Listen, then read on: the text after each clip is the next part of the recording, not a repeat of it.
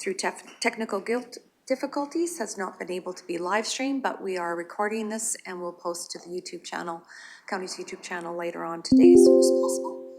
So in the meantime, we have carried on in our meeting, and we are now in the bylaw section at item 5.4, which is the first reading for bylaw 25/050, the Clearwater County Land Use Bylaw. And with that, I'll turn it over to Ms. Gillum, and she can introduce the item, please. Wait, Jenny. Oh, sorry, Councillor Melhoff. Thank you, Reeve. I would move to postpone 5.4 to the July 8 council meeting to ensure that the technology that the community has come to rely on in order to get their information from Clearwater County Council until that can be resolved. Motion's on the floor. Any other discussion on the motion? Councillor Northcott. Since the meeting is being recorded, this will be available to the public to view, but we do have residents that have came in attendance here today, so I'm not sure for specifically what items, but I do see residents in the gallery here today, so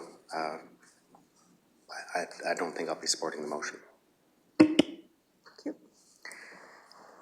So with that understanding that I agree with you, Councillor Northcott, that there's opportunity for, should we decide to proceed with first reading or not, this will be, recording will be available to our residents in less than 24 hours, and it's an opportunity for them to have an opportunity to look through the bylaw again, should we decide to pass it for first reading, and if not, well, this item will be tabled to a different time.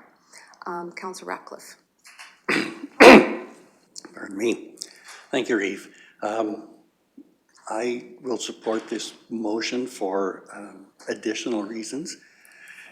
And that is at the last land use bylaw meeting, there were a significant number of changes proposed. Some there wasn't time to even propose. So I'm not sure what we're discussing and voting on here. As there should be significant amendments from draft 5. I don't know where we are, so I would like a delay until we can know the exact wording that we're working with here today. I believe what has been published in our agenda is version 5. This has been, the amendments from that meeting have been incorporated, so that's... I don't have that. There was a link provided. Oh, it was in a link. We didn't print it out. It was a link provided.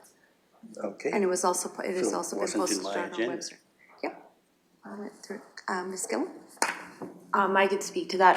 We opted to link it because we put it on the website because we made a track changes and a clean version, and it would have been 400 pages, so that would have been a lot to print in the council agenda item, so we did it as a link to the council agenda item rather than right in the council agenda item. So it is on the website for anyone to review. Okay. I have not reviewed those 400 pages. Councillor Northcott. I just had a last second thought here, but possibly I could support Councillor Melhoff's motion with one small amendment, if that would be permitted. If we could just maybe change the month from July to November, then I'll support your motion with that amendment. Are you making a motion to amend our motion? Yes. I'll make that motion to amend and changing July to November, please. Okay. So we'll vote on the motion to amend from July to November. Councillor Lougheed. But I think this council almost 4 years ago set out with a strategic plan to achieve a review of the land use bylaw. That was totally achievable within this. It was an efficient use of Clearwater County or taxpayers' resources to undertake that process. It would be inefficient to not continue through that. To extend that timeline into the next mandate would place those that council at at a starting point again, which is not an efficient use of taxpayers' dollars. So I won't support a motion that is going to drive this, this decision, this strategic goal of this council into the next council. Okay, thank you. Any other comments or questions before I call the question in regards to Councillor Northcott amending the motion from July to November? I'll call the question. All those in favor? Those opposed? And that motion is defeated. So the original motion stands on the floor to table this until July 8th by Councillor Melhoff. Any other comments or questions on that motion? Councillor Northcott? I think I will be, yeah, I will be supporting that motion to push it to July 8th. Okay, thank you. And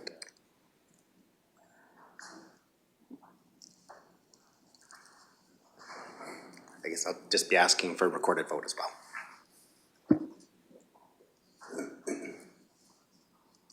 Councillor Lougheed. So if I could ask the staff or our consultant, with the July 8 first reading, does that still fit within timelines, knowing that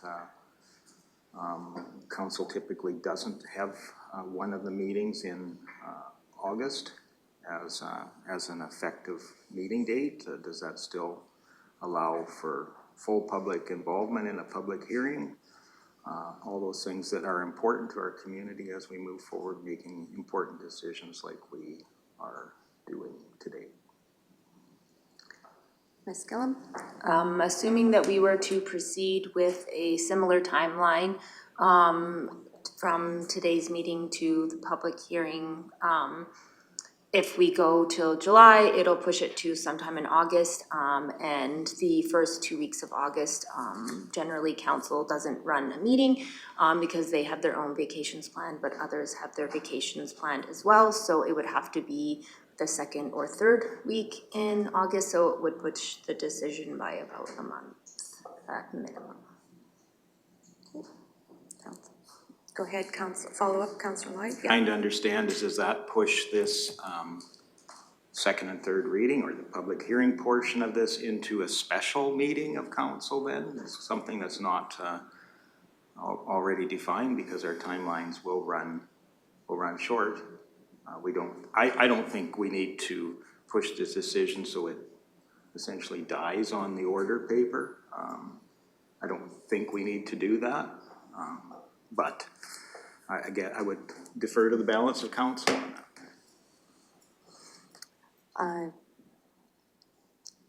I'm all for finding out at this particular point in time, what the balance of council would like to, well, with this vote. We will find out very quickly if this gets postponed to July 8th.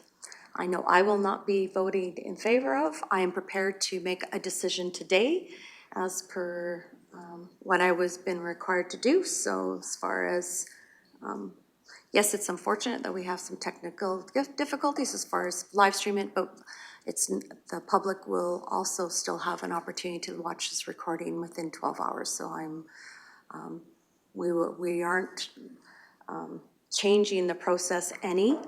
And so at this point in time, I'm fine with making a decision today. Councillor Cermak. Yes, I am certainly like to move forward with the first reading today because there is a public hearing after that. There will be a notice is put out that there'd be a public hearing and that has to be advertised for 2 weeks.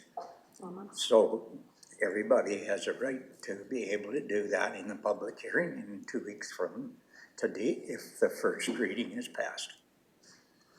So everybody in our county plus his council will have all the right to be able to vote on that. So I will be not voting to postpone. I would like to move ahead. Councillor Melhoff.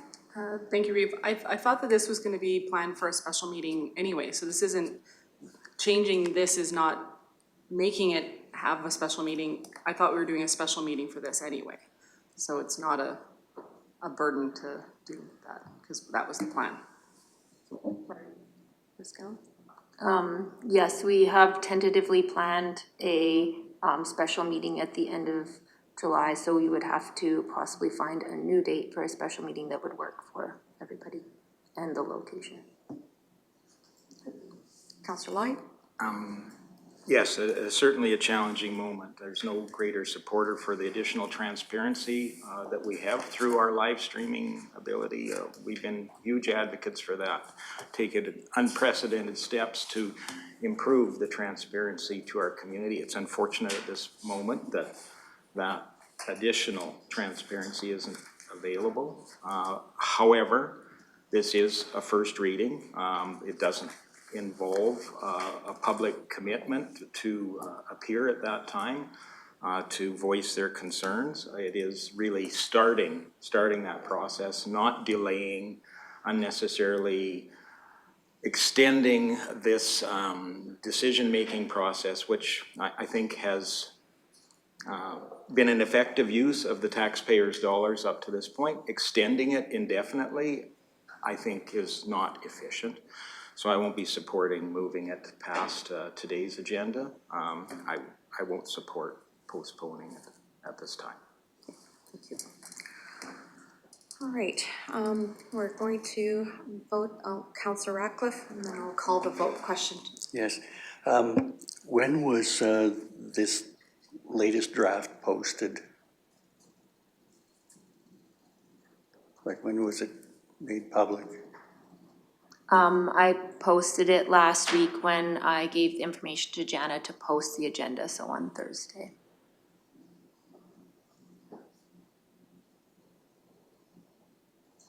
Okay. Oh, follow up? One more thing. I don't think that the ratepayers sent us here to approve something to keep a schedule. I think they sent us here to do it right, to do it well. And I don't believe we're there. So I will be supporting this motion. Councillor Northcott? No, I just, let's see here. There's an opportunity here to delay this. Many residents have voiced their concerns that they would like the decision pushed after October. So as this is an opportunity presented now to delay this till July 8th, I will support that motion. Okay, thank you.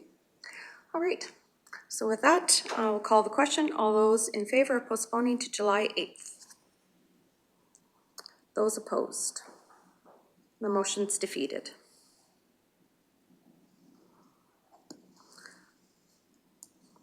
So with that, we will proceed with the presentation for the first reading of this bylaw, and I'll turn it over to Ms. Gillum and our consultant Liz Armitage, which is joining us virtually.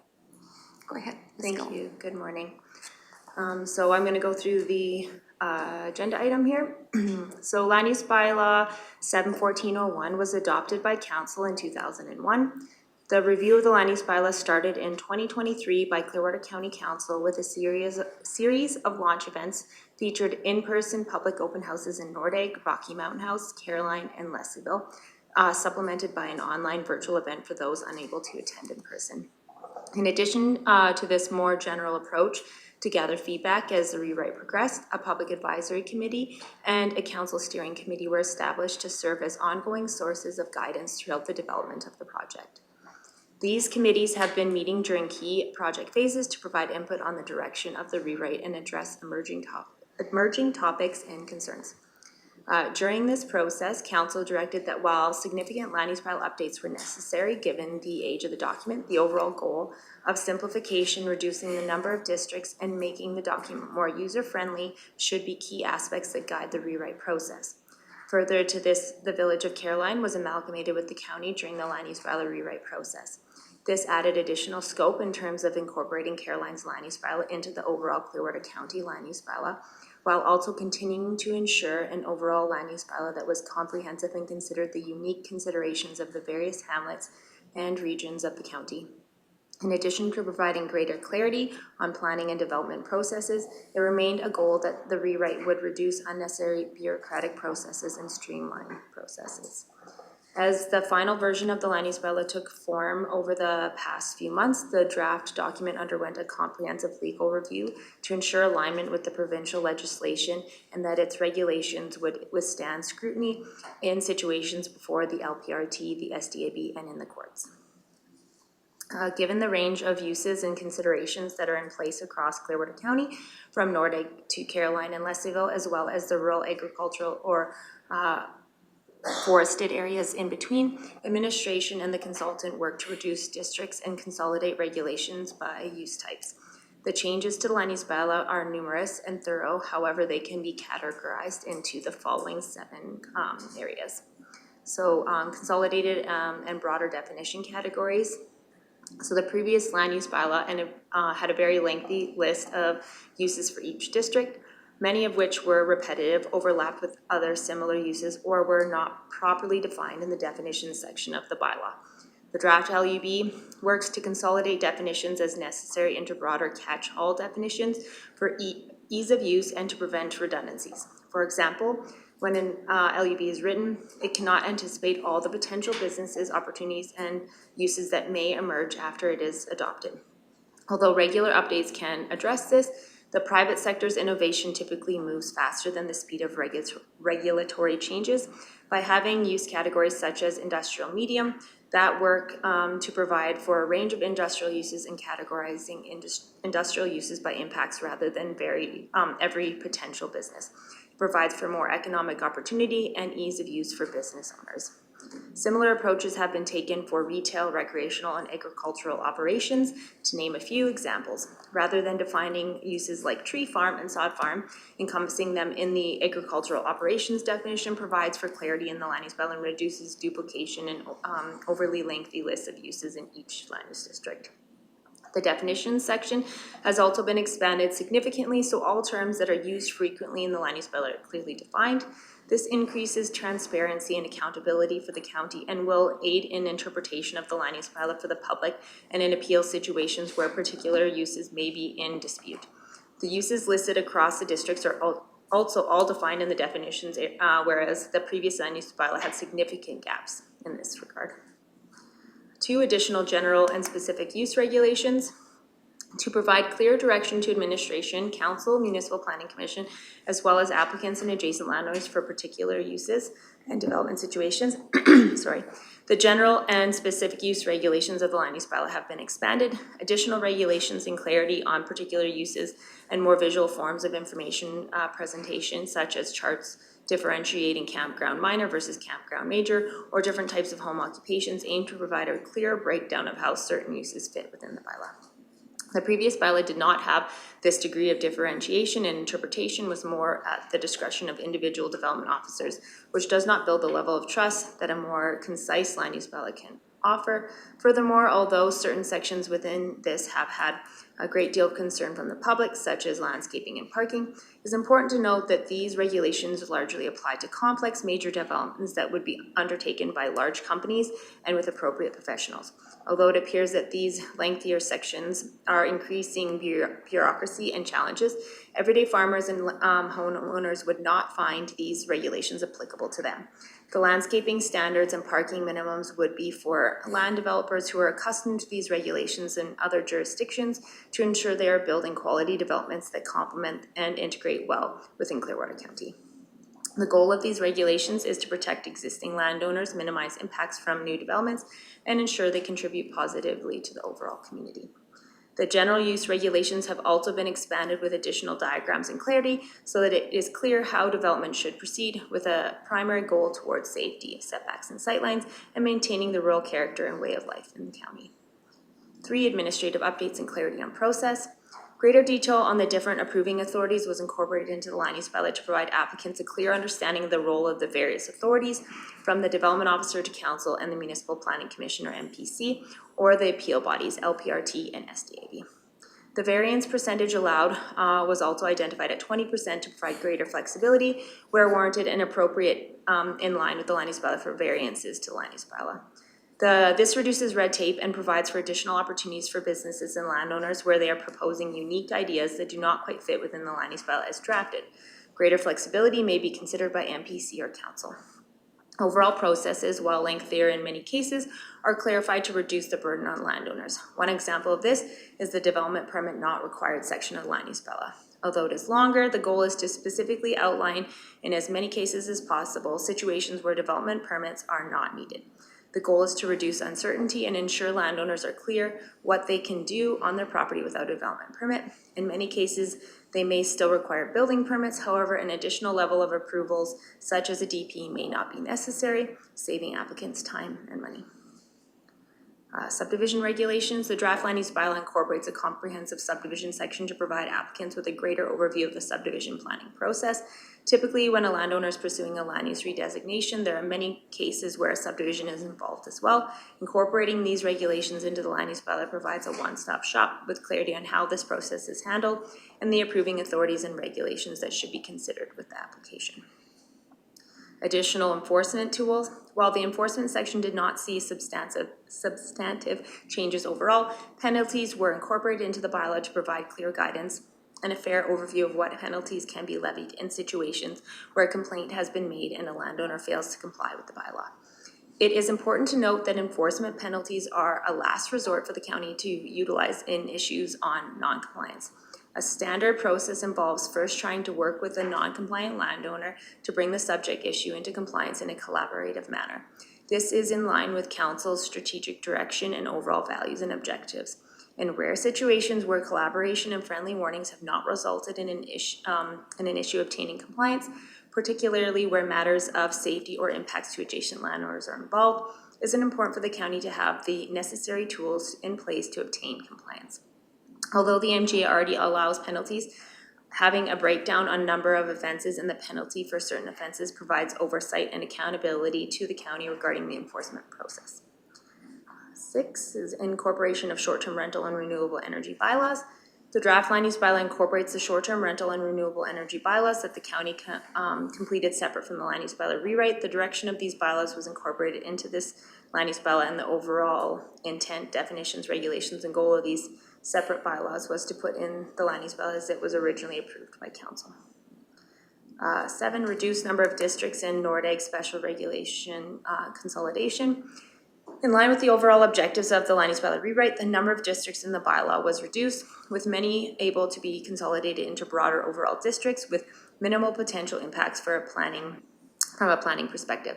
This includes merging the existing industrial and light industrial districts into one industrial district and consolidating the agriculture-intensive agriculture districts as a few examples of the reductions that took place. Districts for forestry, recreation, and development nodes were also combined in addition to a number of the NORDAG land use districts. In total, the existing 36 land use districts in the current land use bylaw were reduced to 21 land use districts within the draft. In addition to the consolidation of a number of existing districts, the new land use bylaw introduces additional DC or direct control districts for greater scrutiny and oversight by council of potentially contentious or impactful developments. This includes direct control districts for compassionate care and special health services, large-scale renewable energy, communal settlements, and aggregate extraction and processing. These enhanced DC districts provide additional oversight and regulations for uses that may have a greater impact in the county and require additional planning considerations.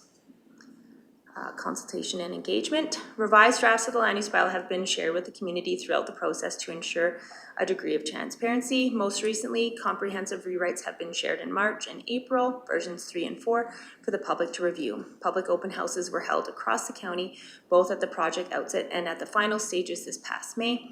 Following these last open houses, all feedback was reviewed and consolidated by administration and the consultant to consider changes to the final draft before this first reading. The initial LEB rewrite communications and engagement plan was approved by council at the August 22nd, 2023 meeting, with updates at the August 27th, 2024 meeting.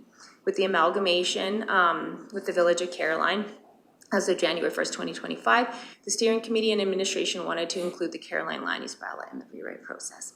In addition, as the county moved through the process of creating the new Land Use Bylaw and worked through the draft sections of the Land Use Bylaw with the Public Advisory Committee and Land Use Bylaw Steering Committee, the process was extended to ensure enough time to incorporate the changes requested. This resulted in an updated communication and engagement plan in February of 2025 that brought the bylaw to the version that is before you for first reading today. Administration, along with the consultant, met with the Public Advisory Committee and Steering Committee all throughout 2024 to discuss each section of the Land Use Bylaw and to discuss key issues in each of those sections. The final sections where the draft land use districts were combined, Caroline's Land Use Bylaw with the county's Land Use Bylaw districts, and reduced the number of districts in the Land Use Bylaw. Once each section was discussed, administration combined all the sections into the first complete draft of the document. This was sent to both committees and discussed in early 2025. After a combined committees meeting at on the first draft, a second draft was created based on changes discussed. This second draft was sent for legal review, and further changes were made based on that feedback, which resulted in draft 3 of the document. This was the draft first released on the website at the end of March in 2025. So for community consultation was guided by 4 community engagement objectives. Importance, emphasizes the significance of the Land Use Bylaw rewrite as a technical document with impact on the community's future development, livability, and suitability. Transparency, highlight the commitment to an open and inclusive process, ensuring stakeholders have opportunity to provide input and be heard. Benefits, communicate the potential benefits of an updated land use bylaw, such as improved rural planning, increased economic opportunities, enhanced quality of life. In collaboration, emphasize the collaboration between resident stakeholders and government officials in shaping the future of the community. After the draft land use bylaw was posted on the county website, administration scheduled and hosted 8 in-person open houses and 1 virtual open house to discuss the draft with members of the public. The open houses were advertised in our local newspapers, on the local radio station, and on Clearwater County's website and social media pages. And I included an example of one of those advertisements in the item here for you today. Based on the feedback collected throughout the Land Use Bylaw review process, administration and Vicinity Planning, Liz, an engagement, prepared a What We Heard report, Phase 2, dated June 9th, 2025. More information about the open houses and feedback received during the open houses can be found in the What We Heard report, which is linked to this council item. Staff has worked diligently up until the preparation of this report to review and consider with an open mind all of the feedback that has been submitted throughout this important project. A land use bylaw is a very technical and complex document, and many parts must be considered in relation to higher level legislation, realities of implementation, and the fact that enforcement is complaint-based. It works to provide the necessary tools to protect private property rights and enjoyment and the use of land, while also providing opportunities for landowners to have a high quality of life, open businesses and other ventures as appropriate, and provide housing opportunities. Staff must consider all of the pieces of land use planning and the objectives of the MDP when drafting the document. Staff is proposing that a repeal and replace versus an amendment to the existing document be created in 2001 be made. This action would allow the new document to contain all previous amendments and the proposed amendments under the one bylaw number for simplification. This is a standard process for rewrites of this scope and for documents that are 20 plus years old, as is the case with this land use bylaw. And then you can see the draft Land Use Bylaw version 5 with track changes was linked, as well as I created a clean version with the track changes removed just for ease of reading, because there was significant changes just for comparison. And then I also linked the maps that would be attached to the Land Use Bylaw as well, that indicate the land use districts and their zoning, so that is tied to the Land Use Bylaw as well. So I linked the hamlets and the townships there that our GIS has created for us with the districts that we've created. And then just the planning direction that section 640 of the MGA, that every municipality must pass a land use bylaw, and 640 1.1, 2, 3, 5, 6, and 7 of the Municipal Government Act states that a land use bylaw must address and what matters must be addressed within it. So we've kind of followed those to create this, the attached document. And then I have the bylaw in the item that would have the attached, obviously, document to that. And I think for the most part, that's it for my presentation. Thank you for that very comprehensive background. Sorry, I wanted to go through everything. That's fantastic. No, it was great. And we do know that it's been 18 months of both the steering committee and the PAC working very diligently to get through this and to come up with going through all the decisions that we did over the last 18 months and to bring it forward and going from there. All right, so with that, we have those links provided. Looking for motion to either go to first reading or looking for comments or questions in regards to the document itself. Councillor Melhoff. Thank you, Reeve. Since we're now in like an official process here, how do we propose amendments? Do I need to propose each one individually or a group? Because now we're in an official process. How does that work? I have a list, so I don't know how you want that done. CO Emmons. Truly, it's up to council. It's first reading. It could go through with amendments. If there are substantial amendments, I would suggest probably for clarity, it'd be best to deal with one at a time to see if it's accepted by council rather than as a whole. Not knowing exactly how many we're talking about.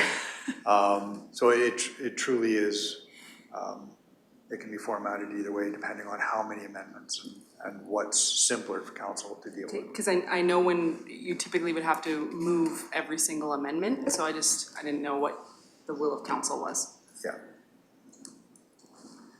Ms. Hay? Yes, just to clarify on COM, if a councillor is proposing an amendment, then that would require, if that amendment is passed, it requires a resolution, a motion to accept that amendment.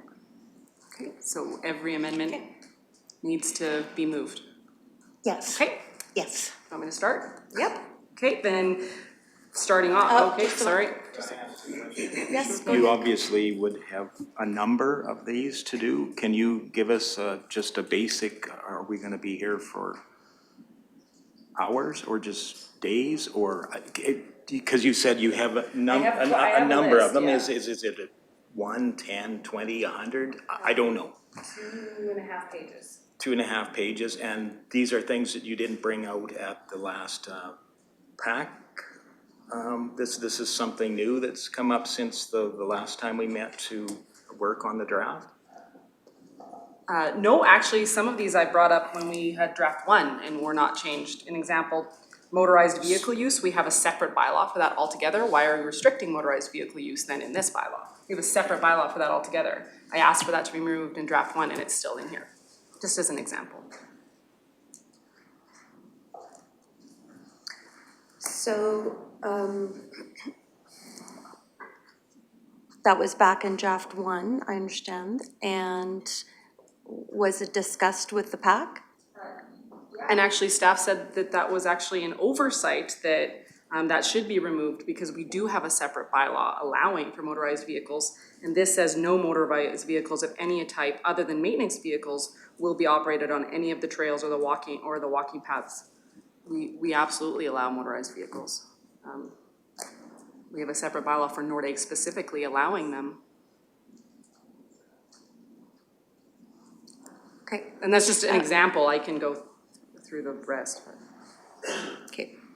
I'm just looking here to see, in regards, are we, just for process, we will go through Councillor Melhoff's suggestions, or should she, I'm just wondering, because it would have been, for me, it would have been preferential if you were bringing forth these amendments.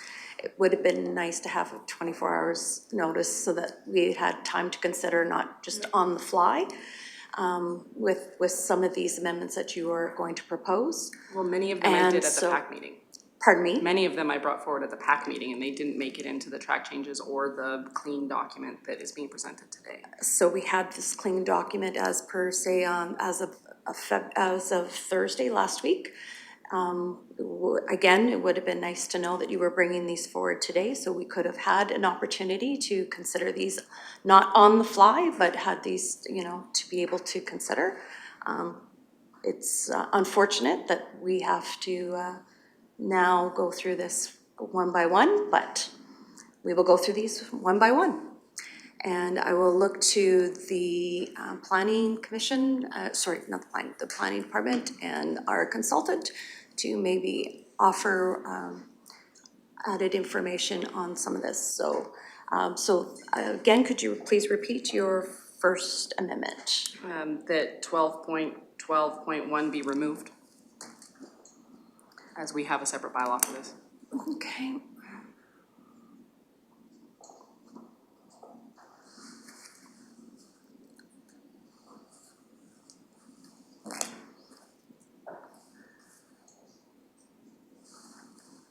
Do you have a comment to offer on this particular item, Councillor Northcott? Okay, he does. Yeah, please, Councillor Northcott. I was just curious, Councillor Law, he'd asked how many amendments were proposed here. I never did get a number, and I don't know if I'm the only one, but I didn't, I didn't see any of these amendments forwarded to council, even as late as, or even this morning at any time. I haven't seen any correspondence from you, Councillor Malhaf, regarding any amendments. And I was just wondering, I don't think there was ever an answer given to Mr. Councillor Darrell Lougheed for the number of amendments that you're proposing. I think this is an example. I really want to hear the number of amendments Sure thing. first, please. The number that I gave was I have a couple of pages worth of amendments. If you want, I can count them all out. It's actually significantly more transparent for me to bring them up here than rather than them be emailed out to you. As these documents were presented to the public on Thursday, it would be not transparent for me to send them out to you and then not present them to the public here today, considering they didn't make it into the track change or the clean document that the public got to see on Thursday. Just Transparent, that's so to not send the information to the balance I'm doing of it right council? now. That's more transparent to the public than sending it to you privately, so the public can't see that. Yeah, sure. I just wondering, you could have 2 pages of amendments. That could be one amendment that consumes 2 pages. Sure. I'm just wondering how many amendments, please?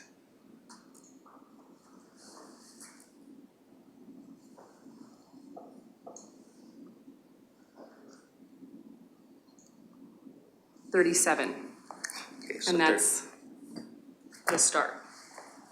So 37, and there was no communication with the balance of council. This is just a really good example that this land use bylaw should be postponed until after October.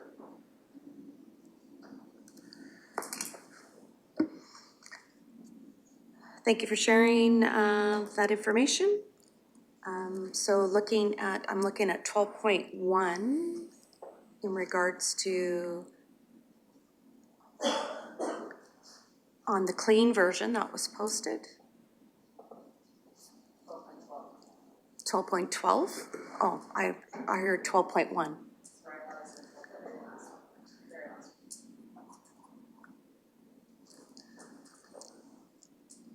And that was for the village, or that was in regards to the Nordegg.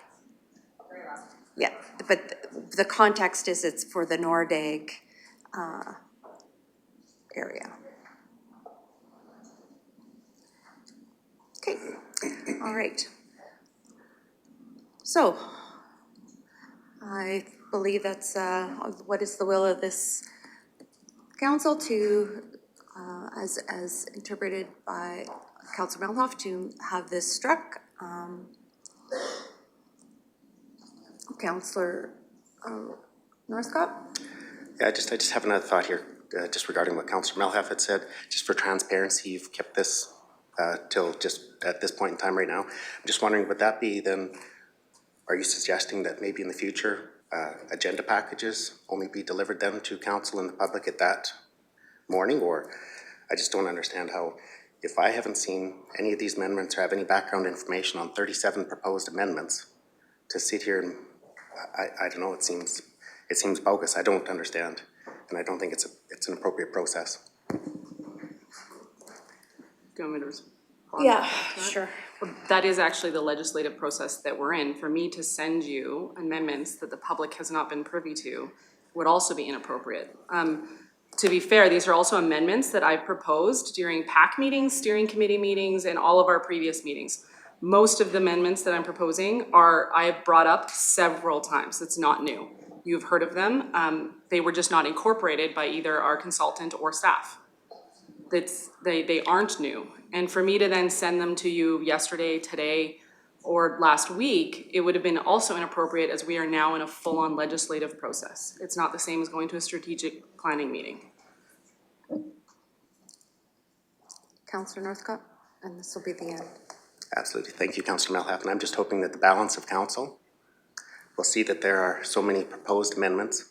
I too have brought things forward in past meetings that have not been amended. So I'm maybe hoping that the balance of council will also see the number of amendments that you have brought forward. That again, this should be postponed till after October, please. Councillor Ratcliffe? Can we scroll up a little bit? I am not sure what this is related to.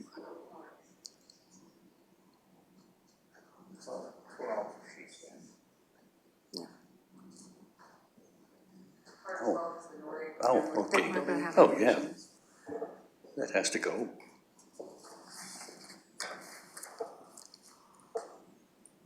Councillor Lougheed?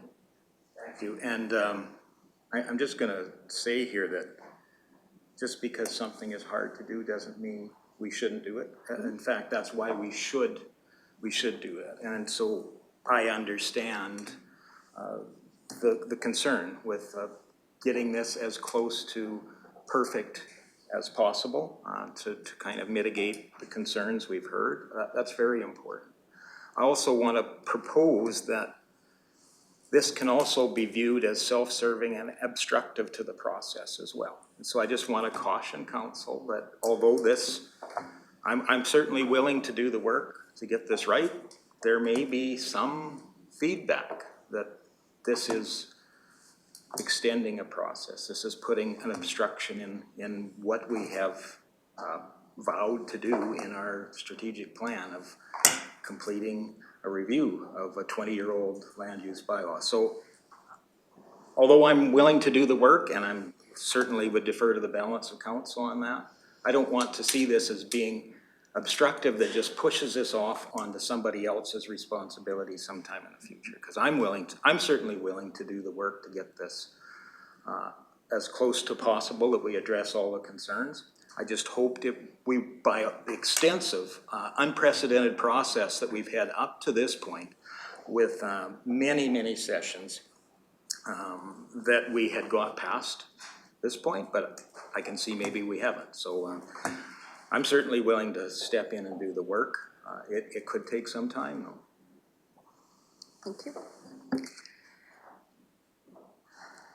All right, Ms. Gillen?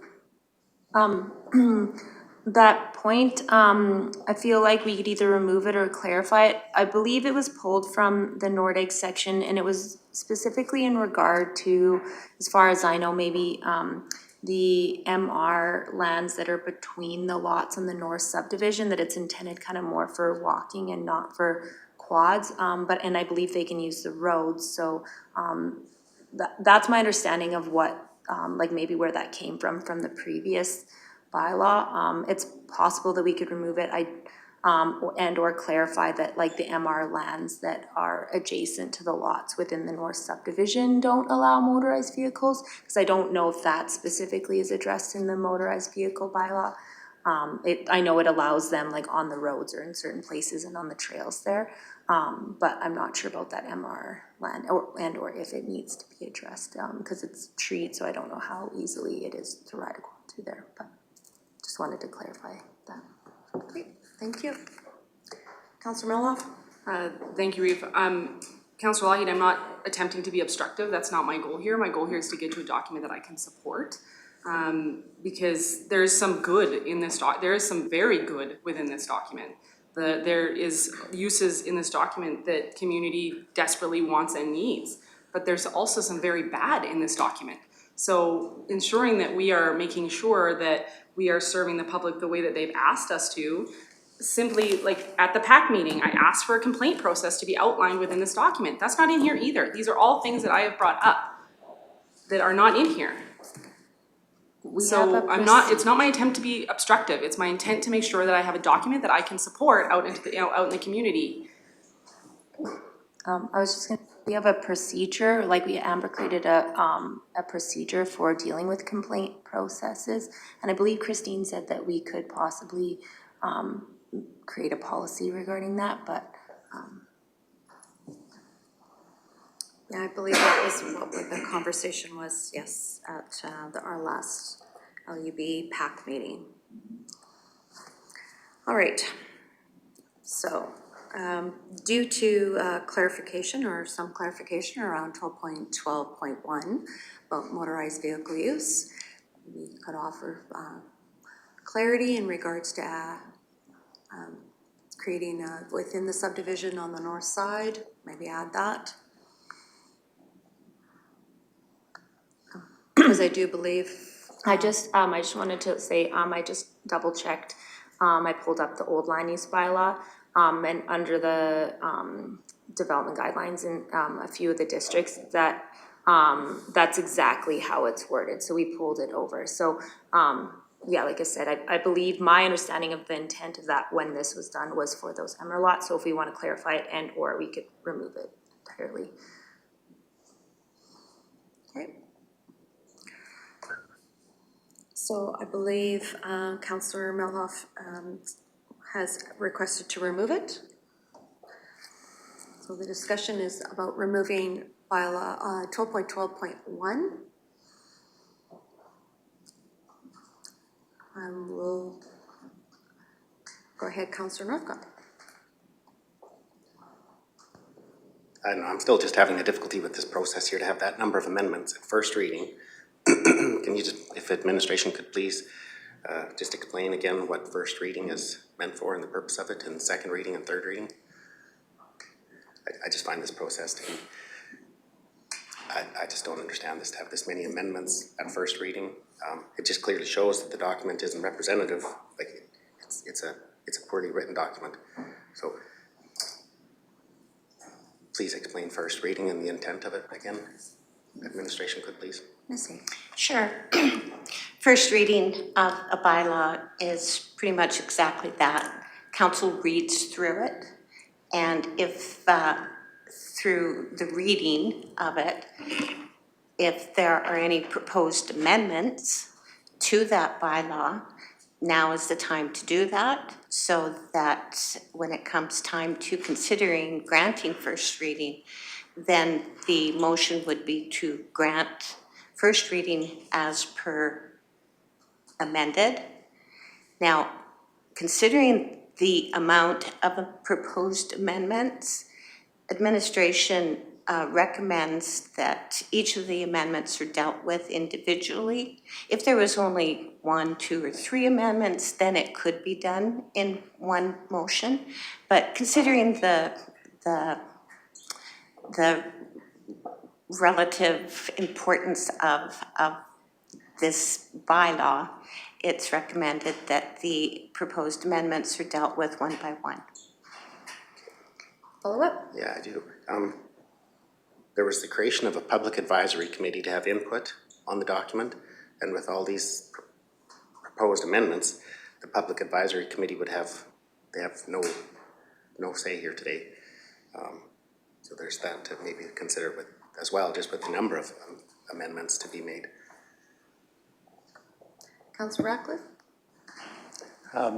Just on this issue, is there a amendment to 12.12.1 that might clarify the intent of this? Or, you know, we either clarify or remove? Ms. Gillen? I guess it just depends if council's concerned about the possible use of the MR there for quads or not, but I think we could probably just remove it, given that the majority of that's covered under another bylaw. Okay, all right, thank you. Okay. Counselor Cermak. I don't mean to throw anybody under the bus, but if these things have been brought up in previous meetings at previous times, why were not taken care of back then, instead of them being festered and brought forward in a rather distasteful setting? CO Emmons. Councillor Cermak, I'd respectfully suggest there's a difference between bringing things up and be accepted by the PAC committee. And if administration got direction from the PAC, the amendments would be changed. And there's a lot of conversation that really doesn't get that follow-up, doesn't get that direction brought through. If that helps. Yeah, I'm just kind of in the dark here that if this has been was brought up in the council steering committee and then brought up later in some of the open houses, why was it not dealt with? Unless it was only brought up once and then forgot about, and or. And if I may, Councillor Cermak, the point we're talking about, I can understand at a quick glance how it could confuse the general public. So a comment could have also gone through legal review, and legal could have easily looked at this and said, no motorized vehicles or any kind other than maintenance vehicles shall be used and operated on any trails or walking paths within the subdivision area. The subdivision area is only on the north side, because the south side is Hamlet.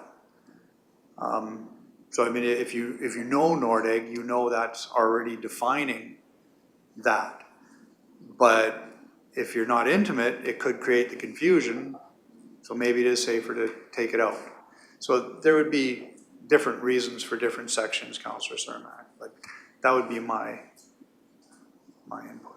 Okay, I can see that it should be taken out then. Okay. Councillor Lyon.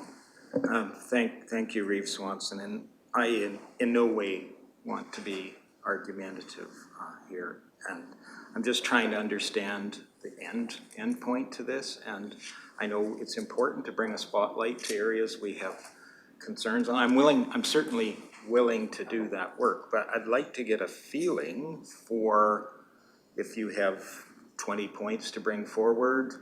You certainly, it sounds as though you can't support, or through the chair, it sounds as though Councillor Melhoff can't support first reading at this time without bringing these items to the spotlight. So if we go through this process of working through these amendments and they aren't all accepted by the balance of council, are you prepared to vote for first reading at that point, or are you going to say that those weren't, you didn't get your point across, council didn't embrace it, and you can't support it anyway? So in that case, you just go to a vote of council, and it's either approved or defeated right at that point without going through 20 different debates and that's just from one of 7. There could be 6 other councillors bringing forward 20 possible amendments too. Are we ever going to be able to reach a consensus, or should we just put it to a vote now and say no or yes that we're willing to move forward with this? This is first reading. It's not the last time. This will have the ability to be adjusted. Certainly, I look forward to the point of time when the community can voice their opinion. After that, after we do first reading, the community can stand up in this very room and voice their concerns, and we still have opportunity to incorporate those concerns within second and third readings as well. So I don't know if we're ever going to get a complex technical document, absolutely perfect for everybody's concerns. And many of the concerns we're talking about here may not even be brought to the forefront, maybe may have never been something that a decision was had to be made around. We put guidelines in place hoping that the guidelines are enough that you don't have to make a decision and go back to those guidelines. It's just a gentle nudge into a certain direction. So anyway, I want to make it clear that I'm not saying I don't want to do the work, but I'll do the work if it reaches a conclusion at the end. If we're just going to go to the end and then one of or three of the majority of council doesn't feel comfortable with moving to first reading, then maybe that's where we're at. Maybe we can skip the process and not do the hard work and leave it to somebody 4 or 5 months down the line, or 2 or 3 years, which would be more practical. Sorry for the rant. Nope, that's, all right. So we were discussing 12.12.1, which is the motorized vehicle use for the hamlet of Nordegg. So, Councillor Ratcliffe, and I'd like to call the question. Okay. Thank you. Just have a question for administration. I think it's becoming obvious that more work needs to be done on this document. Can we accept it as an interim and continue incorporating these recommended changes that seem to have been missed?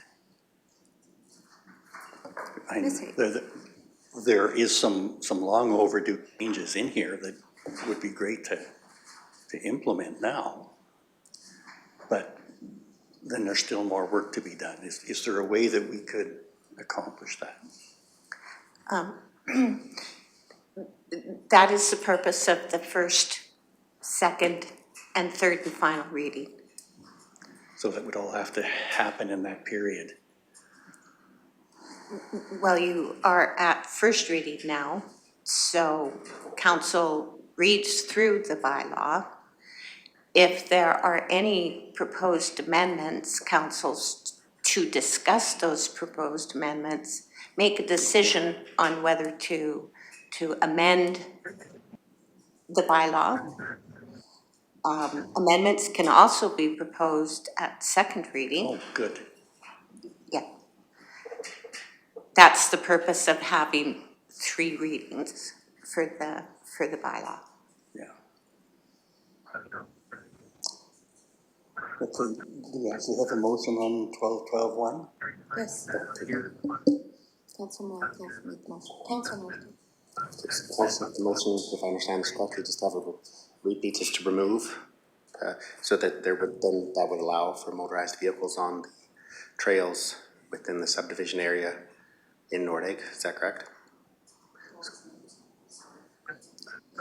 Clarification, Councillor Malloch. Just because there's already a bylaw on this, so leave it with that bylaw. It already exists, and if that bylaw is not meeting the needs of the community, then that's fine. But right now, that bylaw allows for those motorized vehicles within trails. Not necessarily the AMR that's being discussed, but that's also not super clear in this particular statement either. So leave it with that bylaw and not have a contradictory wording in this bylaw.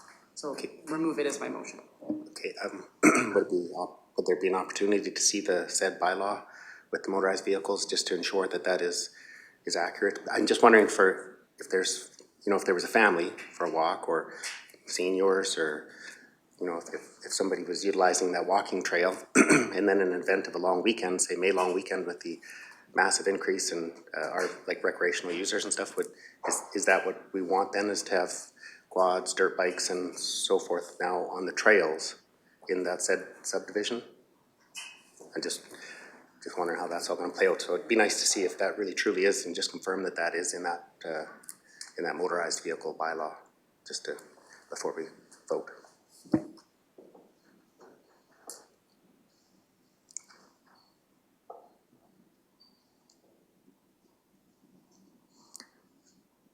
I believe there is it posted on the website, that bylaw, Ms. Gill? I believe it should be, but it's not my department's bylaw, so.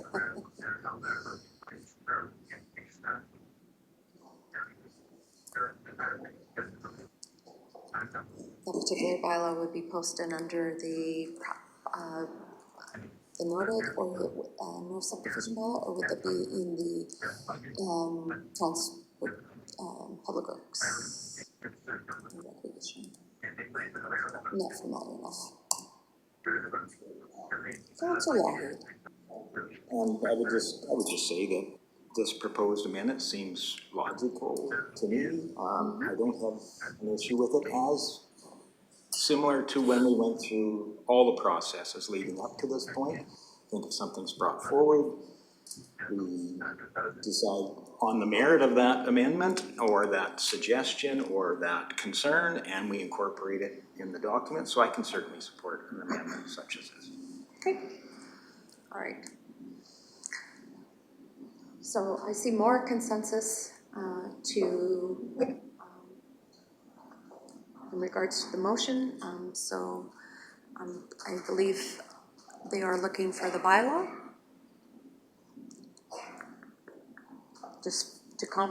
Just for confirmation?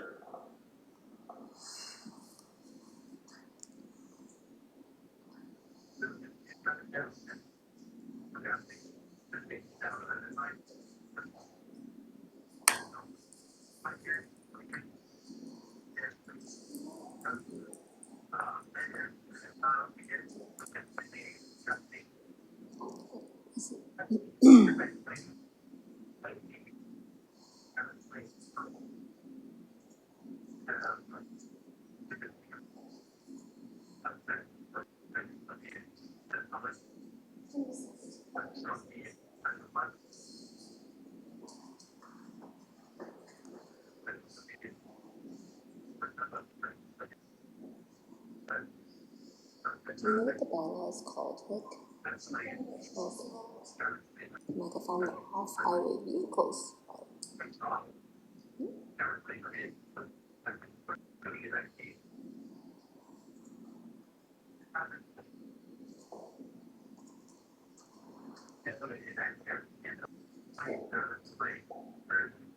Council Northcott.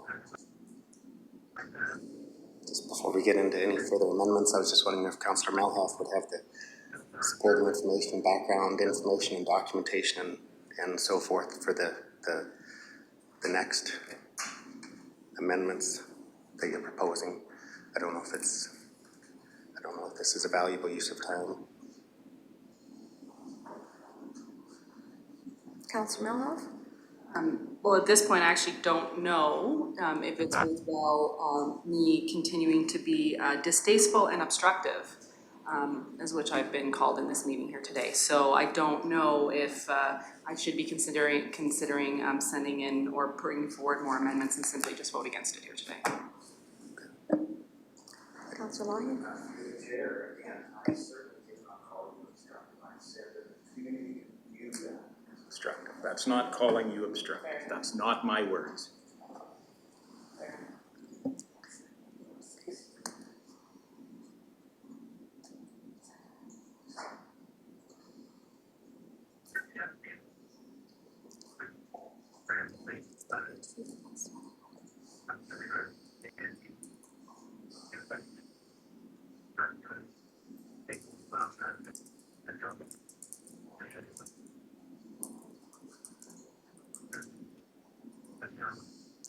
I see that the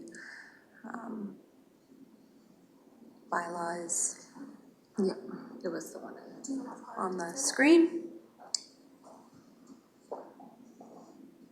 I think it's just under the operations restrictions. Just except as otherwise provided in this bylaw, an operator in an off-highway vehicle shall be permitted to operate the off-highway vehicle on the extreme right-hand side of the roadway and shall travel single file. When traveling on any highways as permitted in this bylaw shall travel in the same direction as vehicles. An operator of an off-highway vehicle within a hamlet within the county shall use a roadway within said hamlet only to leave from and return to, by the most direct route possible, no more than 30 kilometers an hour.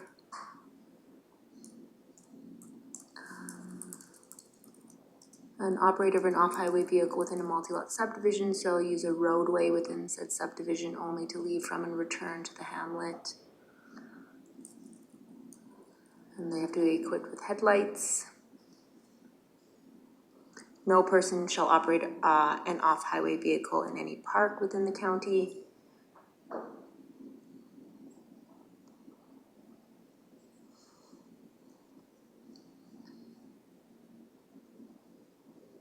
So it could possibly fit in that park area with municipal reserve because it's kind of intended for park use. So that may cover that of not being able to use in that MR area, and otherwise they're supposed to be operating on the road. So I think it probably is generally covered in this bylaw and could be easily removed.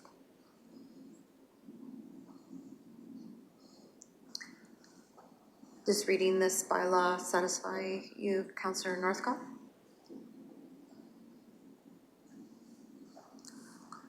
To make a decision whether we remove that item 12.12.1 or not? Councillor Northcott? I'm not 100% with, there's also allowable of short-term rentals, and I'm just wondering if there were groups that were to use short-term rentals. Again, I'm just wondering about the increase in traffic and the impact that it could have on residents that are using the trails, but so with the removal and the amendment, that would allow them for recreational vehicles to be able to use those trails. Is that correct? These are trails, walking trails in the north subdivision. Yeah. They're not for motorized use. But amending it, Councillor Melhoff is suggesting that that clause be removed. so would allow them. 12.12.1. Yeah, because right now it sits there as no motorized vehicles other than for maintenance. So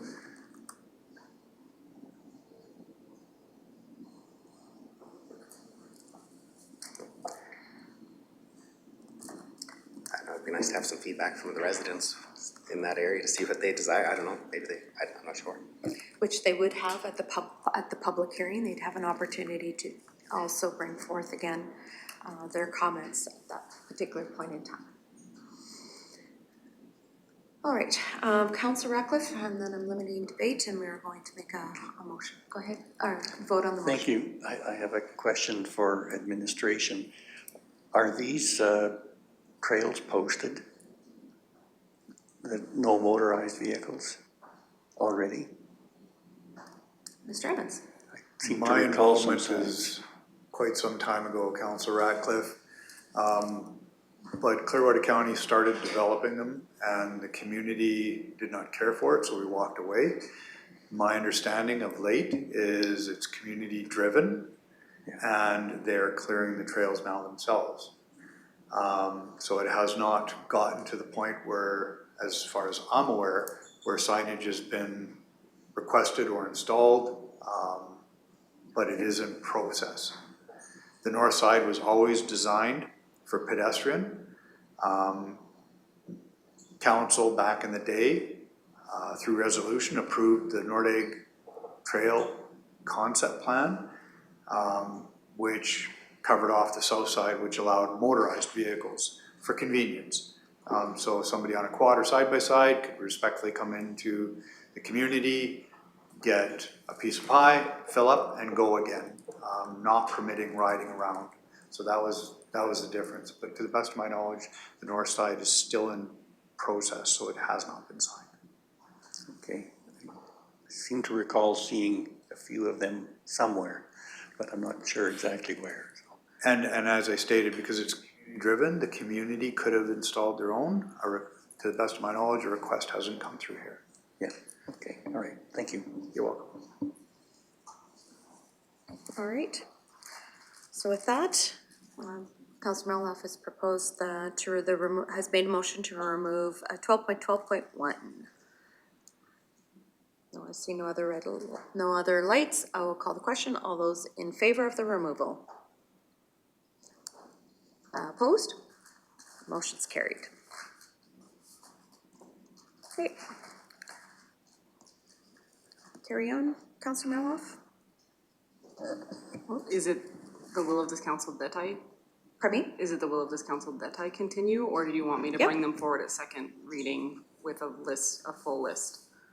Maybe get the ones that are really critical that you would like to discuss today and have them for And the have public other hearing. ones ready for the And public then if after the public hearing, if the same concerns are brought up during the public hearing, then we can do those amendments for second reading or Okay, then I will whatever. try to pick just a couple of key That's ones really and, critical to. and then send the rest via Or send email or it bring them, to, yeah. have them brought forward. 9.24.4.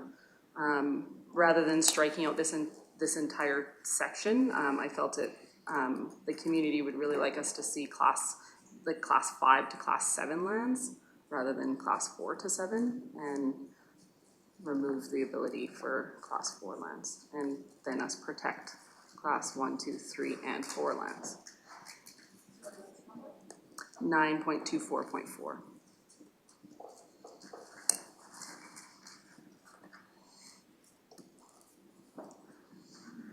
Councillor Lockett?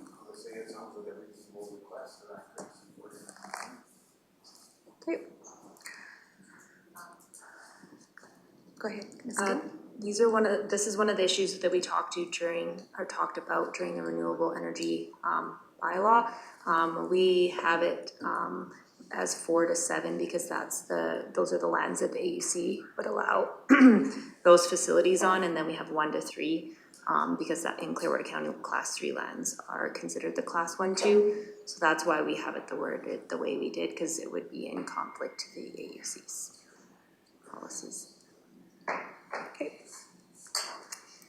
And I do believe too, depending on where the circumstances are for class 4 land, it may be more appropriate for a solar facility at some point in time, but I do understand the concern, and thank you for the background. So again, the reminder that yes, AUC could overrule regardless with us going class 5, but this is our land use bylaw, so at the same token, I can support that as well to go to a class 5. Any other comments or questions? I would imagine that would be put forth as a motion, correct? Correct. Yes. To amend that 9.24.4 to read class 5 to class 7. Okay. I'll call the question. All those in favor of changing class to class 5? That motion's carried. Continue. In the LR district, this is more of actually clarification, because maybe I missed the conversation that we had at HAC and steering committee. In the LR district, we're mentioning lot coverage no more than 45%, but then we're also legislating the size of the buildings that can be on that lot coverage. So are those not then conflicting policies? Because if we're saying you can only have 45% lot coverage, why do we care if the lot also has a 914 square foot home? Are we going by lot coverage or are we going by size? It seems conflicting, and If I can jump in on that one, Sure. Go ahead. can you guys hear me? Hello, Liz. Go ahead. Yep. Now I we can't can- hear you. Yeah. We can hear Okay. you. This is Liz.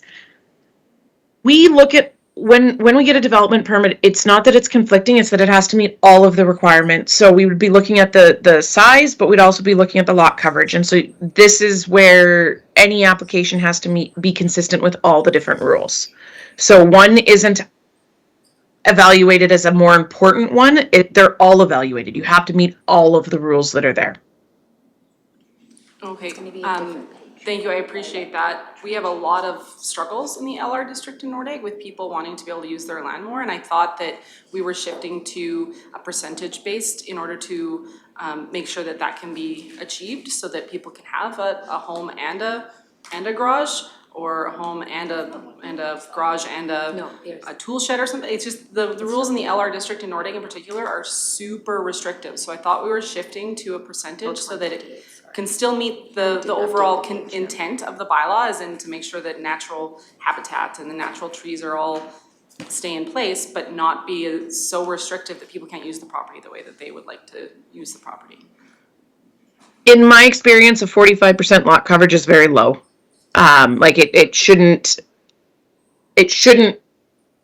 prohibit doing a lot. Like it should allow that people can do quite a bit on their land with a 45% lot coverage. That said, it's a number that could be revised and or removed if that was the will of council. No, Ms. Armitage, I agree with you, which is why I'm saying let's just go with the lot coverage and then not have the maximum floor area also have to be met. So you're saying 45% lot coverage, but then we're making the maximum floor area of their residences so restrictive that they'll never meet that maximum floor area because we've restricted the amount of the size of their dwellings. So I'm suggesting we just go with the 45% lot coverage and not restrict the size of their home too on top of that. I would say, Ms. Gill? given the setbacks, and things like that, a lot of the lots, like say, if this applies to a Nordegg lot, a lot of those lots with the setback and stuff, 50% of the land, wouldn't be developable anyway, given setbacks. So the lot coverage is just to like, it's secondary to kind of ensure that, but then the building limitations, like these are intended to be leisure residence or like recreation lots. And so we've had those, size restrictions in the majority of those Nordegg lots, because they're intended to be, for short-term use. So I guess it just depends on if council wants to, change that now after the majority of that district has been developed. Go ahead, Councillor Mello. Thank you, Reeve. But that's not how it's being used, even though that was the intent, that's not how it's being used, and the people in the leisure residence have been asking for these changes. In fact, Municipal Planning Commission has been pushed to the max of their percentage of variances, and that's really not fair even to the Municipal Planning Commission to be constantly having to make variances for the way people want to use their property. We simply should change the bylaw to fit the way the community wants to use their land and not constantly be pushed to having to give variances to the bylaw. Councillor Ratcliffe? Thank you, Reeve. Just carrying on with that, at the last combined land use bylaw meeting, it was clearly stated by the gentleman who was involved in the Nordegg development that there were a number of restrictions put in to limit the occupancy, because the idea was that they would only be allowed to use it half of the year. And, we are removing that. So the other parts of that restriction were things like no basements, yes to building size, very limited storage size, no wells, no septic. This is one of them that is not enhancing the livability of the people on that lot. So, and it either needs to be clarified or removed.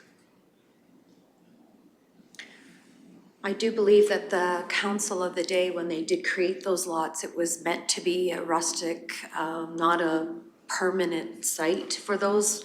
And people that are now buying these lots today or in the last 5 years maybe have missed that opportunity to understand that that's what it was for. I think the county didn't anticipate it becoming fully urbanized at the time. That's why they had lot of, as I understood, there was lot lotteries for people for full-time residencies, but no more. And even the leisure ones where people were happy to be there half the year and not want to be there living year-round. So I do understand that maybe the residents, the newer residents of today, and maybe in the last couple of years may not have understood the philosophy back then of why these leisure lots were created in the first place. So I don't see offering Councillor Melhoff has made a great suggestion in regards to, let's pick one or the other, buildings or lot coverage. And in that, I'm trying to gear us back to the motion that she's presented. And what is the will of this council? Is it something that, sorry, I put words in your mouth. I apologize. You did not make a motion. You were asking for clarification. Sorry. And with that, and I think that was explained. So we will get back to what that purpose was and what this council would like to do as far as the suggestion, or what maybe you have a suggestion going forward. Go ahead, Councillor Ratcliffe. Thank you. I'm not sure how much it is the newer people who didn't realize, well, certainly people are living there more than half the year already, but it's also some of the early people who moved there who, in the time that has passed, are now looking to retire and seeing their place in Nordegg as the place to do it. Okay, Councillor Lougheed, then we'll go to Councillor Northcott. Thank you, Reeve Swanson. I'm certainly listening to the discussion here, and I think it drives home the importance and why this council placed such an importance on reviewing the land use bylaw. We're looking at the success of Nordegg as a community and people using it different than what it was originally intended in those original guidelines and restrictions that were placed there. The community is very pleased with how they're using it. They don't want those restrictions in place, and we're moving forward to address and put the rule book in place that really matches the community needs. And I appreciate the suggestion to do that and remove some of those restrictions. I think that's totally doable within what we're doing here today. And I don't want to understate the importance of reviewing this bylaw to be current with today's view of where that community is going. And I think that's a very noble cause to go through that review, and I don't think we should be afraid of making those changes. Councillor Northcott. I was just going to see if I could request a copy. We don't have a copy of the land use bylaw in our agenda package. Right, and I don't have a digital copy, so I'm requesting from administration if I could have a copy of the land use bylaw. Yeah, I see some other councillors that don't have digital copies as well, so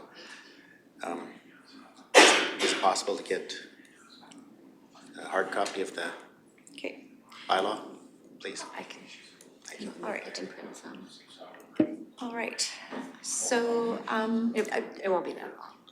just a quick question in regards to your request, Councillor Northcott. You would just be requesting a clean copy, not a tracked copy?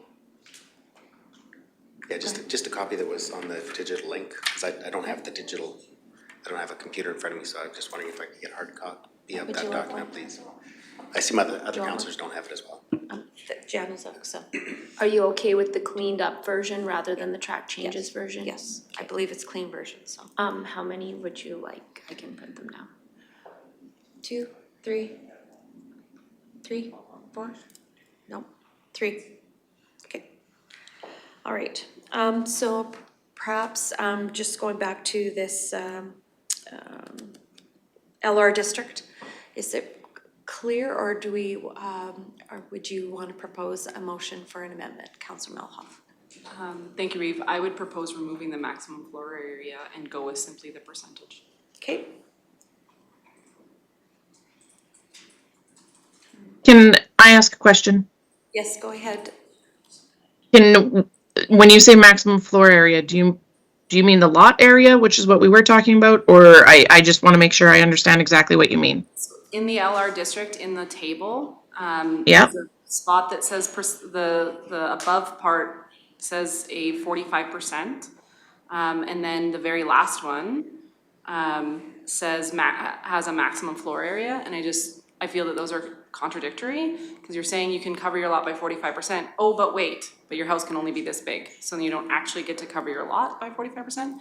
So unless I'm completely misunderstanding this section, I would say that we need to remove the maximum floor area and then go with the percentage of lot coverage. Can I just clarify on the maximum lot coverage thing? I just wanna make sure it's understood what the intent of that. So, it just means like the maximum coverage is 45%. You don't have to fill it to 45%. But it includes, like, it's not only the residents, it's ancillary buildings and also like impermeable surfaces and things like that.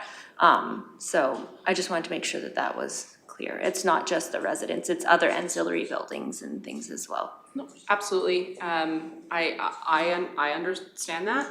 And then we're giving the people the ability to make the choice of what that 45% makes up for them. If that means they live in a tinier structure because they want a larger garage, or they want more gravel, or not gravel because gravel is permeable, but like more concrete, then that's their choice. But we're not saying you can only have a house that's less than 1,000 square feet. We're letting them make that choice for them.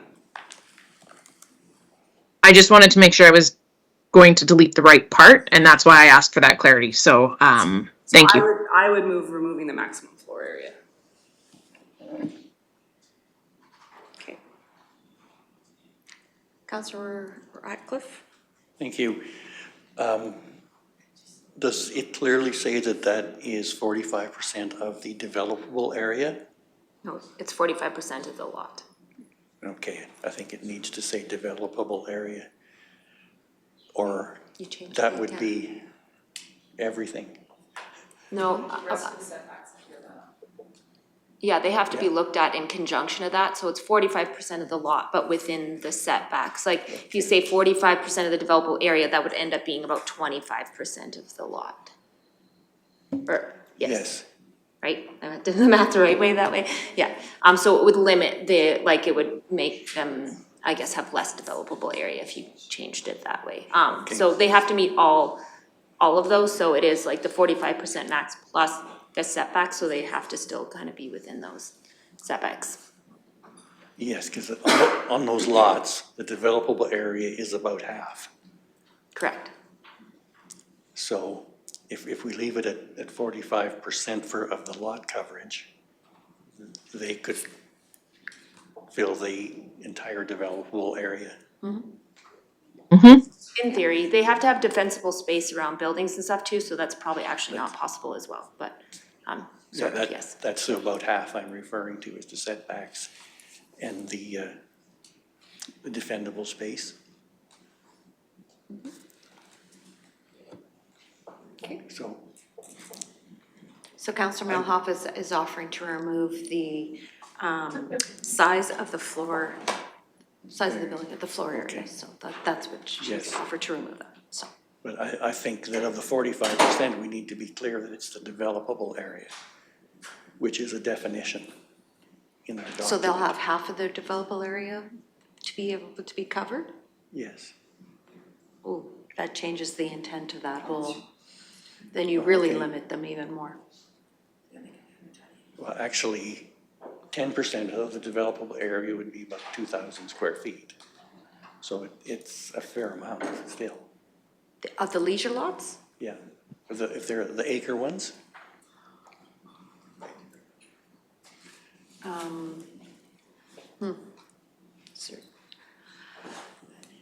I'm wondering here, I think the intent is two different Yeah, things. I'm just- So Yes. so Councillor Malhoff is going 45% of the whole lot, then they can put all their ancillary buildings, Councillor Et cetera. Melhoff is removing the size restrictions on the That's right. buildings. Yes. Where they can only put it on a certain area anyways in their lot because of setbacks for whatever they have to do anyways. So whereas you're specifically saying within a developable area, well, what if that developable area allows them only in regards to shorter, they can't develop because of that condition and there's not enough room for setbacks needed within the developable area for what they would like to put on the developable area. Well, okay, if 10, that would be something like 6,000 square feet they could put on there. I'm not familiar enough with Okay. some. I'm familiar enough with the terrain, and I think it's tough enough as it is to try and find an Well- area to put that Well, on, some of so, them have quite steep slopes. yeah, a lot of rock. So, that's where I'm at, so. Okay, But, I anyway. see a future problem. So the motion is to have that by Councilor Miller to remove the size of the floor area. Councilor Northcott, before I call the question. Yeah, I'm just wondering how many residents have built to this current, to the current sizes and allowable use of their lot? And how many lots are vacant that would then now allow for a different set of regulations to allow for the construction of a larger house?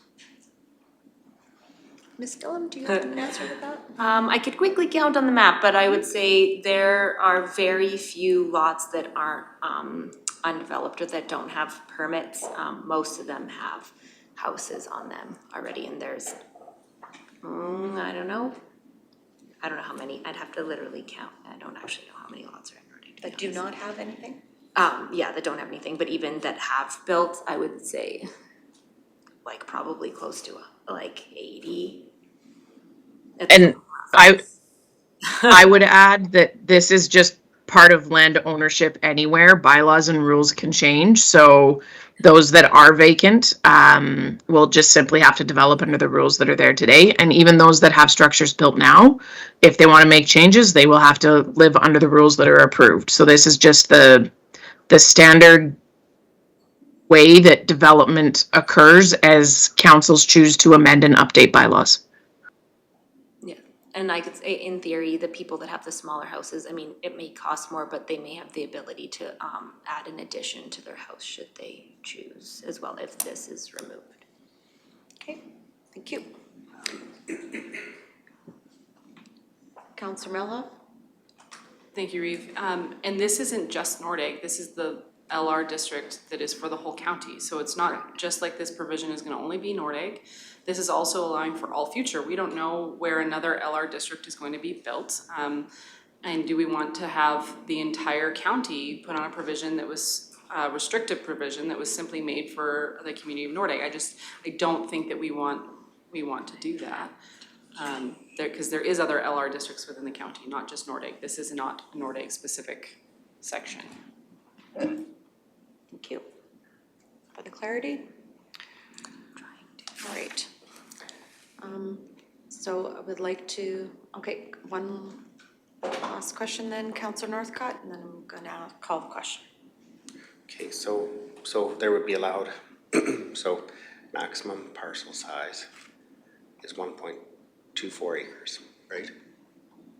So this is a maximum, I'm just for clarity, I was just thinking if a parcel was bigger, like if it was an 8-acre parcel, but the maximum size is the 1.24 acres, is that correct?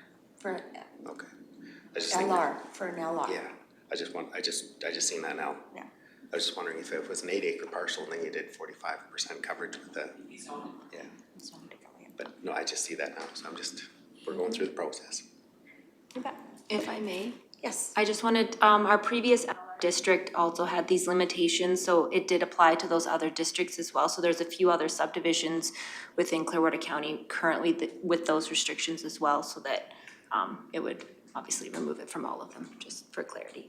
Okay, thank you for the clarity. All right. So is everybody clear on the motion? Maybe if you could repeat the motion. Ms. Thompson, please.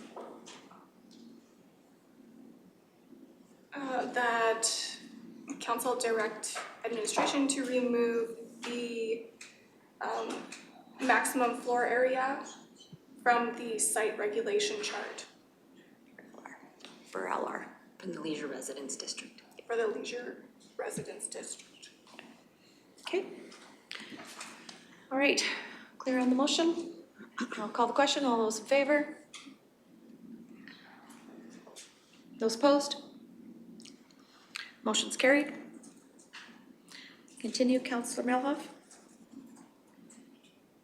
Thank you, Reeve. Does the rest of council honestly not have anything to change or add in to this? Is it just?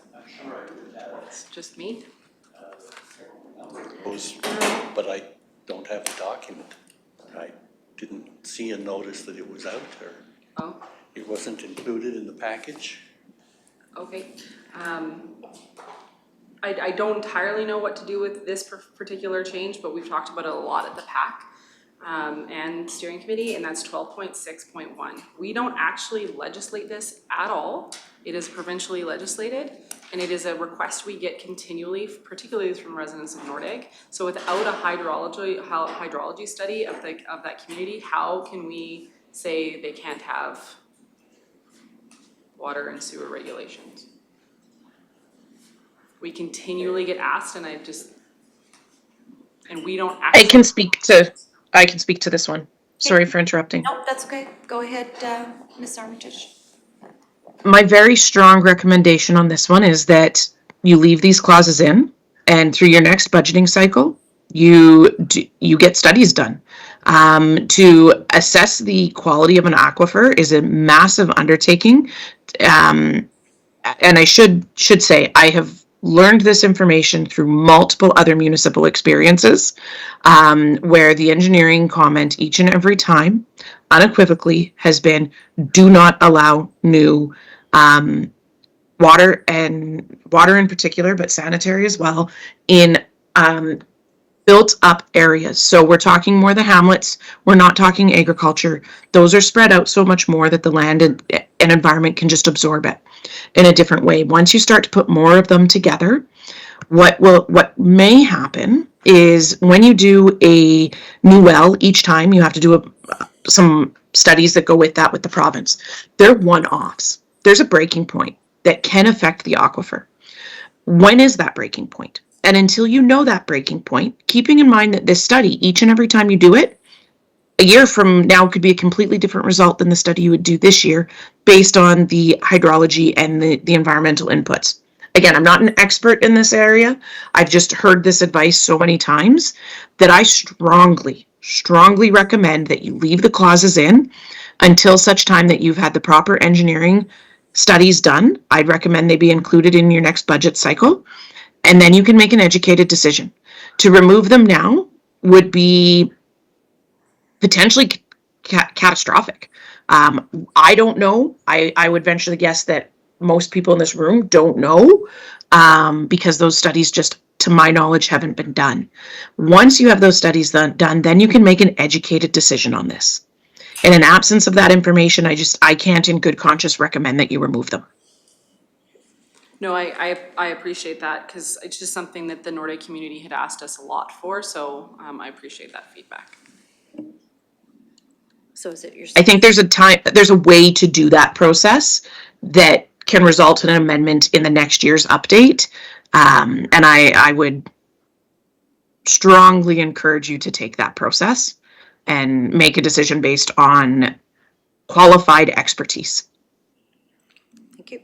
Councillor Ratcliffe? Thank you, Reeve. Just to deal with this argument, I have done some online research into aquifers there. I believe the rest of council got a little information on that, where the province has done extensive work on the aquifers. The chart I shared even showed safe removal amounts in the different areas.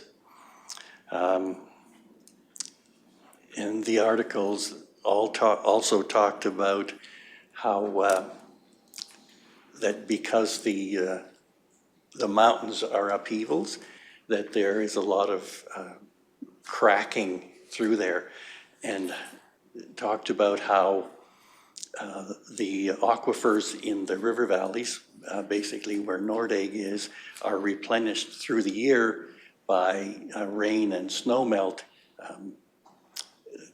trickling through these fissures in the rock. There are also layers of aquifers there in the Nordegg area. So I don't see any justification or cause for alarm by substituting water drawing from wells on somebody's property or from community wells in the same aquifer. So I would make the motion that the restriction on private wells be removed. Based on the information that the province has done over the years on the size of aquifers in that area. Councillor Lougheed. Thank you, Reeve Swanson. I have a question for administration. Unfortunately, I think we have Mr. Emmons here who is very familiar with Nordig, and I understand the south part of Nordig has municipal water service. And I know that ultimately this council is charged to provide for a safe community. And so if there was a problem with individual water wells on that north development, would you have a wild guess as to what it would cost to extend municipal water services from the existing municipal water services to the north? Would it be measured in the tens of millions, or would it be measured in the even greater than that? COMs?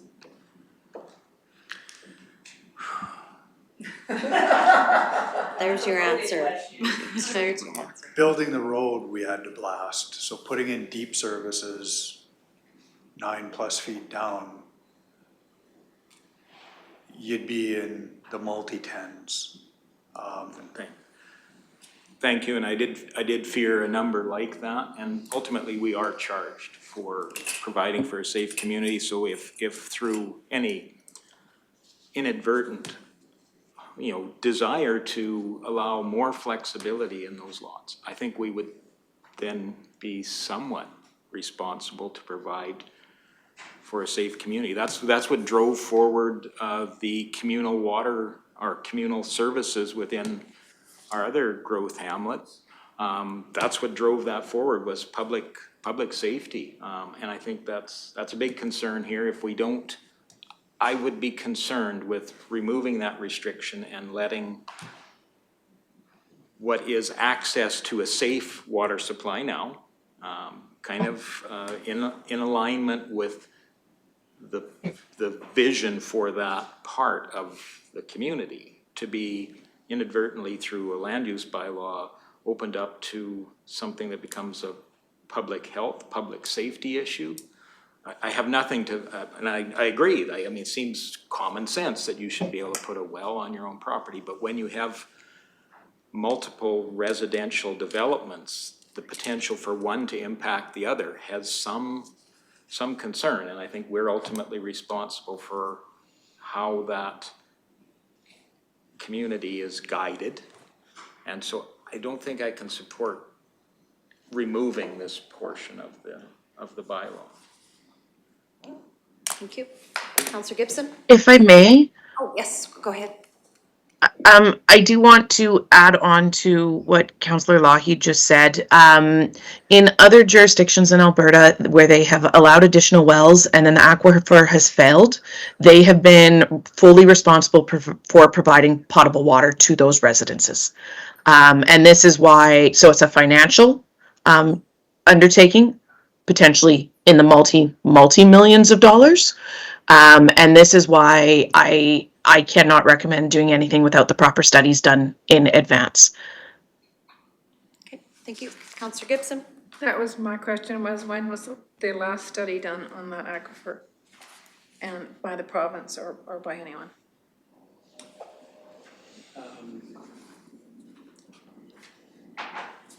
I read a number of documents. So 2017, 2021 are dates that I remember on those documents. So it's not like they're 50 years old. Yep, okay. And I think it becomes the responsibility of the landowner with the well to ensure that their water is safe, just like most of the rural residents in in the county. And I expect that some will choose to not drill a well because of the cost. But it was one of those limitations that was put there to reduce the occupancy in that area. Councillor Meloff? Thank you, Reeve. How do we do enforcement on something that isn't our responsibility in the first place? So the management, enforcement, and licensing of water wells solely sits with the province. So we do not have that responsibility. So how do we do an enforcement on something that isn't our responsibility? And why would we want to? We're constantly talking about provincial downloading and how we do not want provincial downloading. Putting this in here, or keeping this in here rather, because it is a provision that's already in the current land use bylaw, is accepting that. This isn't our responsibility. Wells are not within the purview of the municipal government. Why are we asking it to be? Councillor Lloyd? Thank you, and I agree. I agree it was not within our purview. However, that safe community thing is exactly what's, I can use the example of a small hamlet that I live near. It had, originally, it had every lot on that community had a septic system. Every one of them had.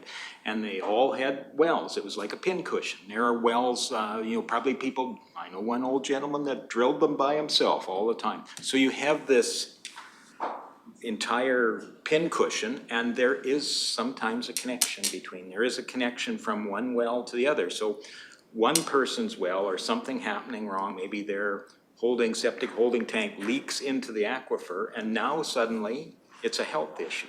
It's you can't use that water. I think the cry from the community will not be going to the province who regulates the well.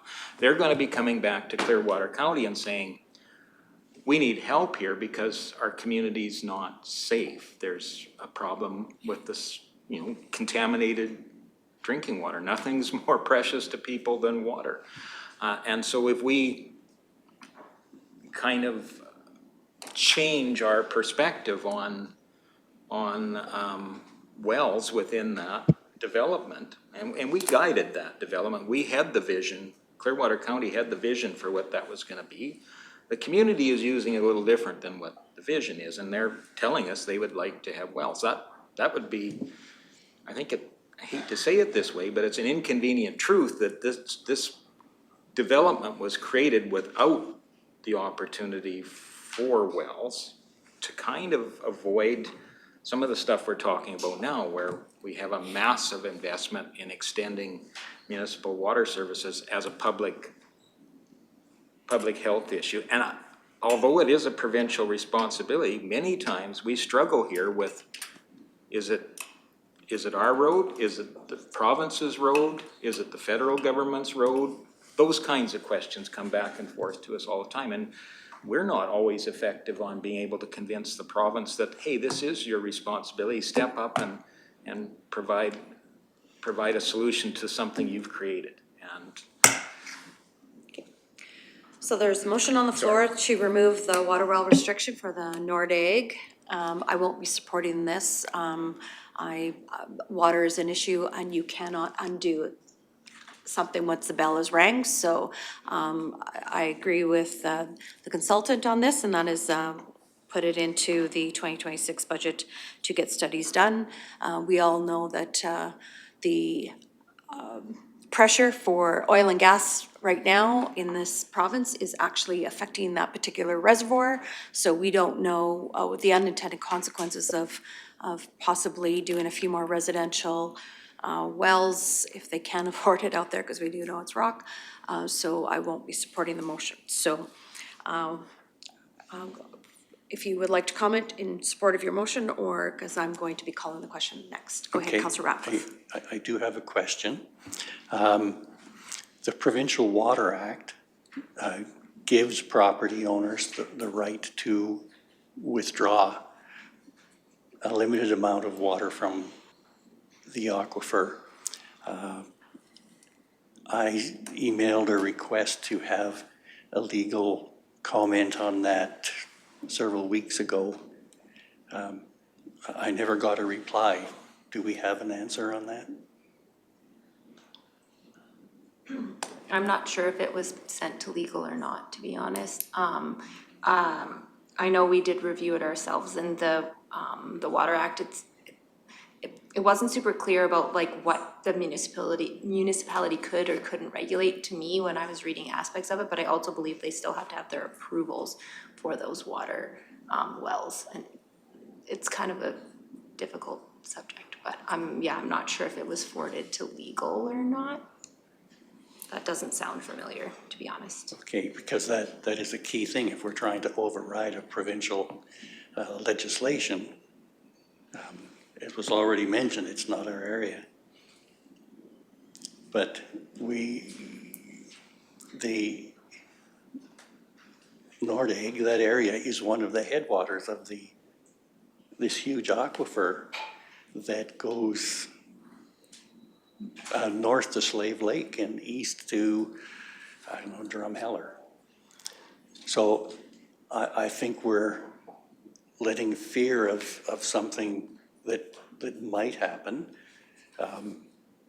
override the rights and the limitations that this poses on the landowners. Well, I know that Councillor Melhoff and I have partaked in some of the meetings that have happened in regards to the oil and gas that are happening to the east of our county.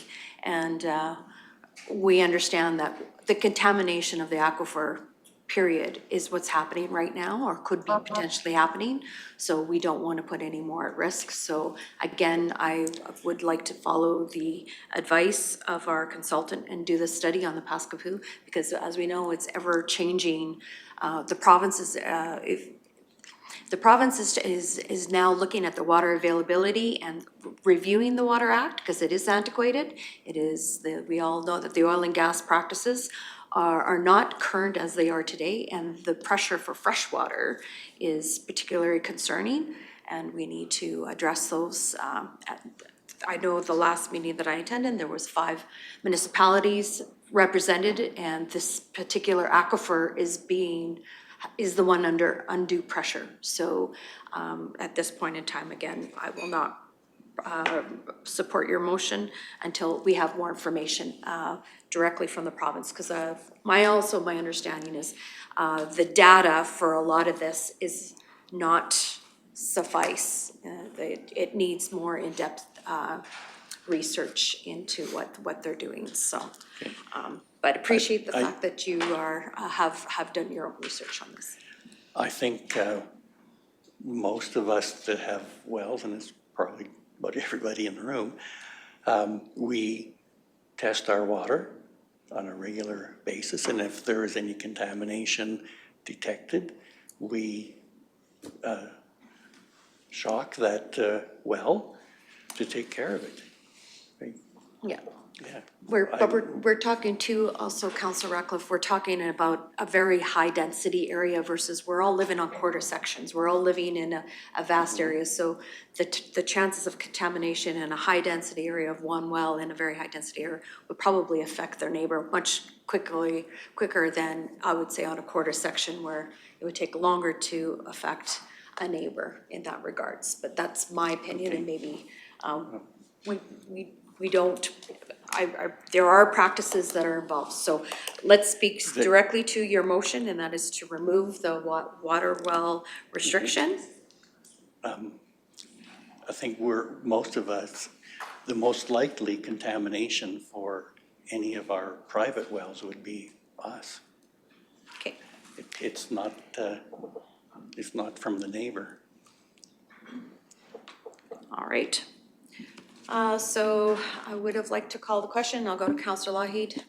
Thank you, and I do agree with you, Councillor Reeve Swanson, in that I would support having hydrological data, or at least some research into the challenges around that. I don't think we want to lose sight that Nordegg is a former industrial site, or actually a current industrial site, because we have ongoing mining of limestone very close by, and that can affect aquifers if you get selenium content moving out of that disturbed rock and the dust. I think we have to understand the challenges that are specific to Nordic. Sitting on that former mine site, there's lots of holes in the ground and lots of chances for things that are on the surface to end up in the aquifer. And right now we have a number of municipal sponsored wells there that supply safe water. They're monitored. That's a different level of responsibility than a lot of independent, privately owned wells that anyone could impact the greater community. So I probably still support the motion. Councillor Northcott? I don't know. I understand everybody wanting to have their own access to their water source, but I really haven't had a presentation or any information from a qualified, individual to really support drilling more wells or drilling wells in that subdivision. So, but I do appreciate the discussion that's taken place on the importance of water. Okay, so motion on the floor by Councillor Martin to remove the water well restriction in item 12.6.1. I'll call the question. All those in favor? Those opposed? Motion's defeated.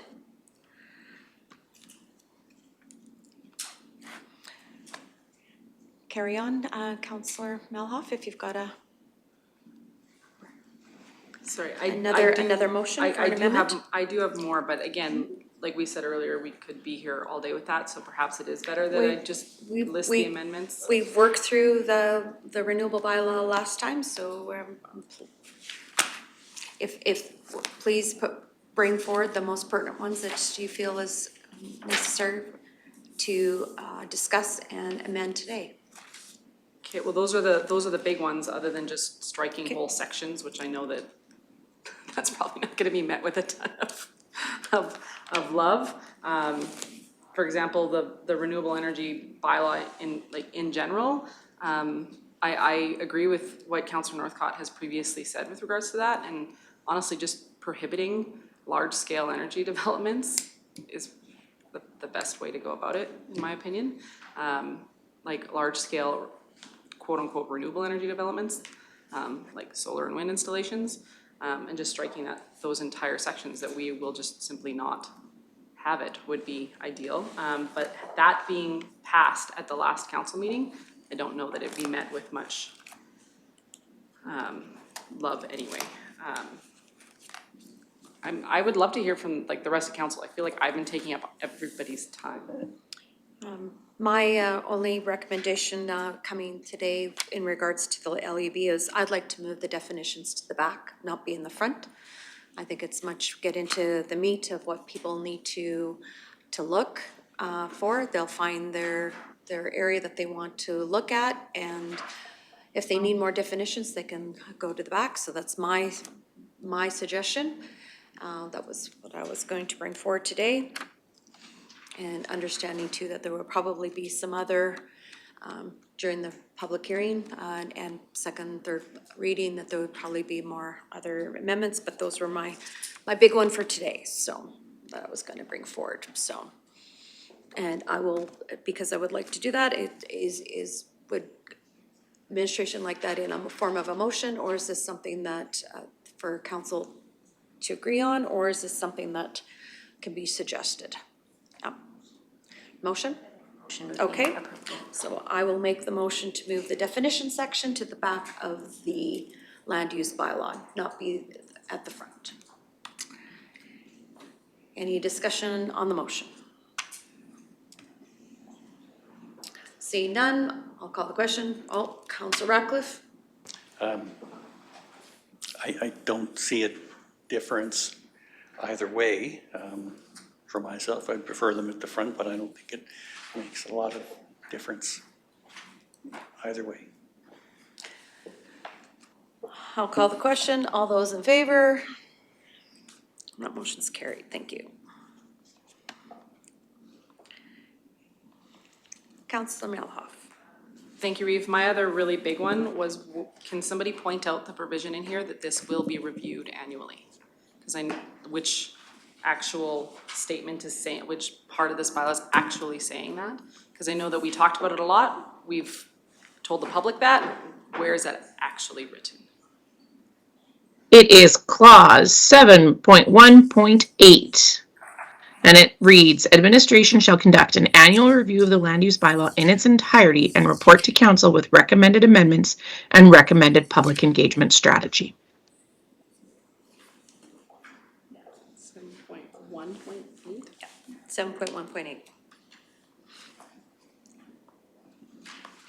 Thank you, I appreciate that, because, sorry, I was looking in the front for it, thinking that it'd be like in big bold letters with like lights and, so, thank you. Okay. All right. Is there any other further amendments?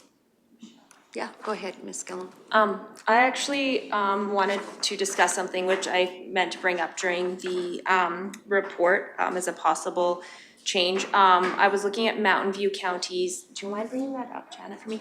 Bylaw yesterday, and Liz and I chatted about it, and we thought it might be something council may want to consider. In their districts, they have an exempt section on top of the permitted use section. So we have our exempt section in the bylaw, and then this would refer back to that, but then it would also list the uses, so those auxiliary buildings under a certain size and those type of things that they don't require a permit for, then it would be listed right in that district for ease of reading. So if council is in favor of that idea, that would be my goal, is to add that into the document for the public hearing. So I'd have to review that section and then plunk those into each district. But yeah, like I said, it's something I found in Mountain View County's district, and because we often give people these districts to review and not necessarily the whole bylaw, it may be useful. Yeah, sounds wonderful. Go ahead, Councillor Mello. Yes, 100%, and I would make the motion actually to do that. It 100% would help with readability, and I really appreciate you bringing that forward. Okay. So Councillor Meloff makes the motion to add the exempt uses to each land use district.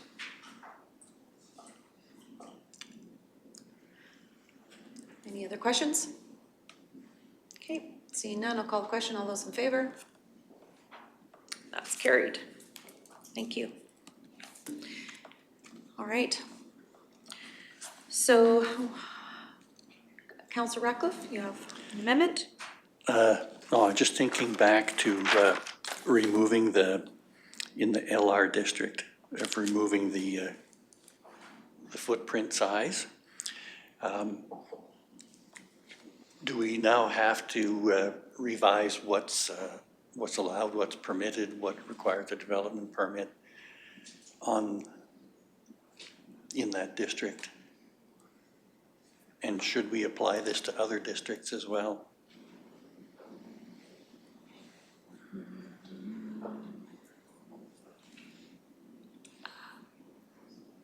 I don't think it necessarily affects the listed uses, because we just have like a single detached dwelling as a listed use, so like that won't change. I believe we did already remove it from some of the other districts. What about storage?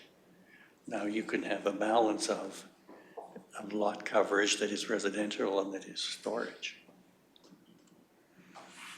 Sorry, I'm not understanding the question. Well, the residents have been limited by the size of outbuildings that we permitted, and we have just removed that. We removed the size of the house, but there's still, that was for, the sizing we removed was related to the residents. We do have listed in that district that they are allowed one accessory building under the 15 meters squared and one over 15 meters squared for permitted uses, and then additional ancillary buildings would be a discretionary use. So essentially they could have like a shed and then a garage, and if they wanted another additional larger building, it's discretionary use, just depending on the lot and buildings and lot coverage. Only removed the limit on the house. Yes, the maximum floor area was related to the leisure residence, like the residence itself, not the other buildings. Okay. Yeah. Was that your intent, or was it for all structures? Sorry, thank you, Reeve. But the other structures are then consistent with the other areas in, like, all of the other, like the Hamlet residential, those are then all consistent. The biggest issue was they were limited in the size of the garages, et cetera, that they could build because of the maximum floor area issues with them having to build a smaller home. I'm hopeful that removing this maximum floor area will limit some of the issues we've had with like garage sizes and tool shed sizes, et cetera, that go with that. Because the maximum floor area has been removed, we can look towards the 45% lot coverage instead of floor area. Right, and we removed that, that's an amendment. That's why I'm hoping that this will, passed. yeah, and that way, So- yeah, so that's been some of our biggest issues at Municipal Planning Commission was the maximum floor area issue, so now we can just look towards percentages instead, Right. giving people more freedom to use their property. Okay, but apparently it's understood as being simply the residents. But that's the same, that's the same everywhere, so they still would be subject to the same, ancillary buildings as all of the other districts. So they come in and get a development permit for that. We increased the size of the ancillary building across all of the districts from the 150 to 250, correct? I'm pretty sure. Yeah, to 250, giving people significantly more freedom. But if we remove the lot, or just go by lot coverage, then it gives them the ability to also access those larger size ancillary buildings too. Yes. Right? Yes, so beyond just the residents. It's the Based on all ancillary of the other buildings. things, they can have larger ancillary buildings as well. Because we removed the floor area issue, Okay, as far as I know. so then the process would then be the same for all other acreages. As I Okay. Yes. All right, I just wanted clarification on that, thank you. All right. So understanding that there could be further amendments at the public hearing, second reading, third reading. If there's no further amendments that this council wants to bring forward today, I'll now discuss or need a motion to proceed to first reading and go to a public hearing. Councillor Gibson will make that motion.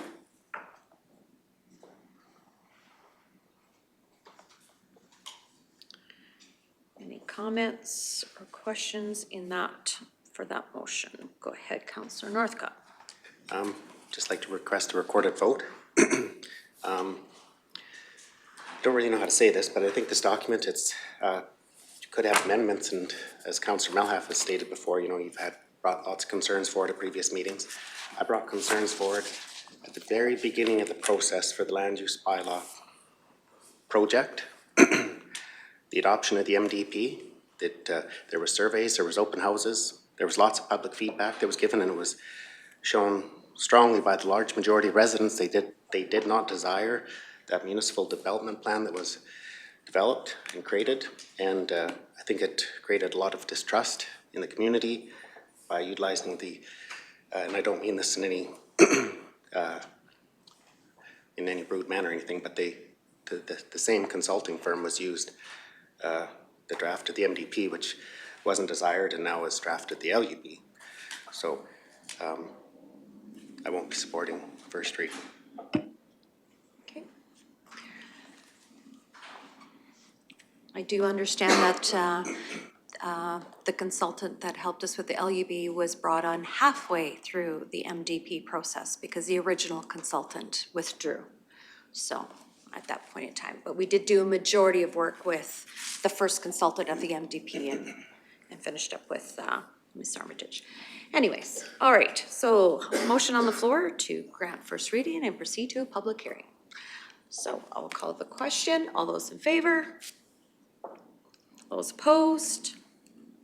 And the motion is carried. So Ms. Gillum, can you remind us of some of the dates, please?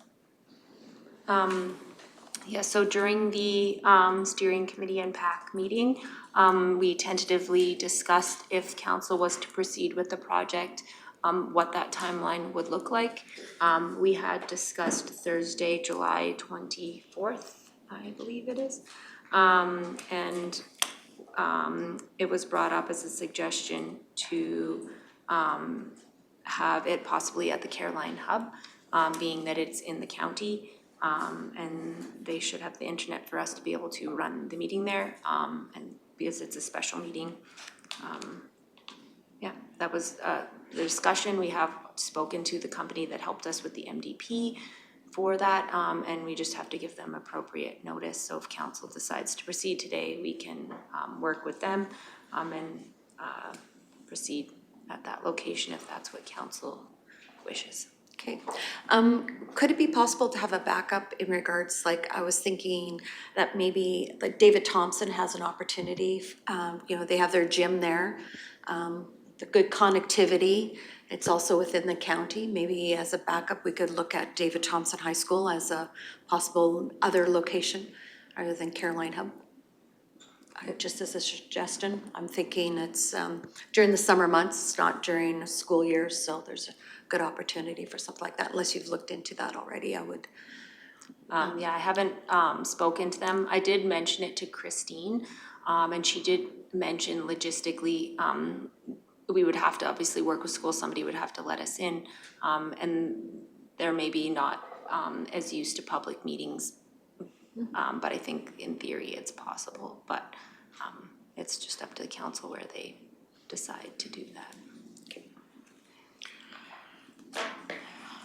I'm just thinking as a backup to the backup, just, it's always good to have a second location for whatever reason, you just never know. We do have to send out and post notices yes. for the location, so it kind of needs to be decided upon so that people know for sure where to attend, because we do have that Right. notification of the few weeks before as required, and obviously we'll likely try to post as soon as possible for those, just to give people as much notice Okay, thank on you. that. All right, so with that, I believe this side, Councillor Ratcliffe? Yes, I'd like to make a motion that administration approach the province for their appraisal of the risk to the aquifer at Nordegg, as they have a lot of data on this already and may be able to quickly offer an opinion.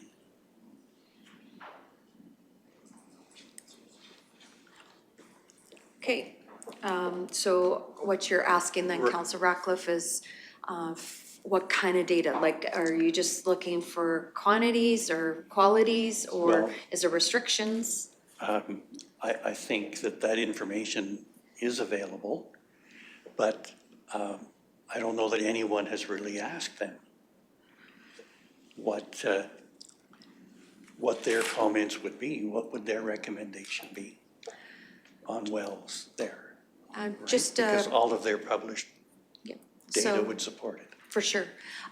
Just off the top of your head, Siomans, about how much administrative time do you think that this would take? To inquire with the province as to the data, it wouldn't take a lot, Reeve Swanson. Okay.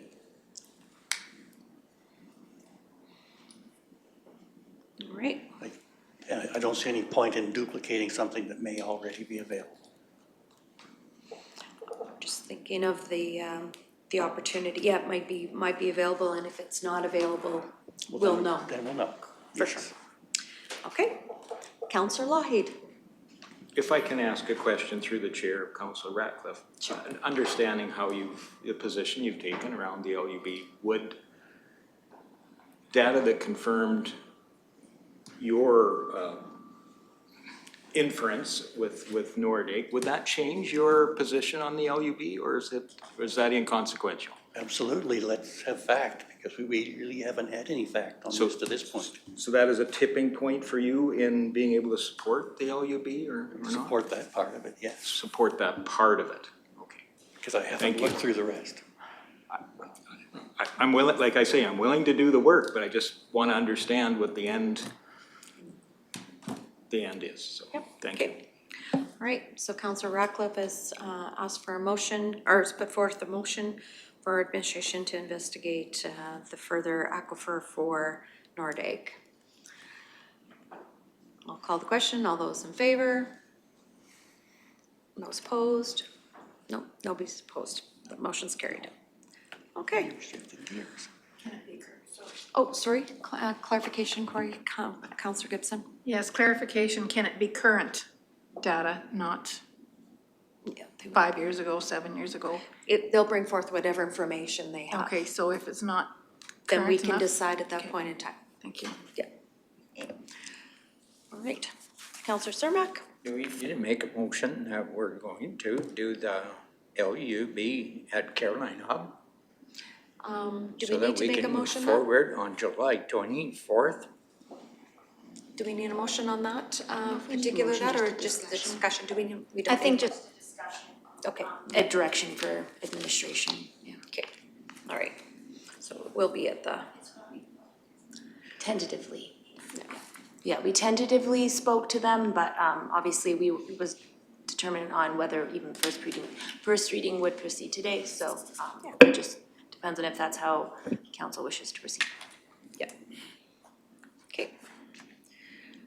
All right, information. I don't believe our lunch is here yet, so we'll continue on to, oh, it is here? Okay, perfect. Maybe we'll take our break then, our lunch break, and we'll come back at 12:45.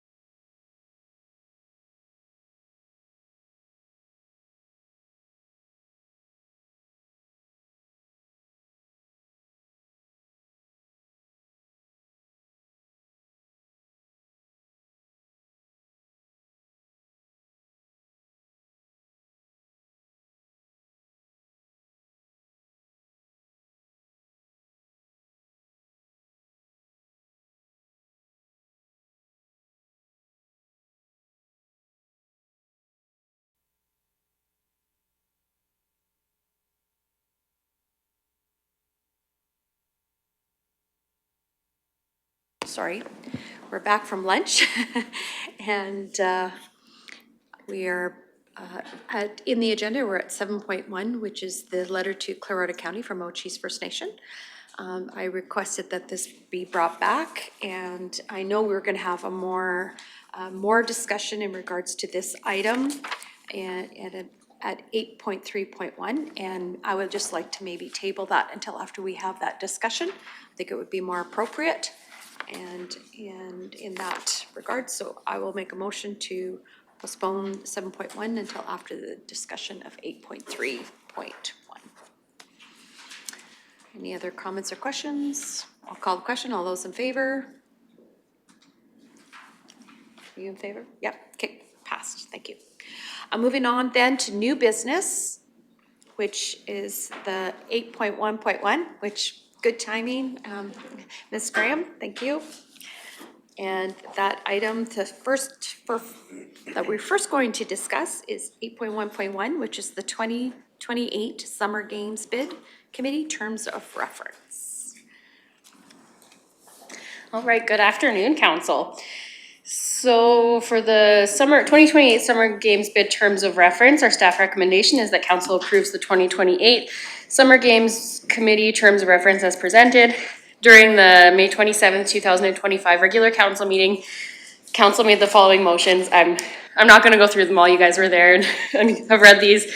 And then during the June 3rd, 2025 Town of Rocky Mountain House Council meeting, the Town of Rocky Mountain House made the following motions, and it's the same idea, just establishing the board and everything. And now that the official approval from both municipalities to collaboratively submit a bid, Clearwater County is also required to approve the terms of reference. The document is very similar to the terms of reference from the last bid committee. Some of the highlights are as follows. Number 1, there will be 1 counselor from each municipality. Number 2, one staff member from each municipality. Number 3, the Town of Rocky Mountain House Director of Recreation and Community Services and Recreation Administration Clerk will be assisting administratively and are non-voting members. Number 3, 3 public members at large, who will be selected by the councillors on the bid committee. And number 4, the role of the bid committee to provide feedback on agenda items and actively participate in planning discussions, work collaboratively to achieve the bid committee's purpose, and attend bid committee meetings and follow through in a timely manner on any commitments and assigned duties of the bid committee. Thank you. Does council have any other questions or concerns in regards to this terms of reference? I know we have put out some social media ads to look for interest to be our members at large. We'll decide that the deadline was on Monday, so we'll decide that here right away who applies, but from a bid committee. If not, the staff recommendation is that we approve the 2028 Summer Games Bid Committee Terms of Reference as presented. Councillor Mello? Thank you, Reeve. Are these remunerated? Should that be referenced in the terms of reference? That is a very good question. I guess I would look to Reeve Swanson. Was it remunerated last time? Because it was just a temporary committee, yes, they were. Okay, we can add that. We can look into adding that into the terms of reference. Sorry, follow Yeah, up. go for it. So whose remuneration are we utilizing, because the town and the counties are both different? We would have to discuss that with the town, and the town has already approved this as well, so we would have to discuss any amendments with them as well, obviously. Sorry. CEO Emmons? Historically, any committee endorsed by council is automatically remunerated. And again, historically, Councilor Malhalf, it always falls under each municipality's remuneration policy. So the town would remunerate as per theirs and us as per ours. Okay, no, thank you. Do we need to change that in here then to add that in, or is it just assumed that ours will be remunerated at our policy? Council's discretion and comfort. Okay. Okay, go ahead. Sorry, my other Yeah, no, question that's is 3 public members How many of those are from the town and how many from the county? So that's not defined. I would assume it's not defined because we don't know who, it's sort of where we can get applicants from. And then it will be up to the discretion of Reese Swanson and Deputy Mayor Hutchinson because they're the representatives to make those decisions. We weren't sure of what the applicants would be like, so we were looking more for qualifications and getting some, if they happen to all three be from the county, great, and if they're from the three town that actually have good background to assist us with this bid, that's more or less what we were looking, not necessarily for jurisdiction, but totally understand. Okay, thank you. Any other comments or questions?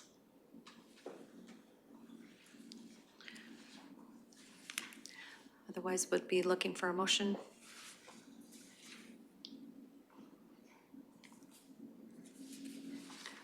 Councillor Gibson, sorry. I'll make the motion that we have the terms of reference. As presented? Yes, as presented. With the remuneration correction. Okay.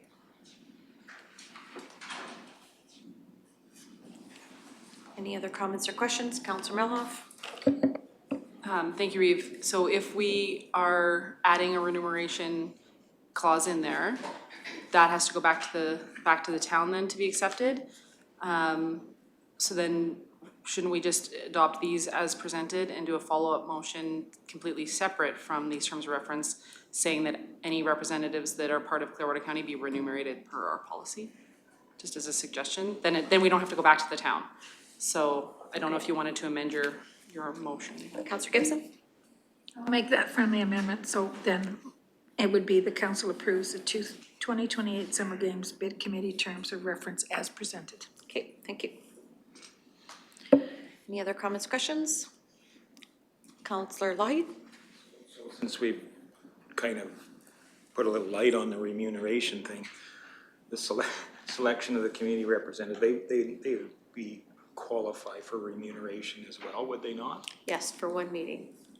For one meeting. Yes, because it's so more or less to put the bid At together. the end of the day, I would assume that if those were town-based representatives, that it would be the town, and they're okay with paying 3 people potentially out of this group, or is it kind of a collective on the community representatives?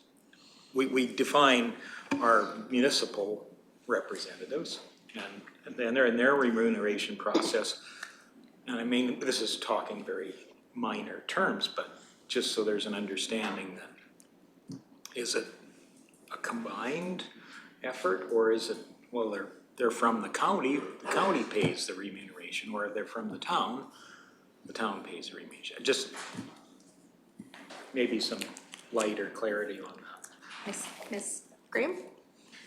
This wasn't something that I discussed with the town administration, so I don't have an answer to that. It was planned on being run the same as it was last time. Okay. So I would presume that remuneration would be the same as well, but I can't give you an answer right now for that. I know our meeting, and that might be something to bring back, some more information to the next meeting. Okay. All right, so motion on the floor to approve the tour as presented, terms of reference. I'll call the question, all those in favor? And that motion's carried. Thank you. Okay, moving on then to item 8.1.2. Oh, sorry, Councillor Melhoff, sorry. Thank you, Reeve. And I would just make the follow-up motion that Clearwater County appointees be remunerated as per our policy. Okay. Councillor Northcott? Just wondering, I think I heard CAO Emmons just previously mention that there's remuneration and policy for the boards and committees, but I'm just wondering, is it necessary to have this motion, or would those members fall under the current remuneration policy that CAO Emmons had just previously mentioned? I'm just wondering, just redundancy and additional motion might not be required is my thought. Councillor Mello? I could pull up the policy, but I want to say that our policy actually lists which board and committees, like it actually lists them. So then if this isn't listed on there, it couldn't just automatically fall on that. But I'd look for clarification because I'm pretty sure we list which ones and this one wouldn't be listed. CONs? Actually, both are very correct. Our bylaw does list all the appointments during the organizational meeting the council endorses. As these ones come up, administration has always taken the perspective that as council endorses it, even though it didn't fall under the organizational, it is endorsed mid-year by council. So therefore, it automatically falls under the remuneration. So this motion provides clarity, but administration would. Okay. And that's fine, this only happens once in 3 years, 2 years, whatever, these opportunities, so. All right, so Councillor Meloff's motion on the floor for remuneration, Clearwater County remuneration for the committee. Call the question, all those in favor?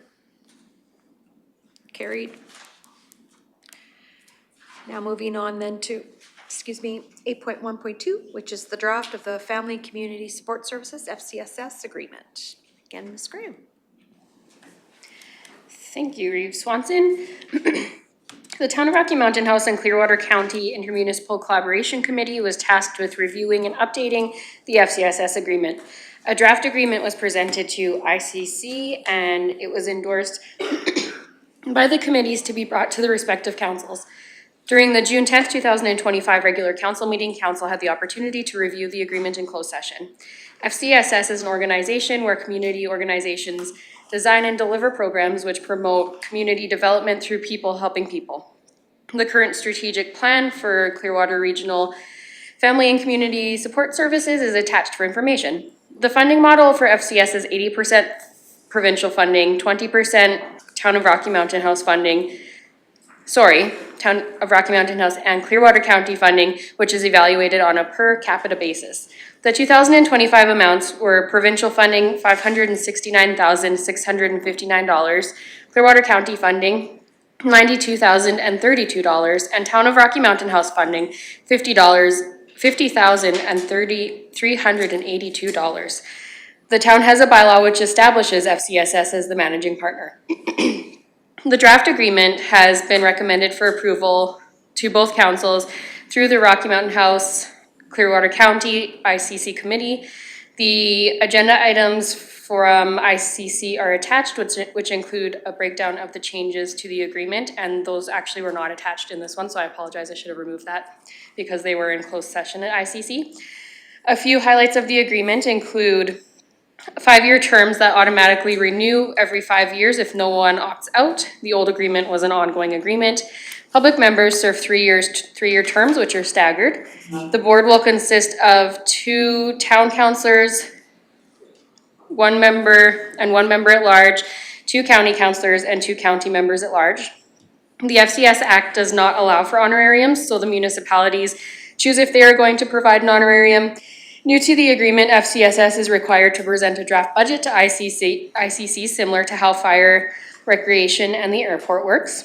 If a new program is created after budget approval, councils are required to be informed and provide feedback. The town and county are able to provide services even if they fall under the FCSS mandate.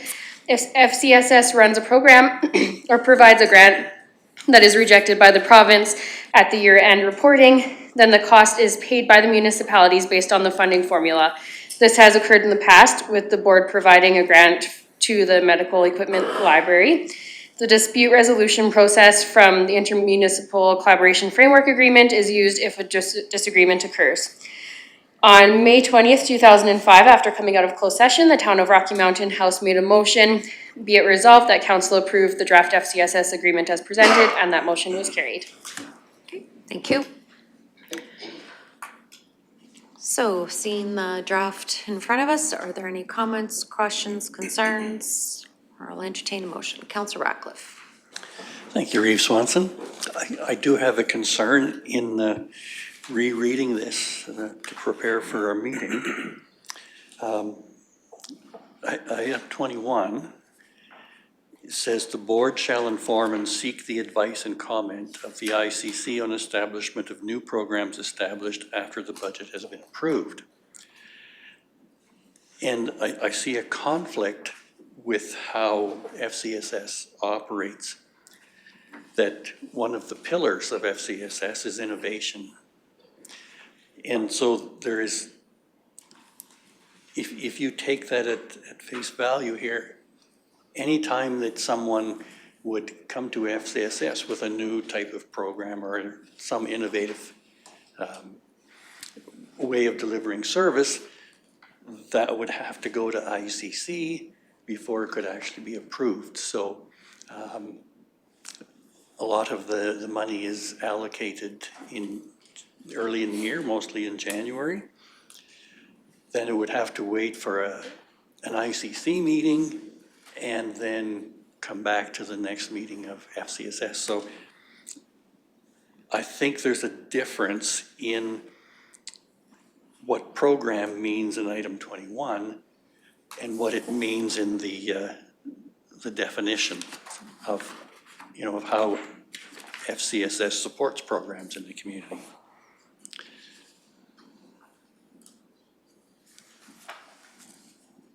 Is that your only concern in the draft? Yeah, otherwise it's good. It's just, I think we need more definition on what 21 means. Like it might be a different scope or something other than the usual programs that come to FCSS. Go ahead, Ms. Graham. From my understanding, it is a program that's not usual. So if it's something that's been supported before, I believe it would be able to go through normally. But if it's something that's never come through before, then I believe that's when it would have to go to ICC. Is that? Yes, but to not handcuff FCSS in their normal business, I think it needs some clarity. Okay. I'm not sure what that would look like. Not my job. Any other comments or concerns? Go ahead, Councillor Gibson. I agree with Councillor Neil. Yeah. Name's good. Yes, it's Councillor Radcliffe, because we do have a whole section that's new and innovative, so, and we're hoping that new organizations come to us for new things instead of the standard ones that have always come. So if we have to go to ICC for everyone that comes new, it could bog down some of the decisions we make, because we get the application and we make the decision that day. So I could see that unless we get Andrea and her board to bring it to ICC separately, it could slow down the works on the organization. Councillor Lloyd? Thank you, and I do agree. I can see some challenges where it would perhaps put a barrier in front of new programs that would be more rurally oriented as well, especially because that becomes a more burdensome administrative process. So you have to come back and gather together members from both ICC, or gather the ICC together in order to make a decision. So I think those barriers may disproportionately affect the rural program, or the opportunity for innovative rural programs, as opposed to the more standard, comfortable programs that are more urban delivered and focused as well. So I can agree with that. And I was going to ask the question, since I'm just looking at my black and white copy, was there a strike through or a red in where the changes were made in the agreement, or am I correct to assume that this is muchly or greatly status quo from the previous agreement? Go ahead. The changes from the start of the process you're referencing? No, the last draft? I understand the ICC reviewed with administrative help any problem areas or concerns, as we do every time we look at our existing agreements, those that are typically renewed from time to time, and hopefully to adjust those agreements to match the changes within our community and our organizations. I just was kind of hoping to highlight some of those. I know there was a highlight saying the important parts of the agreement, but I was just wondering where the changes or the refinements to the agreement were made. Okay.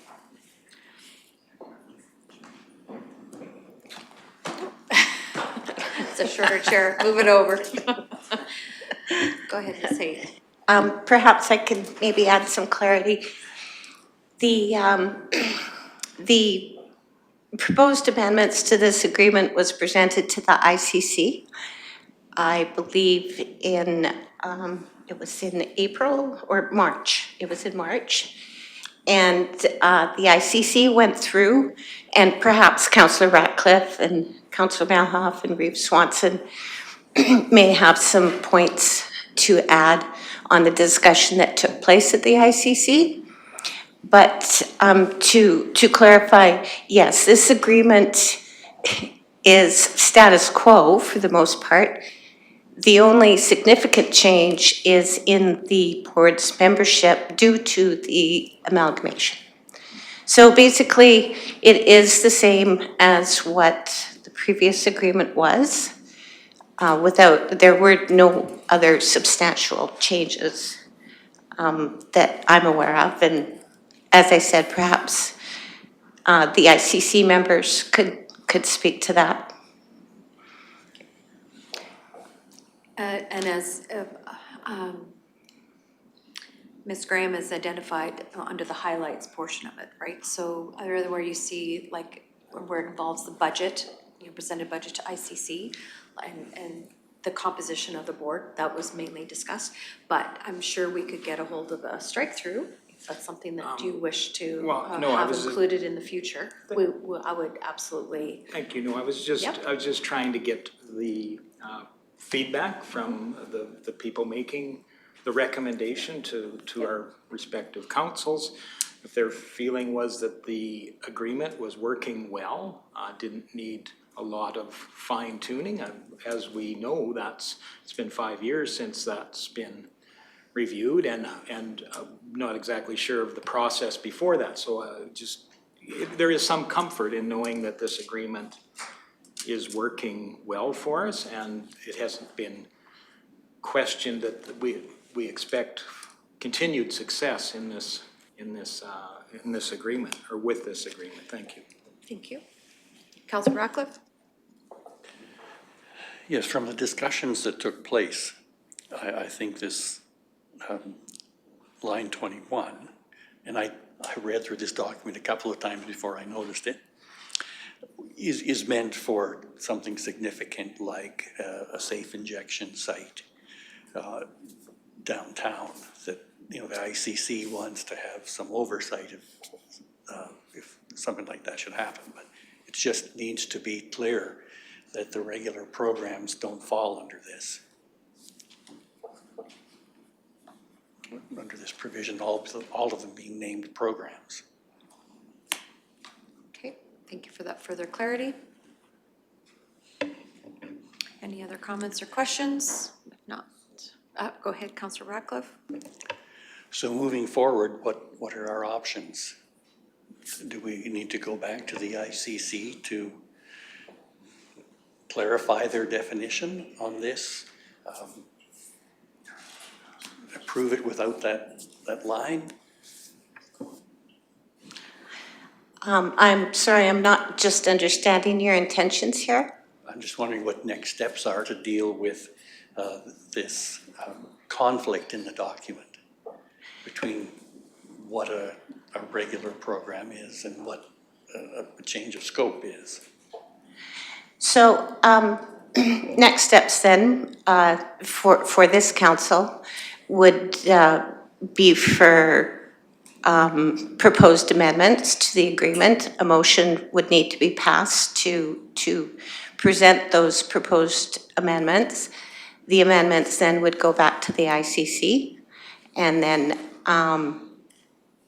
I guess the ICC would make recommendations to each individual councils, and the agreement would come back. Now, I understand that the town has approved and adopted the agreement, so I'm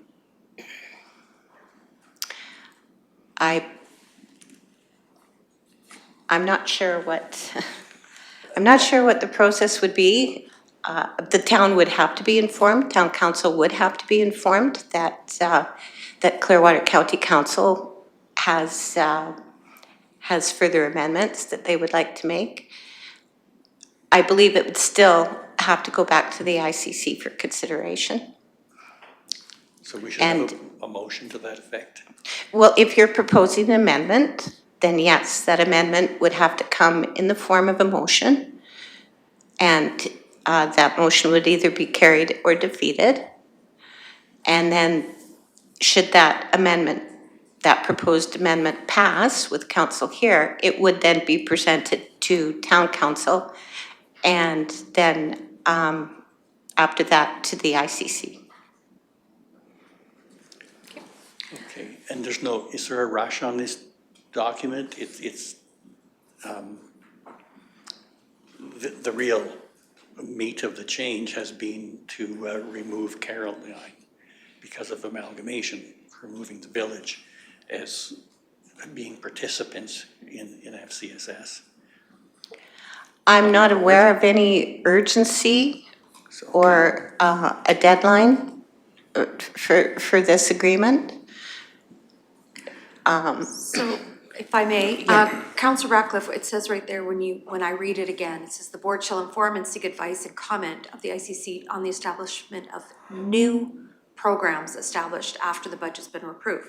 So to me, it doesn't stop your regular programming, just what your regular programming goes on. It does specifically say new programs established after a budget. So that to me only comes, you know, from time to time, and how often does new programs come forward in FCSS? You have your typical regular programming that comes, but you very rarely get, you may get 2 or 3 or 4, you know, at that point in time, at the beginning of the budget process. And I believe the executive director does a good job about getting new programming ahead of time for both the board to look ahead of time, does she not? Or is this something that just that falls in at a meeting, one of your monthly meetings? Okay, well, FCSS we have actually established a funding stream for newer innovative programs. Okay. And, you know, in the program priorities, innovation is one of the key pillars. So who decides? It's, I believe we're not, Is all of it? no, it just says for new programs established after the budget. That's what 21 reads, Yeah. for new program. Regular programming is fine, but again, my question is does, you know, how many new programs get offered a year? Is it all new programming or mostly regular program? What, half a dozen? What would you say? Maybe Councillor Northcott can offer some more clarity on that one, because you're also sit on that committee, please. Absolutely. Thank you. I believe that this could be number 21, where it says to shall inform and seek the advice and comment to the ICC. Really just another effort to raise awareness of new programs that may be funded and, excuse me, sorry. That's okay. And another avenue of communication with the ICC members to you know, raise awareness of maybe new programs that are available for public members or people in need. I believe this was put in because of the budget impacts of new programming. I think that's just more for awareness, like as you've indicated. But if you were going to change it, then Councillor Ratcliffe, what motion would you be prepared to change it to? Well, I think this is wording that primarily came from the town. And I think they're best equipped to clarify the intent of it, so that it doesn't interfere with the regular programs that may have innovation or may have something new. So my motion would be to refer it back to ICC and inform the town. Okay. So refer back to ICC for clarification. Yes. Councillor Bellhoff. Thank you, Reeve. I'm not on FCSS, so I apologize if this is a silly question, but if it's to raise awareness, then why couldn't that just simply be sent in a information package by email, et cetera, to the councils of both the town and the county? It seems like if it needs to be sent to ICC, they're looking for an actual approval and or denial of this new program, which can then also limit times, and because ICC does not meet all the time, and add another layer of red tape to this critical community needed funding. So I agree this could be problematic. So it depends on what the goal is. If the goal is to actually interfere with the programs in the community and potentially deny them, then it's not very appropriate. But if the goal is simply to make sure that everybody is aware of the great work that FCSS does, perhaps that can be in a newsletter and or email rather than it having to go to ICC for approval. They get a budget every year, so any change in a programming would not necessarily alter budget because they will be going by the budget that they already have. Or at least that's the way I understand ICC to work, or FCSS to work, sorry. So it really depends on what they're hoping to achieve. Is it to block programs that are needed in the community, or is it just to inform? All right, so then Councillor Ratcliffe, are you proposing then, you're motioning then to bring it back to ICC for clarification on number 21? Yes, please. Okay, so Councillor Ratcliffe's motion is to refer back to number 21 in the agreement to ICC for clarification. And any other comments or questions on the motion? Go ahead, Ms. Graham, sorry, didn't see your light. I just wanted to remind council as well that ICC is able to call a meeting anytime, so they're not preset dates that have to be followed. So as far as time constraints, that could be worked around. Okay, thank you. All right. So I'll call the question. All those in favor? Carried. Now moving on to 8.1.3, the Leslieville Community Feature Proposed Site Plan. Oh, sorry, did you have another, in regards to that item? Sorry. I just wanted to confirm before we move on that was the only thing that anyone wanted to refer back to ICC. I believe that was my question before. Yes, that was the only one. Okay, perfect. Okay, you can move on then to item 8.1.3, the Leslieville Community Feature. All right. Administration is looking for council's feedback and approval on the Leslieville Community Feature. Budget is already approved for this project, so administration is not seeking more finances, only approval on the plan itself. When the new David Thompson High School was built in Leslieville, the playground was lost. Clearwater County completed community engagement to evaluate what recreation amenities would be best for serving the community. From that, in 2023, work began on the Leslieville recreation area. However, there was still a need for a smaller children's playground. Administration brought forward the idea of the Leslieville Community Feature. The vision for this area is to have a hamlet center where people of all ages can utilize the amenities. The initial reasoning for this amenity was to have a playground for smaller children where they do not have to cross the highway and they can have more community supervision. A survey was sent out to over 120 residents and business owners in the Leslieville area. There was also a sandwich board with a QR code at the Leslieville Block Party last year for residents to fill out the survey. 6 responses were received. Suggestions from the 6 people who responded to the survey were the area should include a covered area, a walking path to the ball diamonds / other recreation area, garbage cans, picnic tables. This will be a place for parents with young children to socialize, walking trails, dog park, spray park, washroom, shelter from the sun and sudden storms, picnic table, bench or seating, walking trails, sitting / visiting area, outdoor games, fire pit, gazebo, picnic area, flower beds, town square type of purpose, and a splash park once again. From speaking with residents and business owners, some key conversations that were brought up was to have an area where the community could get together to have jam sessions, and that an outhouse is needed. So what we are proposing today, to increase the safety of the playground, a fence will be installed surrounding the playground, just the playground itself. Benches and picnic tables will be throughout the area. There is currently a cement pad there, and the hole in that cement pad would be filled and have a gazebo covering it. An outhouse will be installed in the area as well. This can be visualized on the attached proposed layout document. And as I mentioned, budget is already approved for this project, but it was understood by administration that council is expecting to see the plan for this area prior to the remainder being constructed. The largest part of this project still in question is the placement of the gazebo itself and whether it should cover the entire cement pad or just part of it, and there should be budget remaining to do both of those options. It's a fun topic for you guys today. For sure, for sure. All right.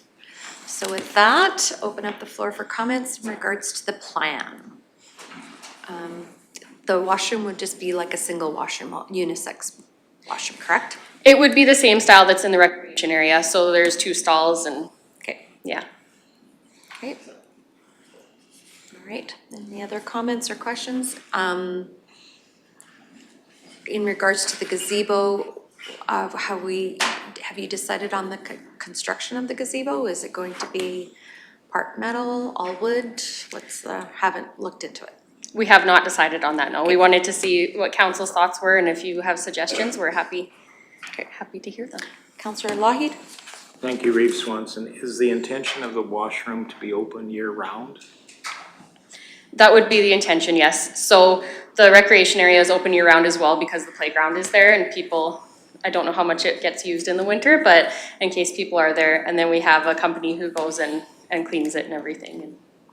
Thank you. And as a follow-up, would the intention then be for Clearwater County to maintain the facility, or is that going to be handed off to a community organization, or is there any thought around that? Just the house itself or the entire area? I think the entire, community ownership has some benefits too, or community involvement in that maintenance. Sometimes takes an intermediary away from somebody saying, hey, there's a problem, and calling the county, or is there somebody within the community that can be immediately responsive to a concern? Or So currently the area is being maintained by Clearwater County. We are going out and doing playground inspections on it, and the mowing and everything is being done by Clearwater County as well. We haven't really had an in-depth conversation about that I've been involved in. Obviously this started when I was on that side, but I believe the plan, unless directed otherwise by council, would be for Clearwater County to maintain it. thank you. Councillor Meloff? Thank you, Reeve. I'm excited about this project in general. I think it's great. I do know that the community did have some concerns, mainly actually around the survey itself, because the survey was being put out, asking for community feedback, and administration had already made the decision on the playground. In fact, had already actually purchased it. So how are we making sure that something like that doesn't happen in the future? We're asking for feedback on a decision that has already been made. So how are we mitigating that problem going forward? So that's why we brought it to council it was actually Director Hansen was the one who suggested it should be coming back to council so that council could see the plan prior to it going out. I don't have the background on why that happened that way. I remember that happening as well, but I guess it's being managed by different people now. So I can't change the past, but we can change the future. Councillor Gibson? What is underneath the playground? It looks like sawdust, or is it pea gravel, or? It is mulch, I believe. Okay. No, it is mulch. Is mulch safe for children? And is it more tempting for the hounds of the Baskerville and the cats to entertain themselves there? Director Hansen?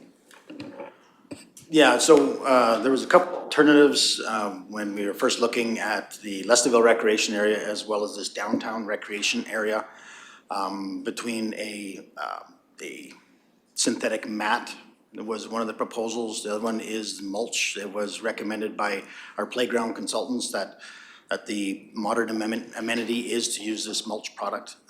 We've had it now in the Lestonville Recreation Area for just about 2 years, and it seems to be performing well. It doesn't seem to be getting tracked out into the grass as I suspected because it's so loose.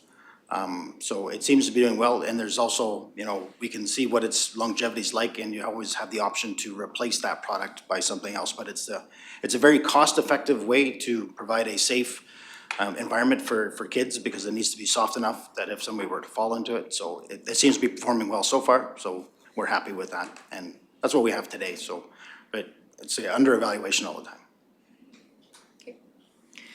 I have a question in regards to the fence. Is the fence going to be on 3 sides, 2 sides? Where's the fence going to go? So the plan is to have the fence all the way around and then to have an opening, just for like a door type opening, so that parents can sit there and there's just one little area for the tiny humans to escape, so they can sit there and know that their kids are safe, and especially with the roads right there. Okay. And chain link? Yes. Okay. Sorry, go ahead, Director Hansen. Yeah, we looked at some of the existing playgrounds there. I got a chance to look at a small children's playground actually when I was down in southern British Columbia actually last year, and took some pictures of some of the amenities, and you really see why. One was that 4-foot, it was a black chain link fence, so it wasn't the galvanized typical fence. It actually is a nice amenity to look at, and it does absolutely have that security and control. So you have, your rule board is right posted on the chain link fence, so it provides the rules there, as well as one way in, one way out for so say a rogue individual there doesn't go running onto the street or something like that. It seemed to function very well. And then they also provide seating inside that area so that, the parents or guardians can have direct access to their kids if they were to fall or some of that, but also provide that seating outside as well. So if you have no reason to be in the playground, you don't need to be in there. So it seems to be a very sensible amenity. Okay. All right. Councillor Melhoff? Thank you, Reeve. I would actually like to see more of the cement taken up. I know that that's one of the questions that you guys are asking. It just would seem weird that if it wasn't more of the area, maybe it's just me, but it's like the inside of is the larger rectangle the empty spot within the? No. Okay, because there's like a cement, but there's like an empty grassy spot inside. That's correct. So that's not how that's. There's a better indicator. So in that, the purple area is the exterior of the existing concrete. And what we are proposing is either to replace that completely, but it does appear to be a decent structure, and it's a large investment just to tear up to then put another concrete pad in, to then put a covering over top. So the most logical way to deal with that is to actually excavate out the interior, and then tie it in with steel and just backfill that with more concrete, and then put the gazebo over top. Okay, so you had mentioned purple. The purple is only the playground on my image? Sorry, maybe it was light blue, green, sorry. Yeah, light green today. Okay, I was like, I'm confused. Is the existing concrete. Okay, Sorry, I thought so, it was, yeah. if we're filling in, I agree that filling in the existing concrete rather than ripping that out would probably be better. But if there is room in the budget, as the background seems to suggest, I think a larger gazebo would probably serve the community even better. And then if this community is considered a growth hamlet and has an area structure plan in which to support that, allowing for growth in the future is probably better. So a bigger structure now, rather than having to go back and rebuild, is probably a better option, as long as there's budget room for doing that. Yeah, I don't disagree. If we have that concrete area, covering the entire area to provide shelter from sun or rain or the elements, as well as using maintenance-free products. If there's, if there's opportunity and budget that would support, tin roof, as well as in synthetic posts instead of wood that requires regular maintenance, of course treated. But that's something. So we really want to just bounce this idea off. I know there was a little bit of feedback on the moving ahead with the playground. There was that was, I said, that was a decision that was made in the past, but really wanted to get this plan in front. And also, you know, discussing the type of washroom and why we propose that as well, is this is going to be a similar outhouse style compared to, like, similar to the Lesaville recreation area. Instead of a flushable toilet, the long-term maintenance and the operational costs and the construction costs of a flushable toilet is just astronomical in comparison for something that, for amenity this size. If it was, you know, if it's the Rocky Mountain House ball diamonds, 5 ball diamonds and concessions and everything else, you know, flushable, hooked in, washroom systems make sense, but something of this size, we feel that an outhouse style washroom is appropriate. Thank you.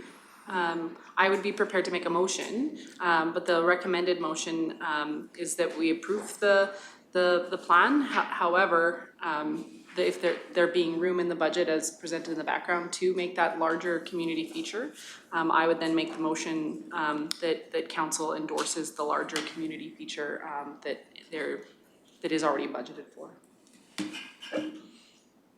Councillor Lloyd? Thank you, and I'd support that motion as well. I think they've found great efficiencies on using some of the existing structure that's there and being able to reutilize that. That shows efficiency right there, and utilizing that space, being able to get as much gazebo on that space as possible. I think bigger is better than smaller in this case. I would certainly support that. I too would support a larger feature, but I don't know if we need the walls of the gazebo. I'm looking more of a rain, shelter. I think that's more, especially in the playground, because if there's walls there and a kid goes inside the gazebo, it can set a panic attack pretty quickly, especially, so I think at the end of the day, that something it's open, it's allows for more opportunity to do other activities underneath there than having the walls, so I'd be more in favor of just more like a rain, sun shelter than gazebo. You could call it a gazebo, but that's, I think, more the intent. And I think it would be price-wise, probably a better idea than to try and go with 4 walls, but I would absolutely, endorse or approve or be in favor of the full cement structure being covered. Any other comments or questions on the motion? Councillor Cermak? You said that you would put a fence around this, and then leave some sitting area outside the fence? Where would that sitting area be? I don't want to take over. Are you sure? Okay, thank you. So the fence is only proposed around the playground area itself. So it's just providing security just around, basically what you're seeing is the mulch area. So it's a small perimeter fence around there. The exterior of the park, as we're gonna call it, is unfenced. Oh, okay. So there's seating inside the park area as well as there's going to be, you know, seating outside of that park area. So just where the slides are and that is where you would have a fence? That's correct, yes. Okay. Councillor Northcott? Oh, sorry, did you have follow-up? So it's not a very big area that you're fencing off? No. Councillor Northcott? I was just looking at the measurements of the gazebo versus the concrete slab. It looks like the proposed gazebo is roughly 10 feet and the concrete I see is 12 and a half feet, that's correct. And then 14 feet for the other dimension on the gazebo, which the concrete pad is 15.74. So it looks like the proposed gazebo is quite almost to scale for utilizing as much concrete as possible with minor additions to really utilize and I don't know if that would include for the eave, maybe the gazebo, but it looks like you guys are trying to utilize the majority of that concrete pad, from what I see. All right, so motion by Councillor Melhoff. Go ahead, Councillor Lahid, for a question. Those are meters, are they not, or is that feet? I know Councillor Northcott referred to it as feet, but.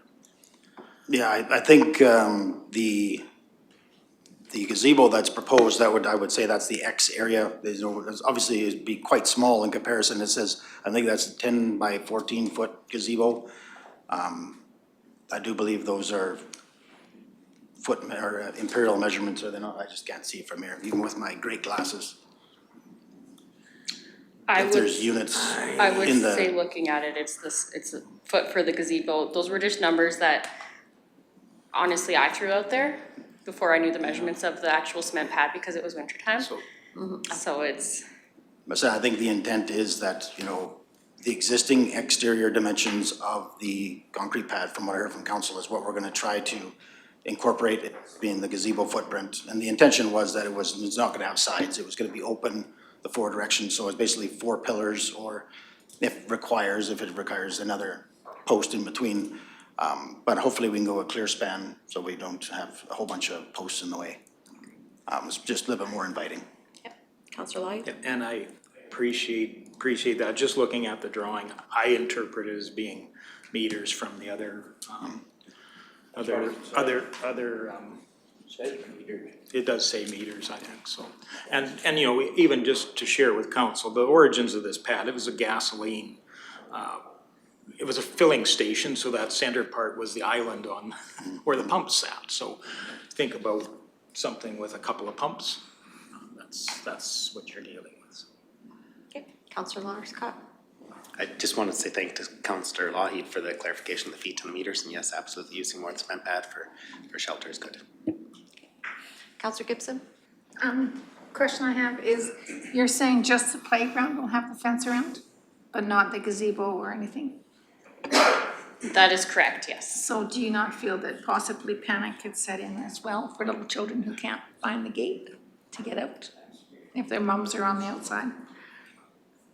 They're in the playground and the moms are outside? Yeah. So should not the entire area be fenced? Because I've noticed too that it's awfully close to a lot of houses. It looks like it's fairly close to a lot of houses, so would some of those possibly be intruding into the playground and that area? That's my only thought, that maybe the entire thing should be fenced. That was discussion that we had. It's, I believe from the community, they want it to be more of a walkthrough. And please correct me if I'm wrong, but I believe the community wants it to be more of a walkthrough area. And there's also businesses beside it to the south, and they didn't want to be cut off from the potential business, so people would have to go out and around. They want to obviously be encouraged, and there's also businesses across the road to the east. So that's sort of why it was proposed, and the kids will be able to see through the fence, I think would be the biggest difference. Okay. They might have to do a couple circles, but they'll find their way out, and they can always yell for their guardian if they aren't able to. But Okay. the smaller kids will be kind of more by themselves in there. That was sort of the idea too, just Okay. that extra protection. All right, thank you. All right, so motion on the floor to do the expanded footprint for the gazebo and to approve the plan as presented otherwise. Any other questions? Councillor Milhoff has made that motion. All those in favor? The motion's carried. Thank you very much for presenting that and looking forward to seeing the growth of that come together. So now moving on to corporate services. Item 8.2.1, which is the advertising opportunity with the town of Rocky Mountain House. Go ahead, Mr. Director Hagan. Thank you, Reeve Swanson. Good afternoon, council. Per the letter attached to this agenda item, the town of Rocky Mountain House has invited Clearwater County to participate in a joint advertising opportunity during the Battle of the Rockies chuck wagon competition in August. Planning and Emergency Services has indicated they can accommodate funding for this opportunity within their current economic development budget. Construction is currently underway to connect the North Saskatchewan River Park to internet services. Completion is targeted for the end of June, which will allow connectivity to support live streaming as mentioned in the letter. That being said, I'm pleased to share that construction to the property line is substantially complete as of this week. And to add, that has come with some loss of economics and efficiency on our project as a whole. It will lead to some additional cost on the project, but we accomplished what council requested us to do. So with that, Staff recommendation is that council considers the request from the town and directs administration to proceed accordingly.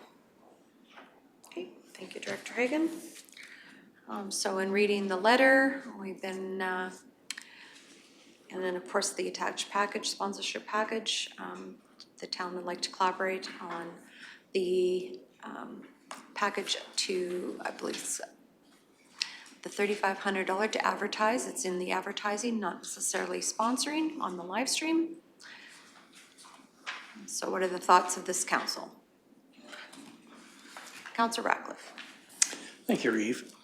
Do we have the material to use for this advertising, or is that going to be an additional cost to prepare whatever sort of production would be required? Director Hagan? That would be likely an additional cost. I wouldn't expect it to be significant, though. Do we basically have lots of material to work with? Correct, and my understanding is that the intent is to use this opportunity, if council so desires, to showcase the region as a whole and lend appeal to tourists as well as business investment going forward. So we do have quite a bit of promotional material already that we could use this opportunity to highlight.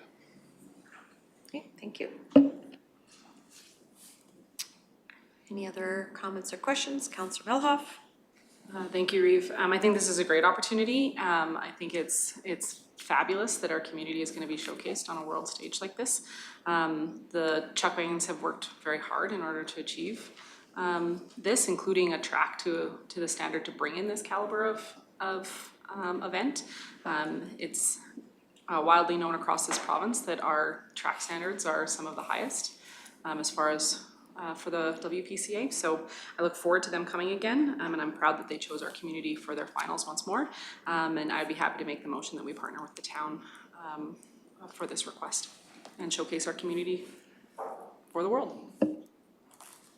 Thank you for the motion. Any other comments or questions on the motion? I think this is a new step for our community to be promoting ourselves via a streaming entity. So I look forward to maybe collecting the data as to how many hits, et cetera, et cetera. So I'm hoping that this is a great opportunity to understand more about what we could do in the future as well. So, all right, motions on the floor to partner with the town. Any other comments or questions? I'll call the question. All those in favor? That motion's carried. Thank you. Moving on now to 8.2.2, which is the recovery of taxes. Go ahead, Director Hagan. Thank you, Reeve Swanson. While the previous item represented an opportunity, this item unfortunately represents a requirement of the not so pleasant subject of tax recovery. Within the boundaries of the hamlet of Caroline, there are 3 properties as listed in the agenda item that currently have outstanding taxes for 2 or more years. Attempts have been made to collect the outstanding taxes as per the legislation. And that properties have now become eligible for public auction, which will be scheduled for September 29th, 2025. Notification has been sent to the property owners. All 3 of these properties, I understand, are owned by the same person. Administration is recommending that the property sale conditions and auction sale date of September 29th remain as previously determined by the Village of Caroline's practice. Clearwater County's tax recovery properties will be auctioned separately in November as per the county's practice. Going forward, we are currently drafting a policy for council to consider that would bring one consistent practice for the new municipality. Section 419 of the MGA requires that council set a reserve bid as close as possible to market value for each property. The Village of Caroline's practice was to set market value at the assessed value. Although the assessed value is to be within plus or minus 5% of market value, it is set as a group of properties and not individual values. Assessment and market value aren't necessarily always equal. Assessment is meant to approximate market value, but again, it uses averages and so forth to look at a group of properties rather than an individual property at a time. Although council does not need to set a reserve bid value today, administration would like council to discuss the different ways to set market value. Market value may be determined either conducting an assessor visit, using current assessed value as stated on the tax roll, or conducting an independent appraisal, or another way as determined by council. In my experience with Clearwater County, we've typically asked an independent appraiser to come in and lend those values for confidence and fairness overall.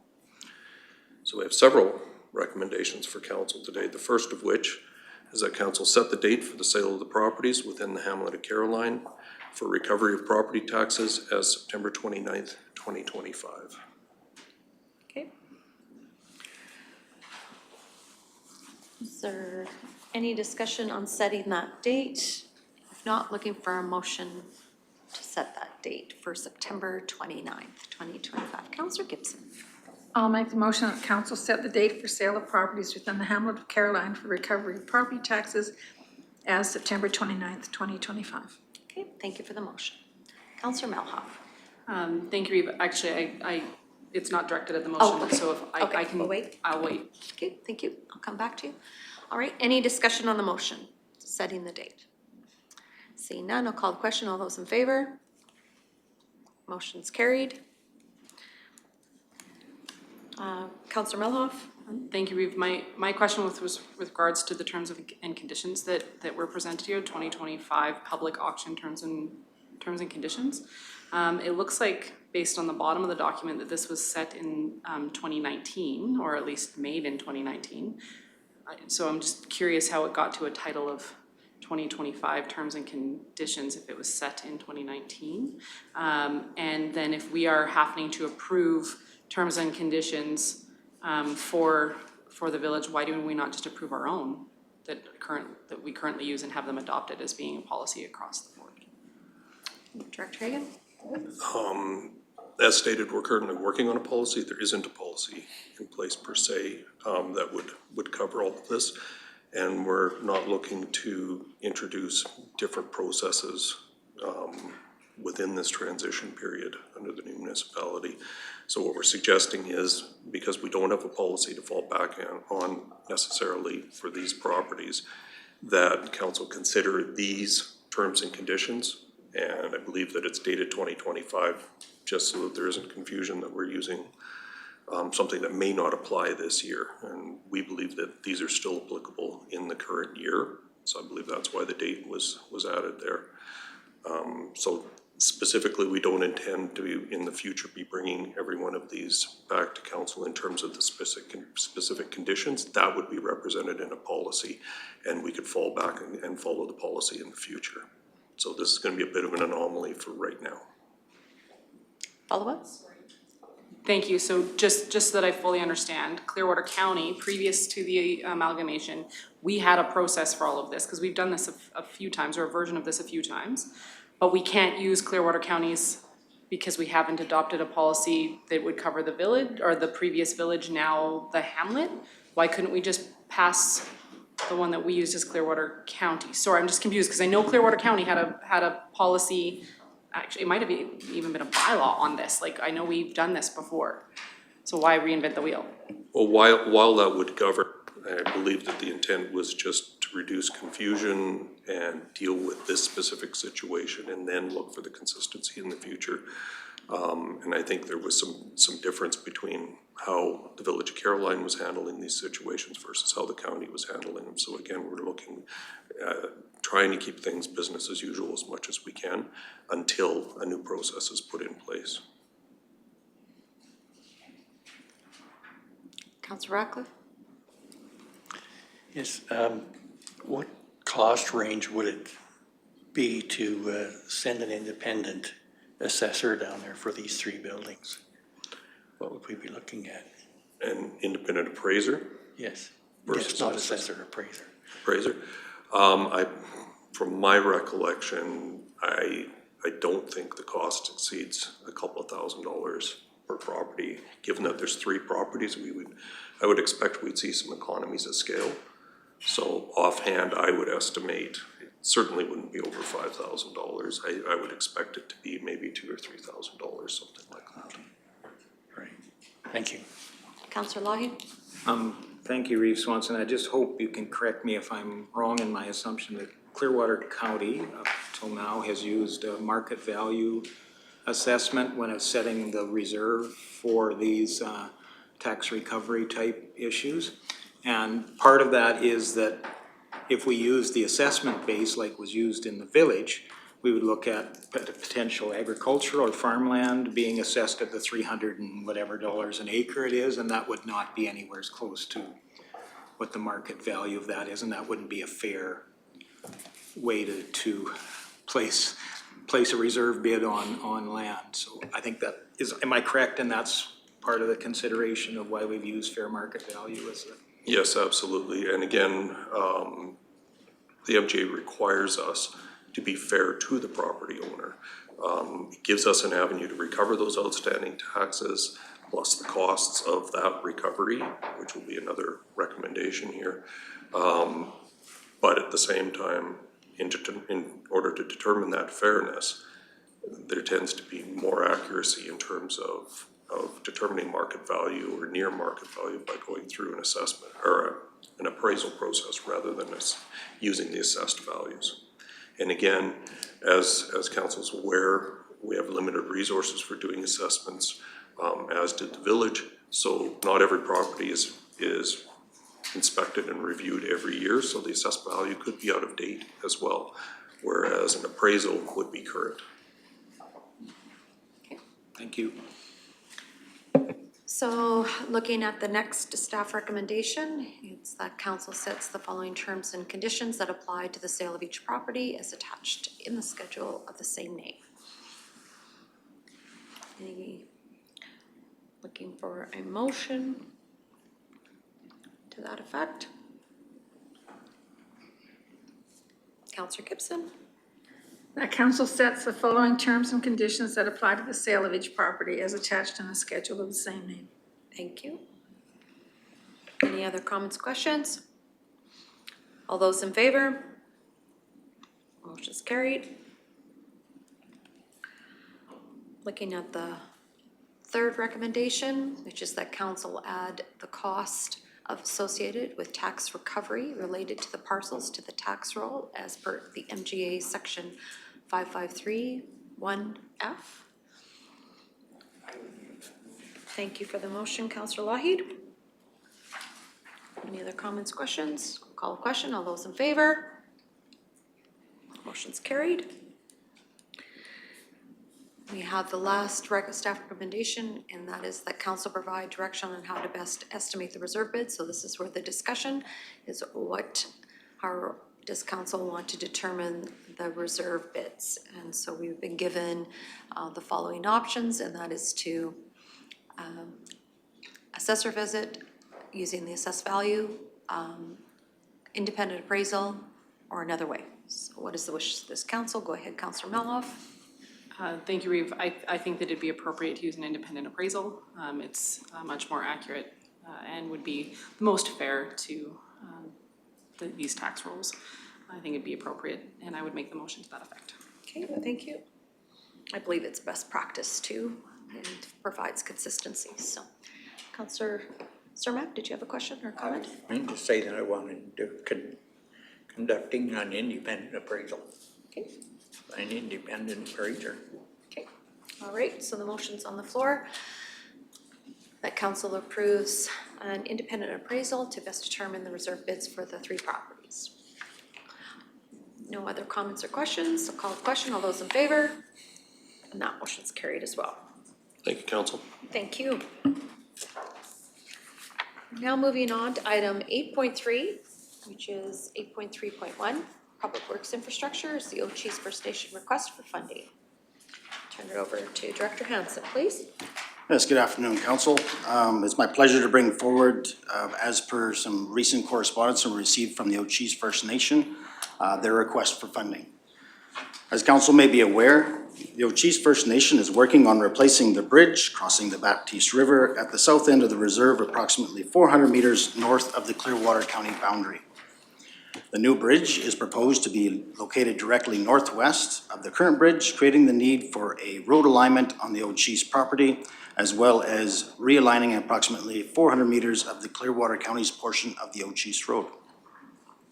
As per the attached letters, the Ochese First Nation is requesting a cost contribution for the realignment of the county road, as well as requesting that the county move forward with procuring engineering services for the Ochese Road grading and base pave project.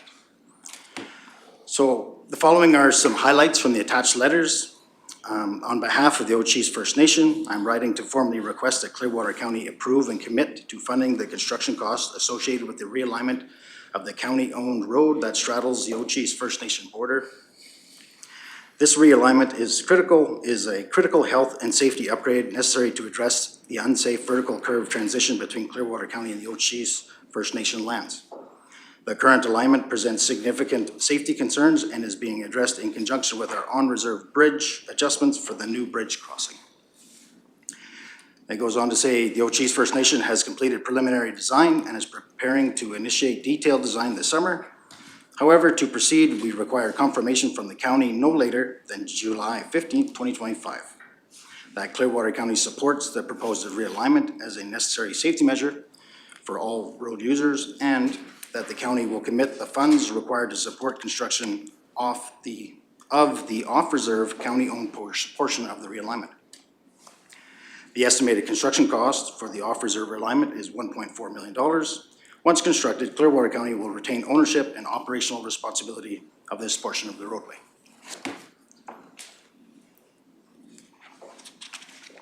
For planning purposes, we ask that the county assume the realignment construction will take place in 2026, with associated cash flow required in the 2026-27 fiscal year.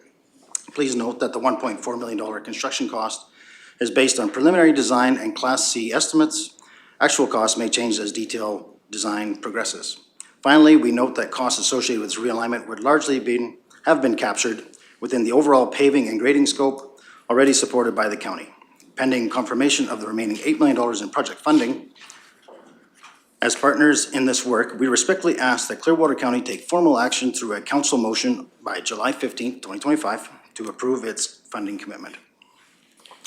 So the current estimate for the county's base pave project is approximately $25 million for the 16.7 kilometers or $1,497,000 a kilometer. This estimate provided by the Ochese is approximately $1,388,000 or for the 400 meters or $3,470,000 a kilometer.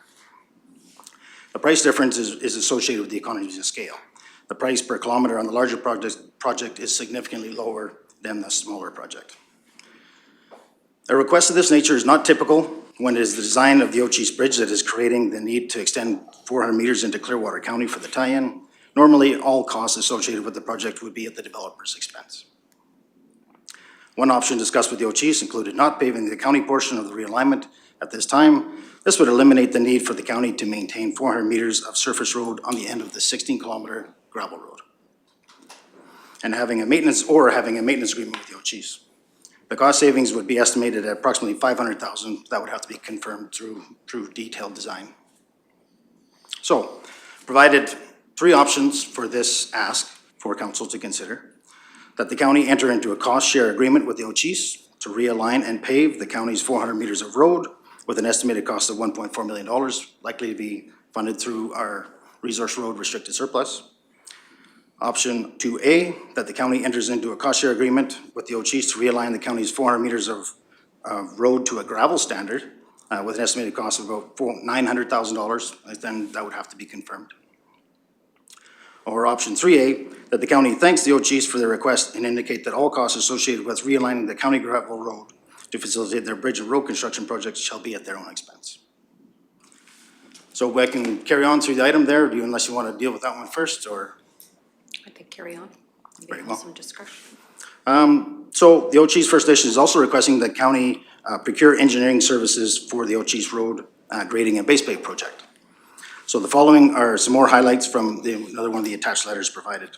This project, at over $24 million in estimated total value, will require a formal engineering procurement process in accordance with Treasury Board guidelines. Especially given the confirmed involvement of provincial funding and strong likelihood of federal contributions later this year, we strongly urge Clearwater County to direct administration to begin preparing the RFP, or the request for proposal, immediately for the 16.8 of kilometers of road design work. Based on standard timelines, we anticipate 4 weeks to prepare and release the RFP, 4 weeks for engineering firms to develop and submit proposals, 2 weeks for evaluation and internal review, and 2 weeks to present findings and recommendations to council for approval. This puts council in a position to consider award of the design work in September 2025 at a time when there will likely be greater clarity on the remaining $8 million in construction funding. At that time, council would be in a strong position to approve and award the award of engineering services with confidence, knowing both the technical scope and the costs associated with that scope, as well as the funding outlook. So to date, Clearwater County staff have not been provided direction by council to move forward with the O'Cheese Road grading and base pave project, requiring the need for engineering services. So we've provided 2 options for council to consider in regard to this request. One, that the county moves forward with procuring engineering services in 2025 for the grading base pave project, or that the county thanks the O'Cheese for their request and indicate that engineering services will be procured when the county is ready to move forward with the project itself. So with that, happy to answer any questions. Thank you. All right. Councillor Malhoff. Thank you, Reeve. I think I'm gonna make a motion and we can just debate that so we can streamline some discussion. The Clearwater County bring the O'Cheese project in its entirety to the detailed design phase in 2025 to find efficiencies on this project with our O'Cheese partner, and further move that the partner that we as Clearwater County reach out to our provincial partner to bring this project to a 50-50 share basis. Okay.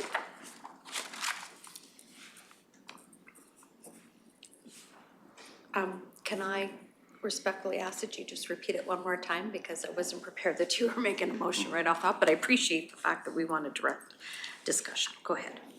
Again, Sounds one good. more time. Clearwater County bring the O'Cheese project in its entirety to detailed design phase in 2025 to find efficiencies, and further move that Clearwater County approach the province using this information to ask for a 50-50 cost share basis. Okay, thank you.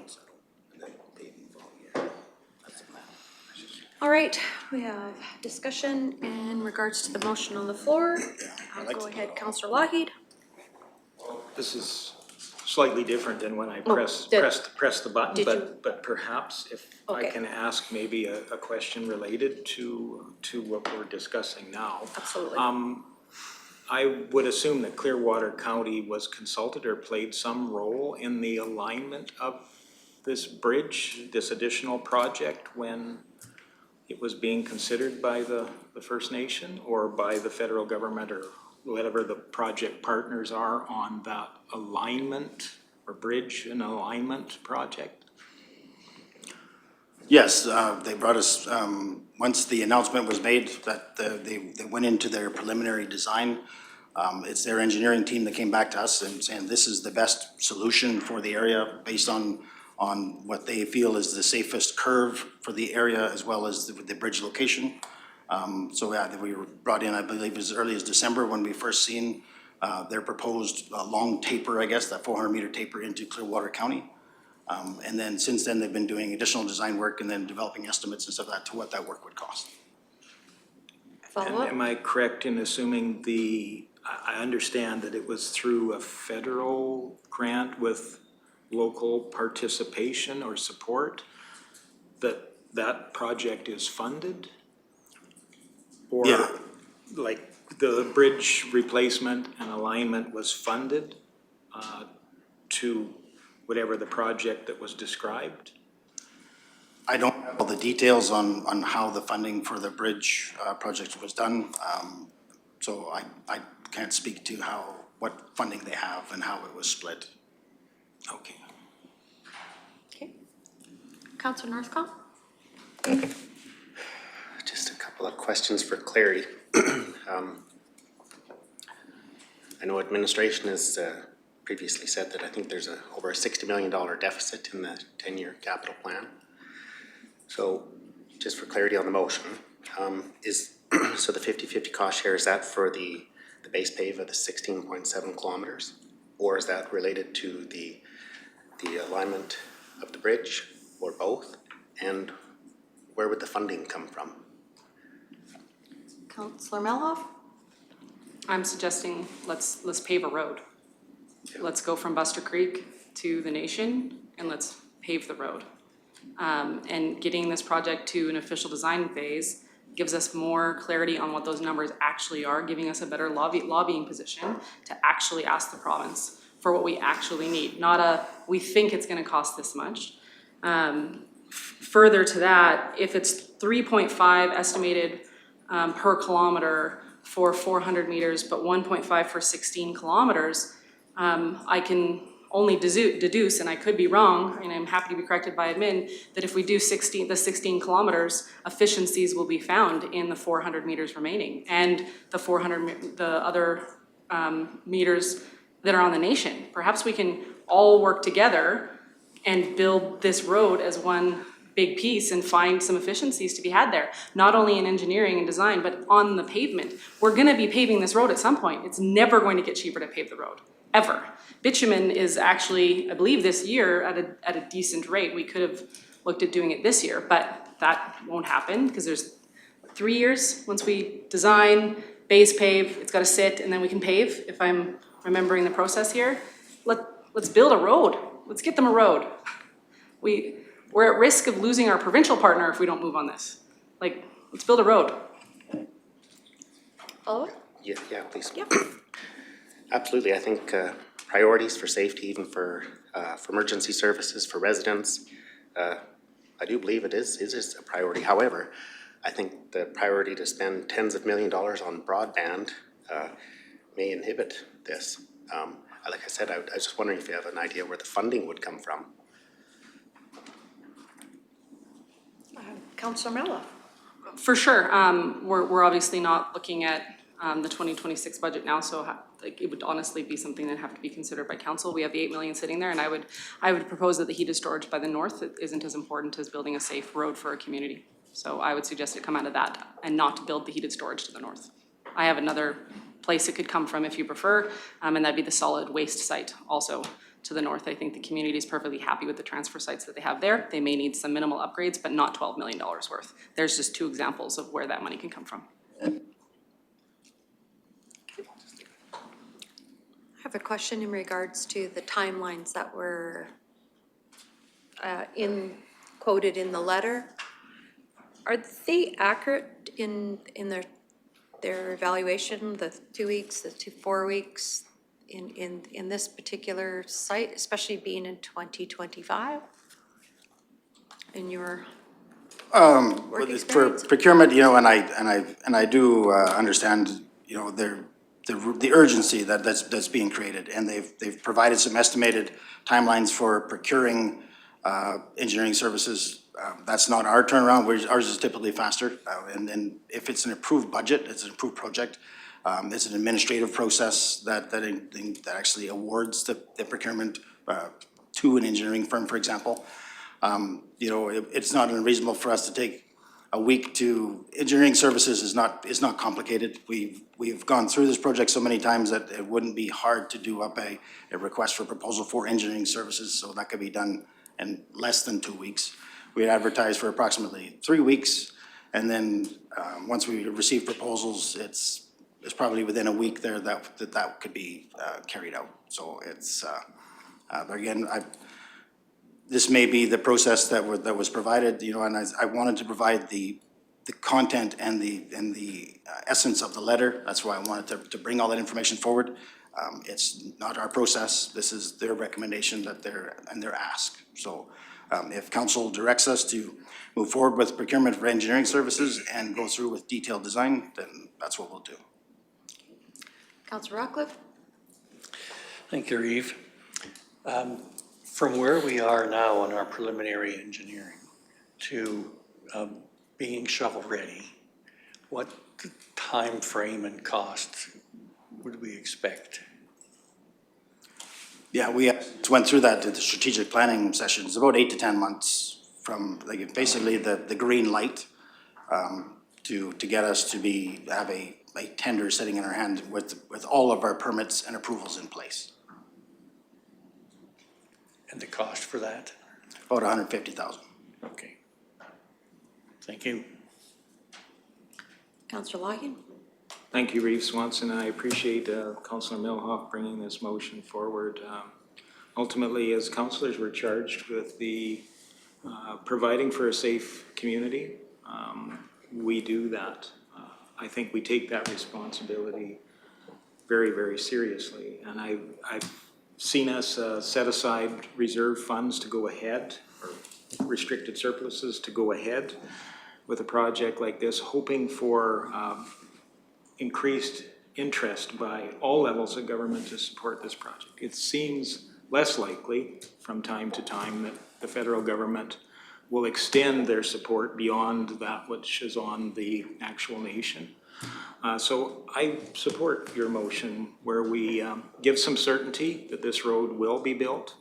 And I think because Clearwater County has had great financial management, it puts us in a position that we can say yes to many projects. This will be something for budget implications down the line a little bit, and I'm sure the incoming council will find good opportunities to embrace perhaps the direction we've indicated here, but I think we can leave that decision for them, but we can take away the uncertainty that this council believes the safety of their community is a priority, and we'll build on the already strong commitment to this project moving forward.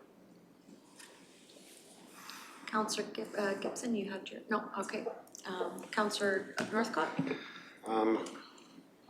I, just in response to Councillor Milhoff's comments, so if we were to defer, say, heated storage or waste facilities for the central site, I believe that would, in the event of a, 35 below snowstorm and the inability to maybe have snowplows operational and running on the highways to keep them safe, I think we would be jeopardizing the safety of residents and visitors to the community. Garbage and waste is mandated by the MGA. Broadband wasn't. It's not MGA. It's not mandated by the MGA. However, it's, again, I think the priorities are out of sync, and those dollars that are now committed to broadband could have been used to fund a better set of priorities in the community, which I would say this would be one of them for this project. But tens of millions have been now committed for broadband. Yeah. Councillor Cermak? Thank you, Reeve. I will not be supporting this motion brought forward by Councillor Milhoff, but I would like to say a few words. I would like to express my opinion of a councillor being mindful of all the taxpayers in the whole county on the subjects that Ochees First Nation has brought forward. I believe that council agreed to allow Ochees First Nation free access to 400 meters of road right-of-way in Clearwater County for realignment to a new bridge. This new realignment of the county right-of-way would be to a gravel standard at no cost to the county. And Clearwater County will retain ownership of the road. If this is unacceptable, maybe Ochees First Nation can do the realignment without using the Clearwater County land. If all of the above solutions are not acceptable, then an access fee of $1.4 million by Ochees First Nation to Clearwater County to use the right-of-way for the alignment. County would remain ownership of the 400 meters constructed realignment to a gravel standard.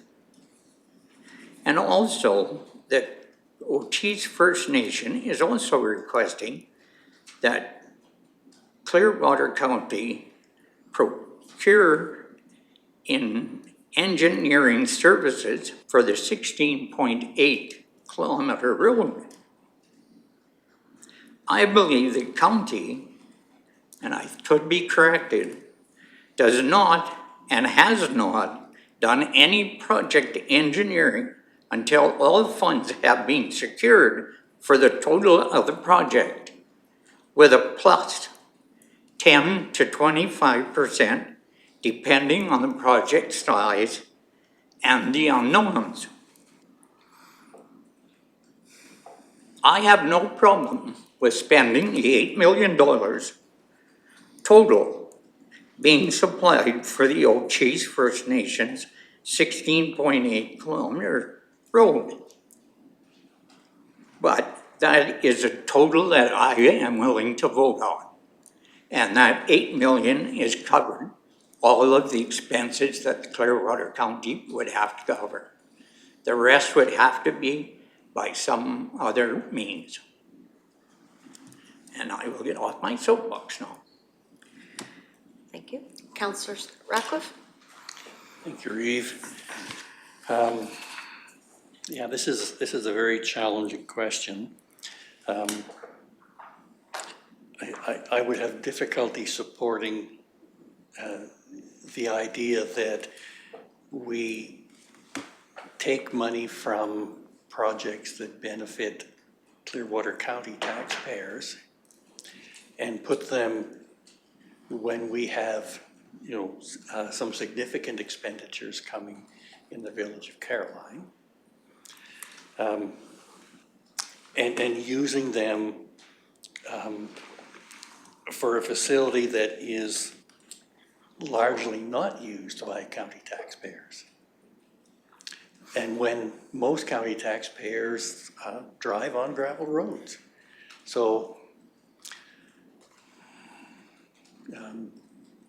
yeah, that's my statement. Councillor Melow? Thank you, Reeve. I just would like to correct the record. Deputy Reeve Cermak, you were mentioning that this is the Ochese Road. It's not, it's a county road. The 16 kilometers is county, not nation road. It is our responsibility, not theirs.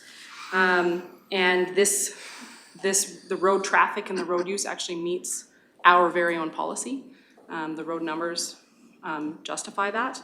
It shouldn't matter who's using the road. It meets the policy for us in order for it to be paved. Just for correcting some of the statements. Councillor Cermak? I did not say that it was owned by the Ochese First Nations. I said it's called the Ochese First Nation. And my mistake. For it. And as far as I understand, our 8 million is sitting there. The 8 million that the province has promised is not sitting there unless there is a third party giving another 8 million. If the other 8 million doesn't come, then that 8 million from the province is in jeopardy. So really, the only money that is secured is what Clearwater County is saying, and that's the only amount of money that I will give, because we need our heated storage for our snowplows in the winter, instead of paying mechanics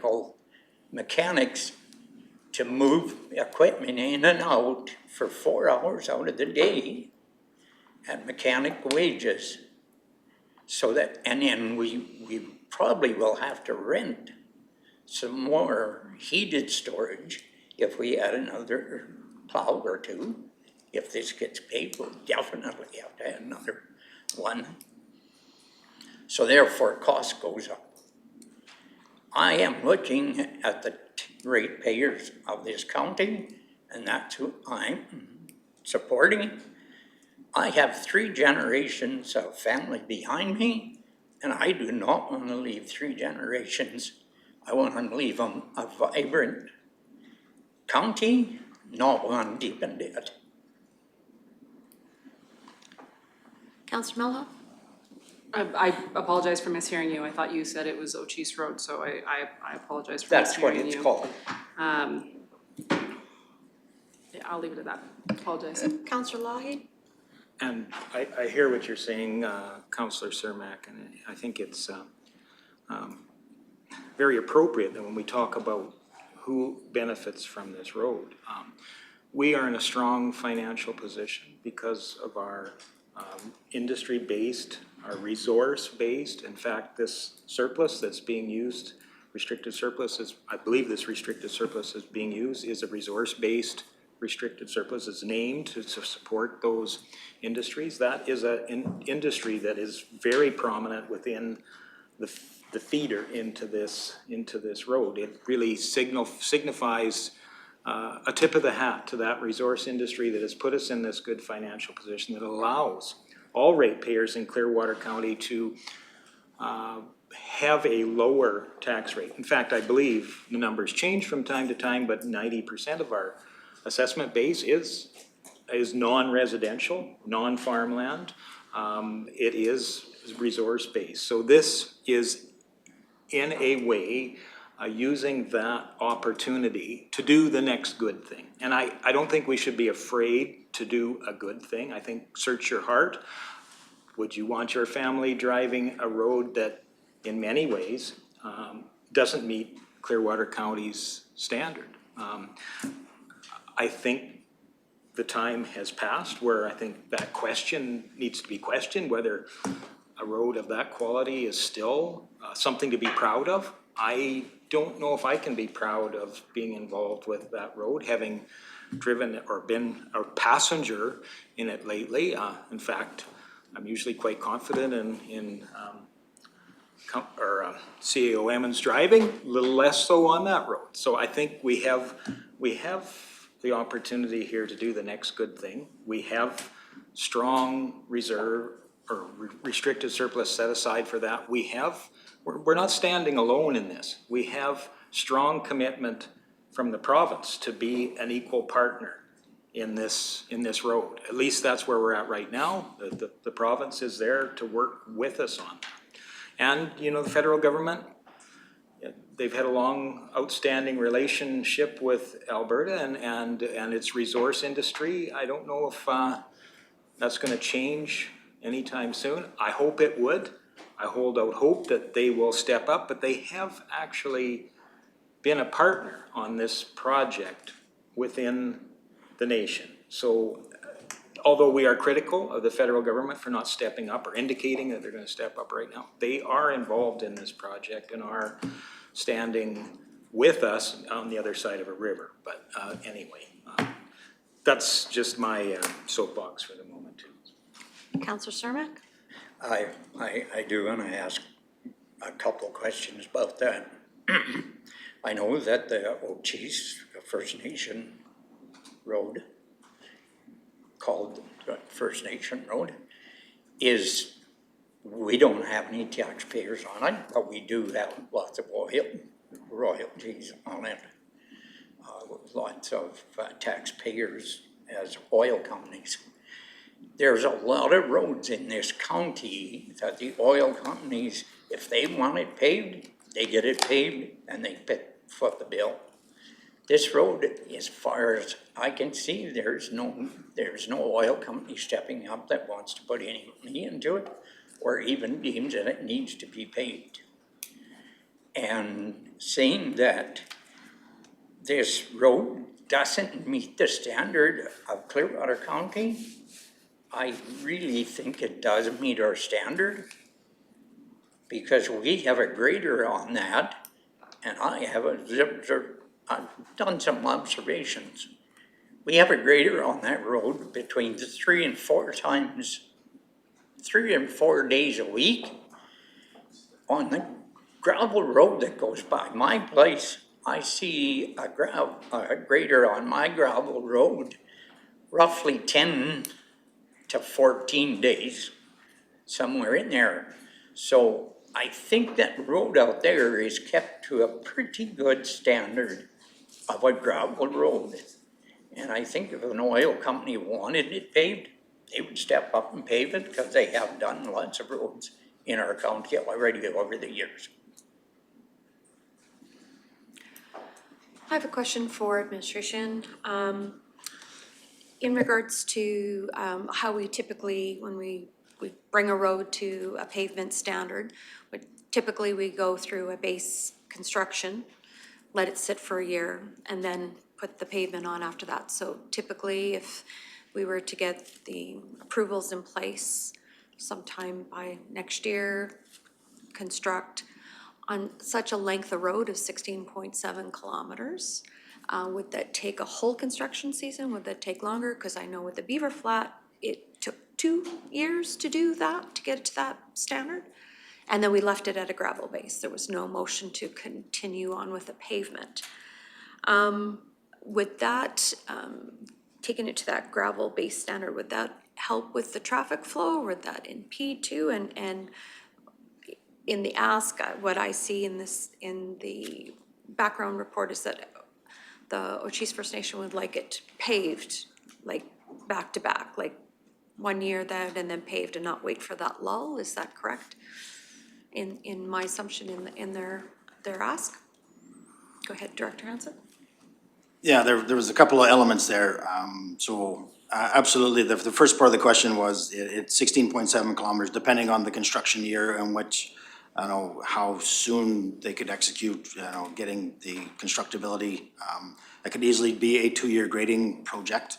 Hopefully they could get it done in 1 year. The base pave portion, it's, once it is constructed to a good gravel standard, it's the base course and the asphalt goes down quite quick.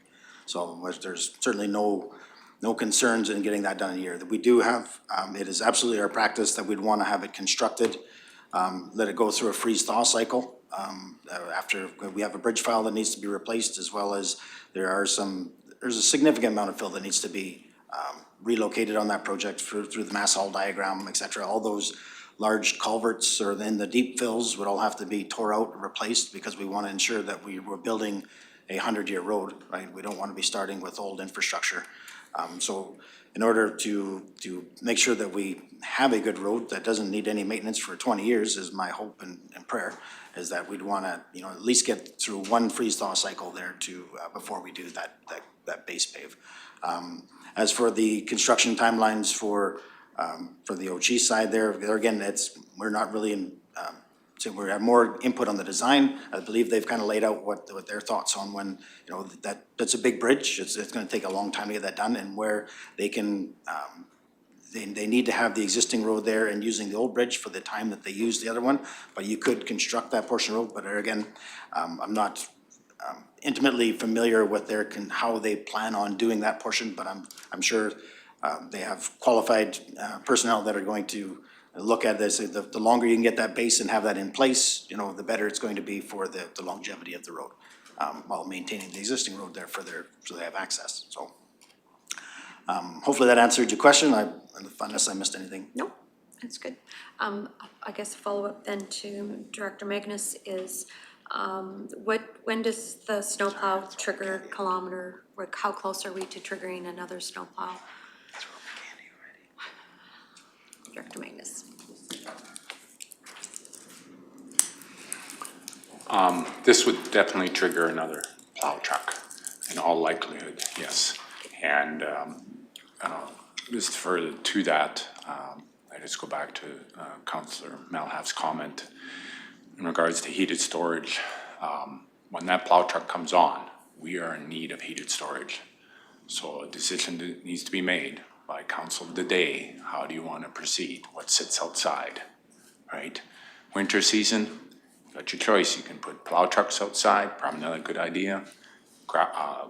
Waste trucks, probably not a good idea. Fire trucks, probably those would sit outside because you still get snow and you got to plow those roads.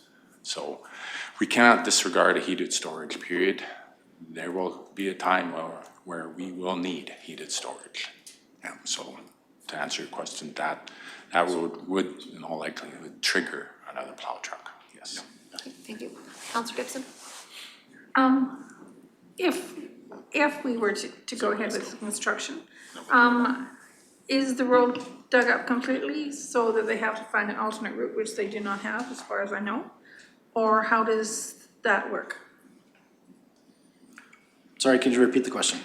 if we were to do the road, it has to be, it can't just be paved like it is.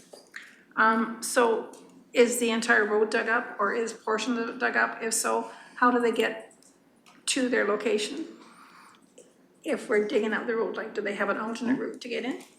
Yeah, so the way that we design contracts is that they have to accommodate traffic the entire time during construction.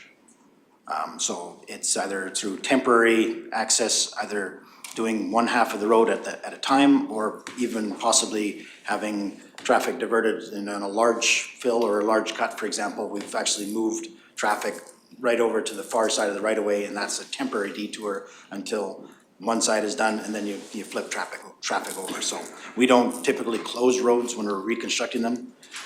It's not ideal, but it certainly allows for that, the transport of, and we design our contracts that they have to maintain a safe road during construction. Fortunately, the Ochis does have a second access around the north end. So even if, heaven forbid that we get terrible inclement weather there, that it was become impassable, that there is a second access out of the area. Okay, follow up, you bet. This is a little different question. Okay, if we were to go ahead and do the road and pave it, okay, we unfortunately voted down a 1% tax increase this year. So to make up the money that we are spending on this road, I'm afraid that the tax increase for the next year or two would be 3.57%. And I don't really think that our taxpayers would appreciate that large a tax jump for a road that is not used by taxpayers. Councillor Mello? Thank you, Reeve. It is used by taxpayers. There's numerous taxpayers along that road. But how did we come up with the vehicle units that justify the paving of all the other roads in the county? So when we say, I believe it's 300, sorry if that's inaccurate, but how did we come up with that number? My assumption is it's because then the maintenance of the gravel standard is outrunning and therefore you justify pavement because the maintenance is higher. So what are those traffic units and how did you come up with that number? So I'm gonna bring everybody back to our, sorry. Every time he gives me a halls, I throw in the garbage when I have to talk. Because I can't talk with it in my mouth. So our current servicing policy doesn't actually have a vehicle traffic count or as a threshold that determines if we pave. It is one of the factors that we have. Their number one bullet that's actually we've always hung our hat on is that we typically do not expand our surface road network unless there are partners available. Using 350 to 400 vehicles a day is a really good guideline because that is like the threshold breaking point of when it becomes from a maintenance of a gravel road to the maintenance of a surface road, is that you get that crossover when it's in relation to maintenance costs. But when you're up at that 250 vehicles a day, it becomes a quality of life concern as well, because 250 vehicles a day on a dusty gravel road, close proximity, if you have a multi-lot subdivision, for example, there's going to be some pressures in that regard for pavement. So they've been really, we don't have a set plan for once this road hits this threshold, it's going to become a paving priority. The Ochis Road has been on the paving priority list for as long as I've been here. It's 400 vehicles a day and it's been consistent forever. Like the crossover is there for the cost for maintenance versus a surface road versus a gravel road. But we've always, leveraged it back to the idea of the cost share. Using the Sunchild is the most successful example of our three-way partnership with their province and the federal government, and that's the story we've been telling ourselves now since 2011, the day the Sunchild Road was done and the Ochis Road came up. Really, it was that quick when it's like, how are we gonna deal with the Ochis Road now that the Sunchild Road's done? Because that was the highest priority of the day. So hopefully that, like I say, the policy does not prescribe when we pave roads. It really has a lot to do with the quality of life, the decisions of council, do we have a partner? Thank you. Councillor Lougheed?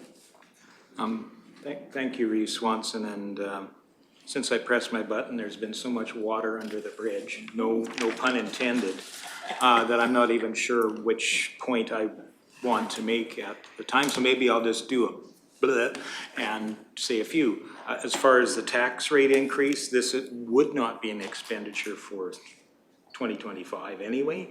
It would be something in the might start in the 2026 budget, which would probably be covered by the amounts we've already committed to this project and have had in place for some time. And we'd probably be looking into 2027 or even later for the ultimate completion of that project with the paving. So I don't think we missed the boat as far as going to the ratepayers. We also got to view this road, put all other things aside. If this was a new community that just popped up outside of our borders, and we had the opportunity to get hundreds, if not thousands of visits a year, commercially supporting our local businesses, the people that operate those businesses, our employees of those businesses, our First Nation, or I'm not gonna say our First Nation, the First Nation is a huge partner in the economic diversity, the economic strength of our community. And as far as I agree with Councillor Cermak on the quality of Clearwater County's roads. I think we have excellent gravel roads. And I think on an average moment, those roads are very, very good quality. But there are moments when we've had specific rainfall amounts, and when you have only one route to go and you have to be from one point to the other, I think that's when some of that gravel road and the variances in the makeup of the base of that road start to show. So you end up with unsafe portions of the road in those extreme conditions, right? And that community is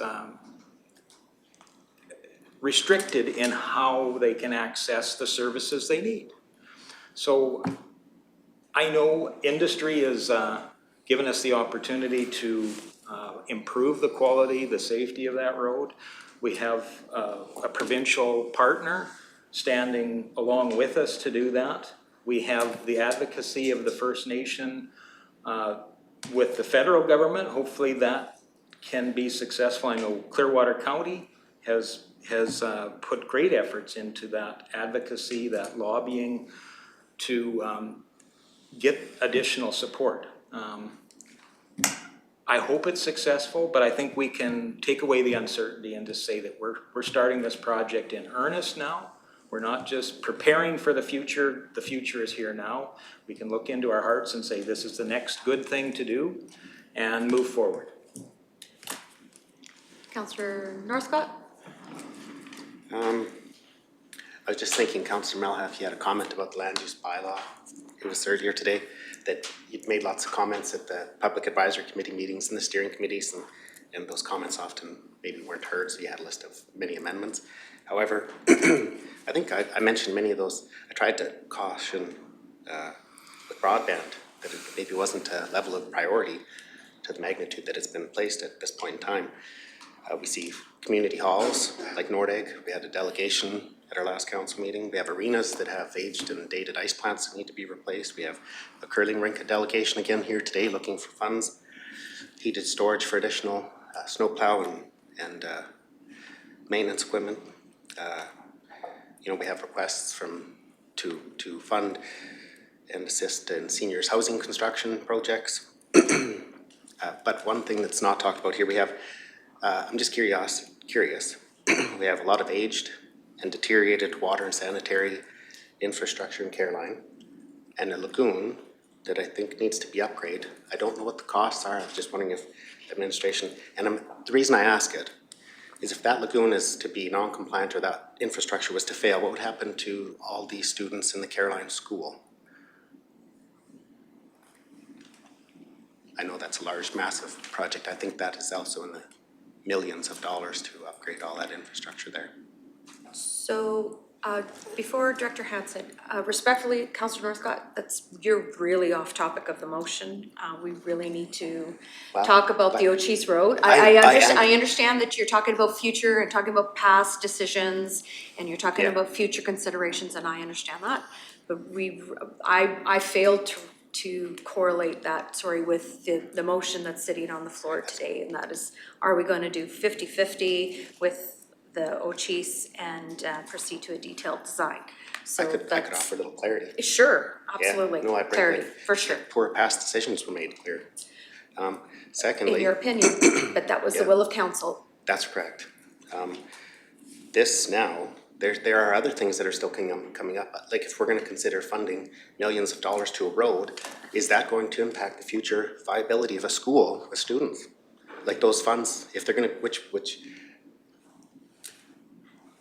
I'm just wanting to bring awareness to that. So if there's a decision to vote in favor of this road, but maybe administration can say, hey, the lagoon at Caroline is okay. That infrastructure's got another 30 years left in it.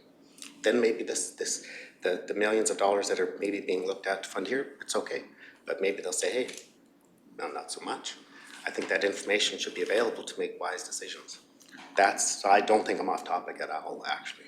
No, I just hear you now wanting to weigh two different projects, possibility of projects. So, Councillor Ratcliffe. Yariv.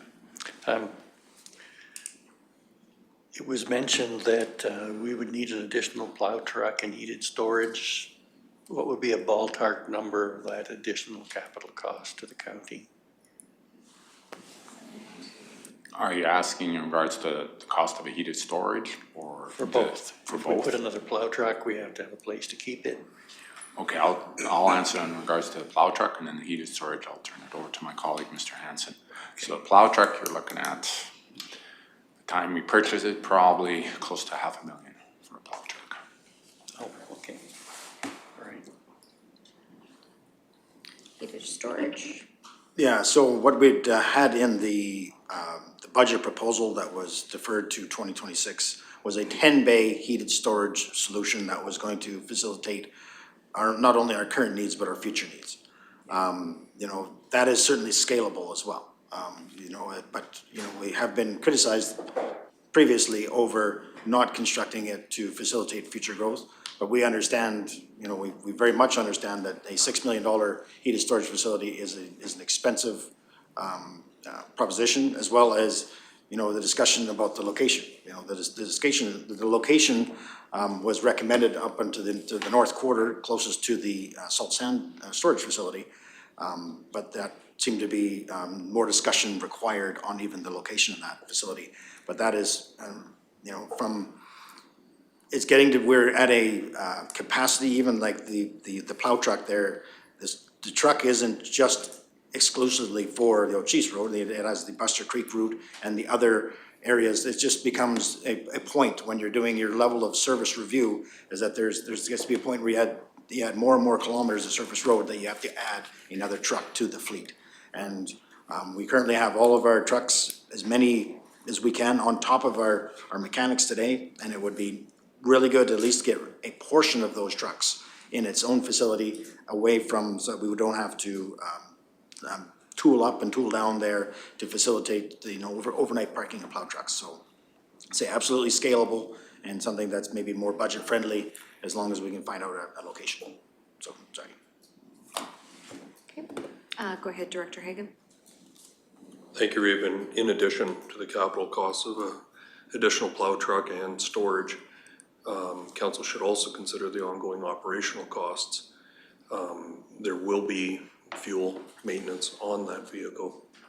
There'll probably be 1 to 2 additional staff members required in order to operate that. And that will go on annually. And then potentially the need to put money away for the future to replace that plow truck at some point when it becomes obsolete. Thank you. Councillor Meloff? Thank you, Reeve. I'm just going back to the justification and pavement we use that you had brought up, that it's not based on vehicle units, but a crossover between maintenance and need, et cetera, and you alluded to that crossover has happened. So would it not make good financial responsible sense to pave the road for the betterment of the taxpayers across the county? Because if it's more financially prudent to be pavement, because the crossover between the maintenance costs on this gravel road has happened due to the vehicle units, would it not be more financially prudent to then pave the road? It's already got a dedicated grader due to the high maintenance needs on this chunk of gravel. Wouldn't it then be more financially prudent? Otherwise, that's not a reason to pave roads anymore ever. And we just need to not be paving roads. Because if that's not the justification we're using going forward, quality of life clearly isn't a reason, or we would have paved it 20 years ago. So if we're using maintenance as a reason, then that has happened. Why are we not paving the road? Councillor Lai? And again, it's been so long since Councillor Melhoff brought forward the motion, I can't even remember exactly what it was so that I comment appropriately relating to the motion. But I do understand, and thank you for that, Director Hansen, that the additional snowplow and staff that would come on, it was just an increment from our existing service level requirements, that it's not necessarily one plow truck, one facility, 2 employees that are dedicated to that maintenance aspect of this road. It is in addition to all the other commitments we've already made to our other surfaced roads. So although I understand that anytime we add paved surface to the inventory, you are gonna have to consider capital costs to add a new snowplow, capital cost to store it, capital cost for probably some extra salt storage things. Those are, here, I'll just share a secret. These keep coming at this council for decisions forever. There will always be decisions about operational and service level things all the way along the line. And we do look to administration to apprise us of those concerns, and they have done their role here. But ultimately, it is up to these 6 people that sit beside me to choose what the priorities are, to choose what their heart tells them to do. Is this the right thing to do, or is this not a priority? So, and I think we've defined it as a priority, and we're somewhat hesitant because we're waiting for the magical partner. I wish they would show up too. I think I had recent things tell me that I've heard there isn't a Santa Claus either. So I just want to make sure that other myths aren't forwarded. I think we can be decisive. We can take advice from our administration, but it is council's decision. Thank you. I totally agree with you. I think it is this table's decision. But I also agree with you as well that service level is determined at this level as well. And understanding too that this council can say no to a lot of things, especially on service level. I know I've had a couple of discussions over the last few weeks and with ratepayers, and they're fine with going back to a gravel standard and not having pavement, because they say it's more people that are traveling the pavement than ever before, and it's creating a lot more angst. So I understand there's 2 sides to every story. Yes, there's that public safety, but then there's the speed factor, and then there needs more enforcement, and then there's more response on our first responders. So I get it, coming from one side, absolutely, and I believe this council has deeply committed the lobbying efforts to try and find those second and third partners. And we've succeeded in one, and even that second partner is trying their darndest to get that third partner in there with us. And I appreciate their efforts as well with doing that. But that's not what's being presented, and the motion is to go 50-50 with one partner, possibly. This could still maybe land up on all our laps and having more money. I am just more concerned in regards to the extra ask with this realignment. It seems like it's an extra ask of 1.4 million over and above than what we have committed. Is this something, I mean, you've outlined the 3 options, I guess I'm gonna go back to that, and that is, we could do the 400 meters for the estimated cost at 1.4, we could do a gravel standard at 900,000, or we can just say thank you very much and we're not going to do that realignment. Is there efficiencies in their design to maybe limit that cost? Because the way it was presented on this photo is that they're going to the west, they're not coming to the east. Does that help? I guess I'm not as familiar with what earthworks can do in maybe presenting some more efficiencies with the curvature of that road. And I look to you, Director Hanson, because that's what you do. You're the road builder. Yeah, unfortunately, the efficiencies are lost due to the length of the road, and that's why you're seeing the price difference, you know, that these are engineering estimates based on the current asphalt and gravel pricing. There again, we do not recommend, unless we're ready to move forward with our portion, is to pave that 400 meters in. So at a minimum, I would suggest that we not pave that portion in Clearwater County. The other discussion, if council were to move forward with actually, you know, the 50-50 cost share, if the stars align for that, I would suggest that, you know, that becomes our 16.7 kilometers becomes our project, so we can use our efficiency, our scale, in order to get that, or even increase it. But depending on how the timeline lines up for, if they're farther along with their portion, maybe there's some type of bridge gap, but I think they want to have a definitive line in between. This is where the nation ends, and this is where Clearwater County begins. Is even in the letter referred to that it would be our road, our maintenance responsibility, even though, but they wanted to manage that portion to get it all, to try to get their scales, their economies of scale that they can in that project. Again, it all depends on what the decision is, I guess, how that motion lands there on your 50-50 discussion. And if that's the plan, you have to give us a chance to regroup and then to determine how we can deal with this portion of the ask and where the timelines match up. And we'll take in the best interest of Clearwater County at that. But it's a completely different direction than where we're at starting the agenda. Okay. And I do want to reiterate what Councillor Cermak has said, and that is that we typically don't start a project unless we're fully funded. So I guess I look to you, Councillor Melhoff, as far as a friendly amendment. We go on a 50-50 share basis pending the other 50% is funded. I'm not prepared to say I'm fine to do 50-50 if the other 50-50 is with a sure thing, we're not stuck halfway through and there's a line in their sand and saying, we're only going our 8 million, we're not gonna come up with the other 4. I guess I would like that assurance from that second partner that they're willing to do the 50%. If I can respectfully add, but it's up to you, go ahead. I would honestly like my motion to sit as it stands. We have an opportunity to work collaboratively here and have efficiencies of scale. Doing this together as a partner while they're doing the other 800 meters, right? 400 in the nation and 400 off the nation. I truly believe that our team can find that efficiency there and go from it being, 3.5 million a kilometer and bring that down to the 1.5 being presented for the other 16.4 kilometers. Doing it together, it's the breaking this up that will end up costing it significantly more in the end.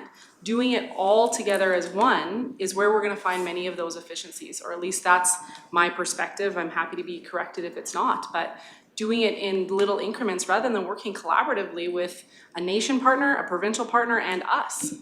I truly think we can do it. And based on conversations that we have had with our provincial partners, I think that we can get there. I don't think we need to delay this project by saying, oh, we'll wait to see if we can get 50%.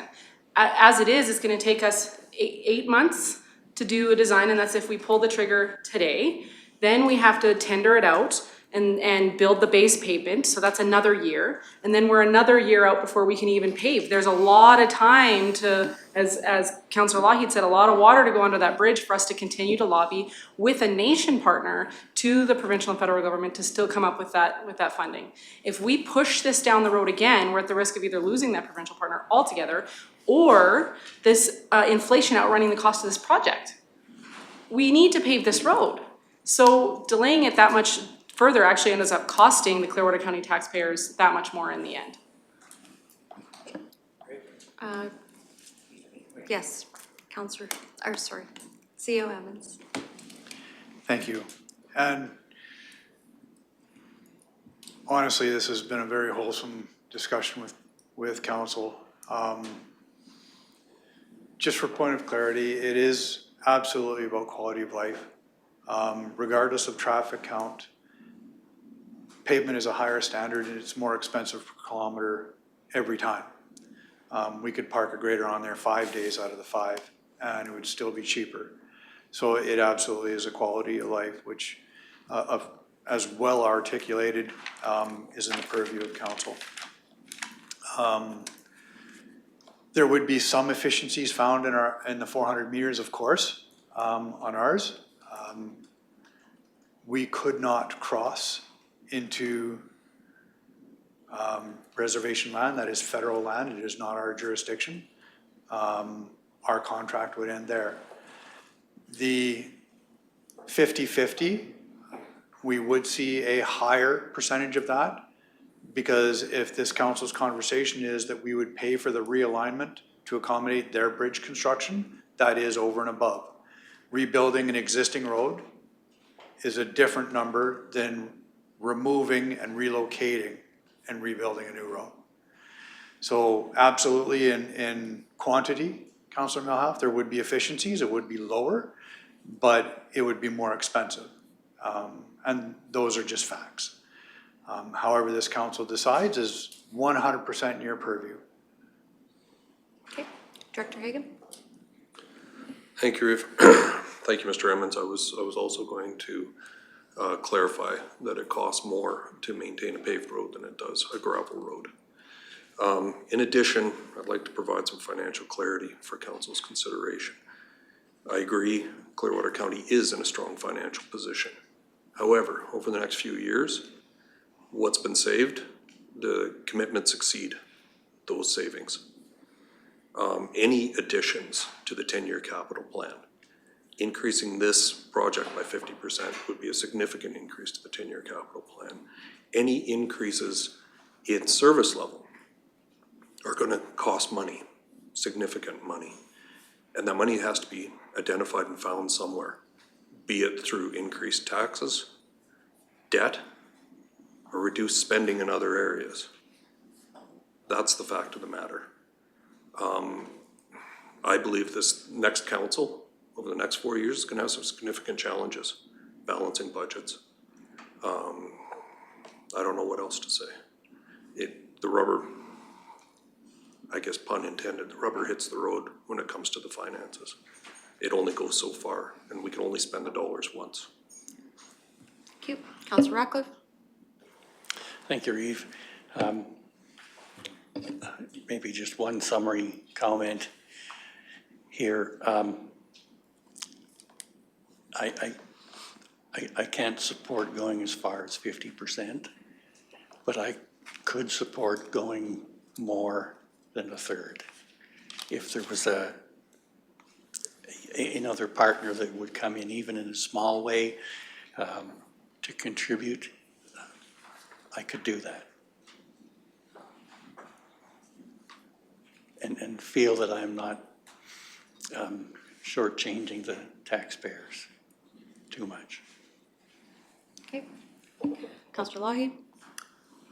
Thank you, and I appreciate Mr. Hagan reminding us of the future and the commitments we've made and the vision we have for this community moving forward. We know that's very difficult to, it has been a priority for this council and perhaps the council before to cushion our community from those large increases in taxation. We have been effective at that by having restricted surpluses to help our community through the affordability crisis, through COVID, through a downturn in the oil and gas industry.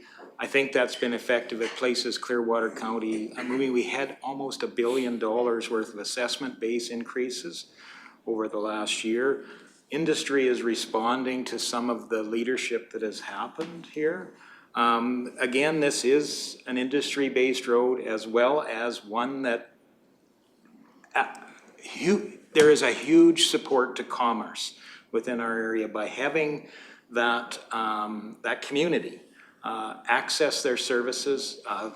I'll say it very plainly. They come here to spend their money, whether it's for a vehicle, whether it's for groceries, whether it's to access healthcare, whatever reason. This is essential to their quality of life there. This is the road, this is the artery that gets them back and forth to be able to do that. So it does have, although the nation is not a ratepayer in Clearwater County, all the people that serve them through that commercial base are. That's how we've created growth through our existing businesses.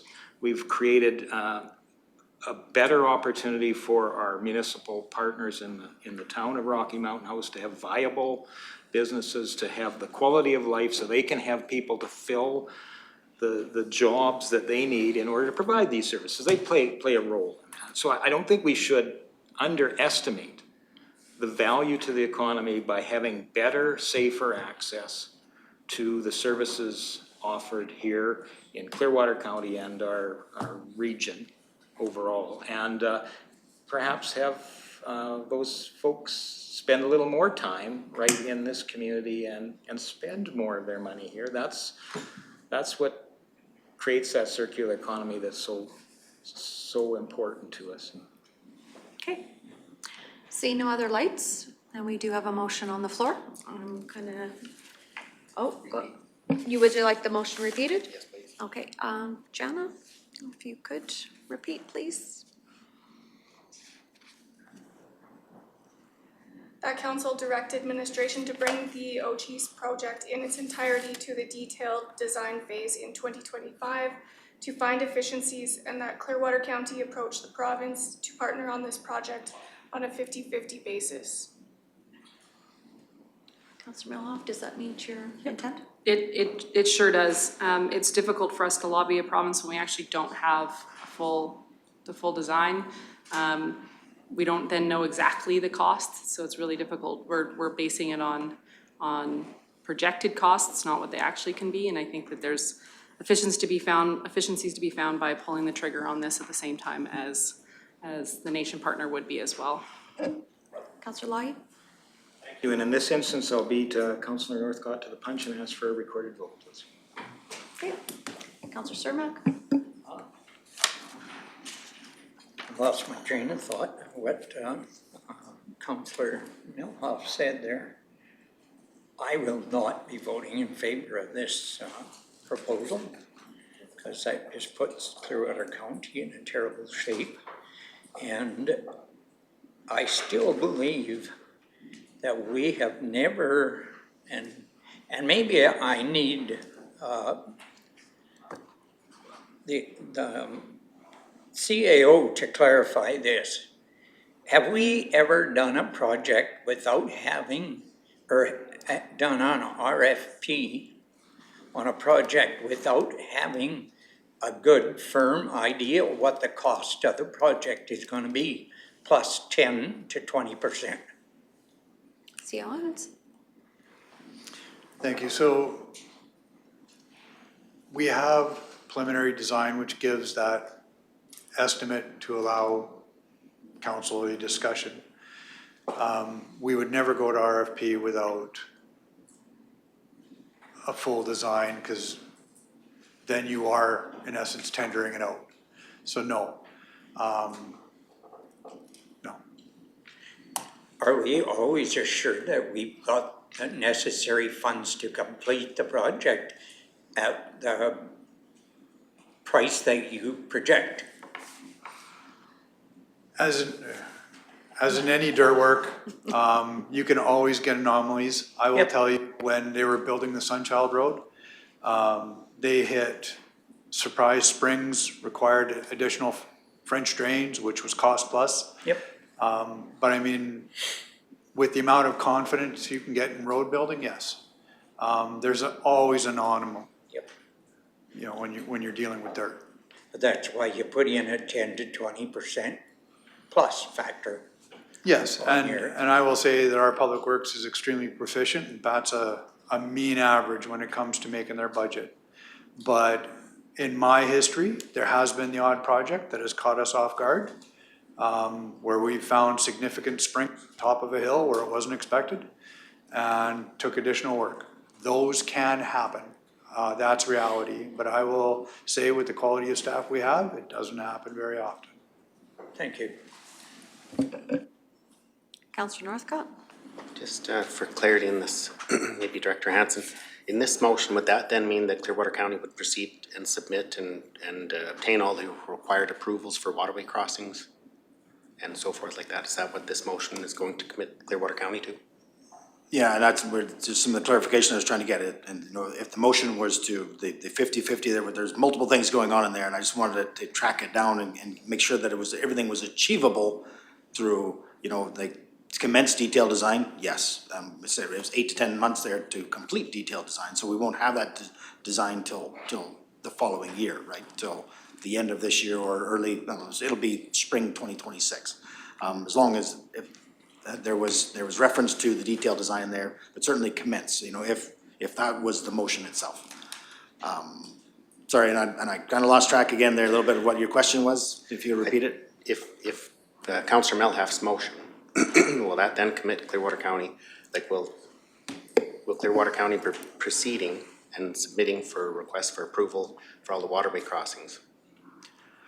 Will that be accomplished? And do those waterway, if so, do those approvals, if they're received, have expiry dates? Yes and yes. So the motion that would be set out would be basically approving the $150,000 in detailed design. We would take that right to getting all our approvals and to basically tender ready with the 100% anticipation that we're going to move forward. And if for some reason, once that detailed design is done, we do the next estimate, which is the next best guess on what the market's going to cost us for the project. It still has a stop point right there. We can get to end of detailed design. We can have all our permits in place and tender ready. And if it, for example, if oil went through the roof because some major world catastrophe happened, weird. But, you know, that ability to stop is there at the detailed design phase. And then even if we do a tender, and all the tenders come in, we have a budget amount based on the detailed design, and if they come in over budget, there's also another stop opportunity there as well. Is that if it's beyond the cost of what we allocated for the project. So there are some security measures in place there, and this is over the next few years, right? Because we'll know we have enough money for the grading, but then paving is gonna be the year after, so. It's not all to be spent this year. And there are some opportunities to stop, but what we've always kind of hung our hat on was we need to leverage that partner to the table. And that's kind of where we've dug our heels in, basically saying that's, once we lose that leverage, you're all in. Is there an idea, if I may? Just Yep. For the motion, the financial requirement that would be, now, if that motion was to pass, what is the financial commitment that would follow that motion from Clearwater County? Yeah, we would need, for this year, if you wanted to move ahead, green light it now, is $150,000 in 2025 for detailed design. I believe that was the number I brought in strategic planning. Maybe it was 155, I don't remember. I think it was 150. Okay. Thank you. Yeah, 150 to 200,000 if I could. I just don't have that. We're working on the fly on this one a little bit, but I know, I'm sure it was 150. I don't have the agenda, but you know, if it was upwards of 200, that's for the discussion purposes, use that. Okay. Director Hagan? Thank you. And Mr. Hansen, I believe your recommendation was to fund that from the 8 million currently held in restricted surplus? Resource roads? That's correct. Yep. Councillor Cermak? Yes. So this project is 16.7 or 16.8 kilometers.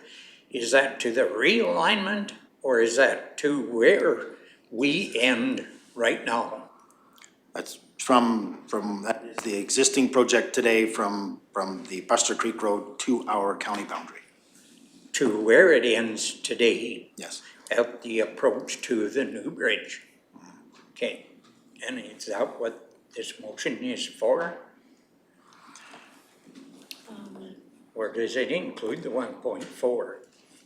I believe those are two separate Two separate conversations. This is 100% single related. There's, then we'd have to give us a regroup on how that affects the Ochis and like how does that change the plan? And then that might require a little bit more consultation as well. I can't vote in favor. Councillor Northcott? You know, I take the safety of that road at a very high level of importance. I just, I don't know where the money's gonna come from. I didn't get my answer to a question that I'd asked regarding Caroline and Clearwater County didn't amalgamate because finances were good, right? There's deteriorated infrastructure there. So, the motion, I don't think there was enough information here. I think there needs to be careful consideration of other projects that need to be funded. And this, in my opinion, this road is a very high level of priority. But I think that there needs to be a more detailed discussion and more information provided on the other projects that need to be funded as well. Councillor Lawye? Thank you, and I just want to give my perspective to council one last time. We cannot commit a future council to follow through with the decision we make today. What we can commit to is the necessary work to plant the seed, to create some momentum towards an ultimate goal of having this road completed. That's the indication we can give. Future council always is going to have to decide what fits their budget, fits their priorities, fits their vision. So what we're saying, what I believe we're saying by this motion is that we believe this is a priority at this moment to start that momentum moving forward.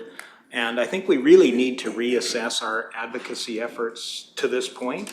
We have had this project as a priority for many, many, many years, and what we've done hasn't been successful yet. So who has ultimate, it is a county road. So if we want to take back the authority, the control,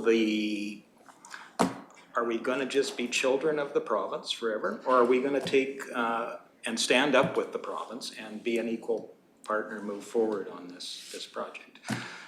That's an opportunity we have here. We may not be able, this organization may not complete this road due to budget constraints or engineering challenges or world, who knows, we could go into the next pandemic or we could go into a world war when, who knows, the projects may get sidelined with other priorities.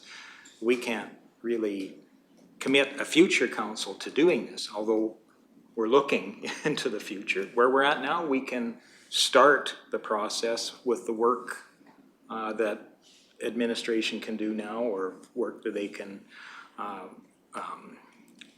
commission to do the engineering work that we need to be able to go to the next stage on this. And give the next council the best possible foundation for their decisions moving forward. Councillor Cermak? Yeah, just to further that a little bit, we are definitely putting the next council in a debt position. I don't think $150,000 puts us in a debt position. Is our restricted surplus that small now? We're looking at 8 plus 4, because she's talking 50%. We are not spending that in 2025, nor 2026 likely. That will be a future decisions or future council's decision of whether that project remains a priority of Clearwater County. And that's what politics or what governance is all about. We can't determine what the people that occupy these chairs in just a few short months, what their priorities are gonna be. In fact, they'll have to articulate that with each other, what they believe their priorities may be. And they may be totally different than where we're at now. I know broadband's been brought up a lot of times. The next council may decide that's not a smart investment and go a total different direction. So I don't think this is committing Clearwater County to the overall project. It's starting the project in earnest that builds that momentum towards that goal that we've defined for a long time by having that restricted surplus dedicated to this project. So a motion that is made for 50% of the cost of this project isn't committing this council? I thought motions committed us. Am I wrong? Rick? Yeah. The next council can always say no. CEO Emmons? I think what Councillor Lougheed is referring to, Councillor Cermak, is this motion commits to just the design, that detailed design. The next councillor could say no to the project. Is that what this motion says? That we're just committing 150,000 to design? That's not how I read the motion. Maybe Councillor Melhoff can. Yeah, so in 2025, my motion would then, it would be committing us to the engineering. It doesn't commit us to 150 because that would be a follow-up subsequent motion along with a budget adjustment to go with it. And it commits us to lobbying the province to find the 50-50 partner. At the end of the day, if the province says no, we can turn around and say no as well. I mean, I would argue that we shouldn't, this road needs to be done, but the council can turn around and, as Director Hansen has said, there's numerous stopgaps along this process that this project can be stopped. That doesn't mean it should be, I'm just saying there's numerous opportunities this project can be stopped. This motion commits the Clearwater County to detailed design phase in 2025, which would then need a budget adjustment in which to achieve that, and it's being suggested 150 to 200,000 coming out of the Resource Road Restricted Fund. And it's also committing Clearwater County to approach the province for a 50-50 partnership on completing this road project. If the province says no, we can come back and have a different conversation. So then if the project doesn't go ahead, then we wasted 150 to 200,000 on a design. That you can look at it isn't that going way. to go anywhere because it's dated. You can only have it for so long. Or you could say that you've wasted another year of 30,000 people's lives by not coming to a decision. I guess the biggest thing that gets me is the 1.4 alignment bill. Councillor Gibson? The motion was that you wanted to completely fund this road. It had nothing to, that, unless I am wrong, Jana, can you please read the motion again? As requested, please. Thank you, Reeve. That council direct administration to bring the OG's project in its entirety to the detailed design phase in 2025 to find efficiencies, and that Clearwater County approach the province to partner on this project on a 50-50 basis. Okay, thank you. Councillor Melhoff? Yeah, so to clarify, this motion specifically commits us to doing the engineering of that road in 2025. Any other comments or questions?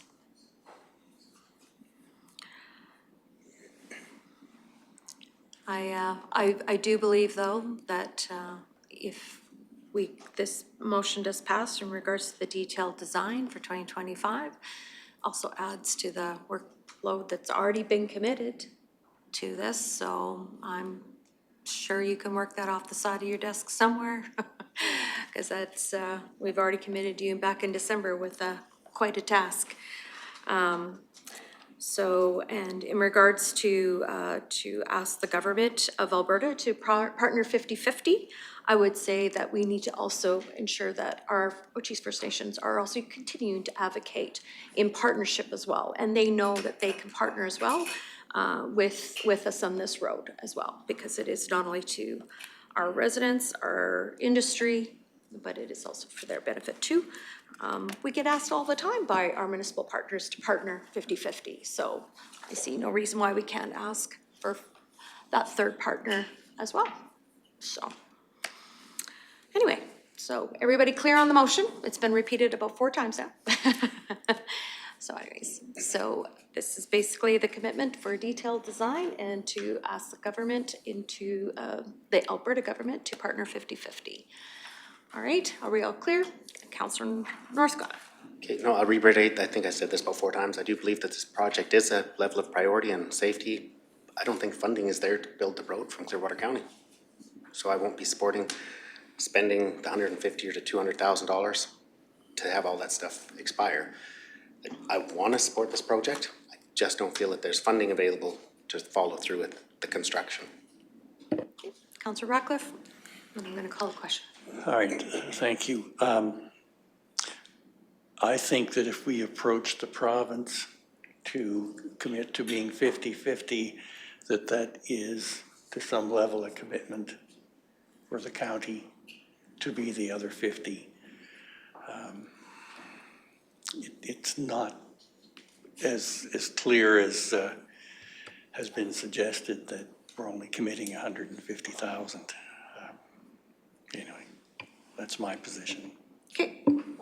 Well, thank you very much, Council, for this very robust discussion. And thank you, administration, for answering our questions. And clearly, this road project is important to this council to have a very thorough discussion. So I'll call the question. All those are in favor. Those opposed? Motion is defeated.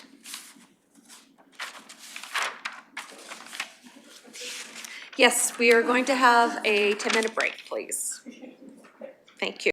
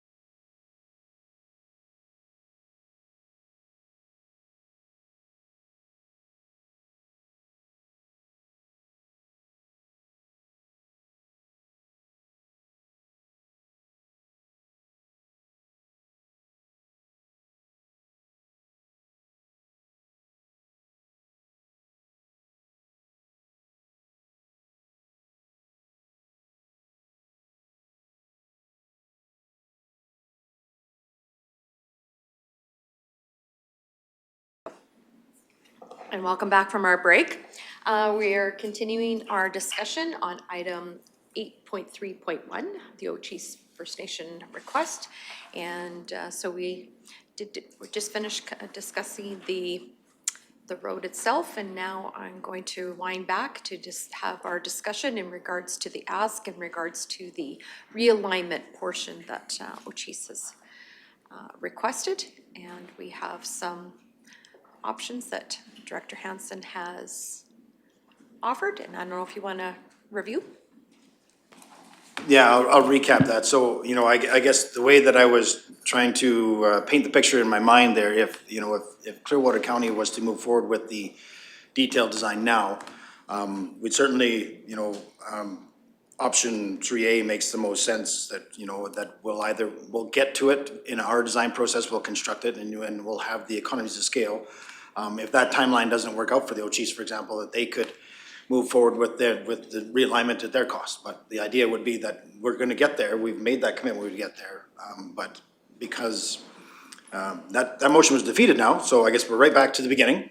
Option 1A, the county enters into a cost share agreement with the Ochis to realign and pave the county's 400 meters of road with an estimated cost of $1.4 million.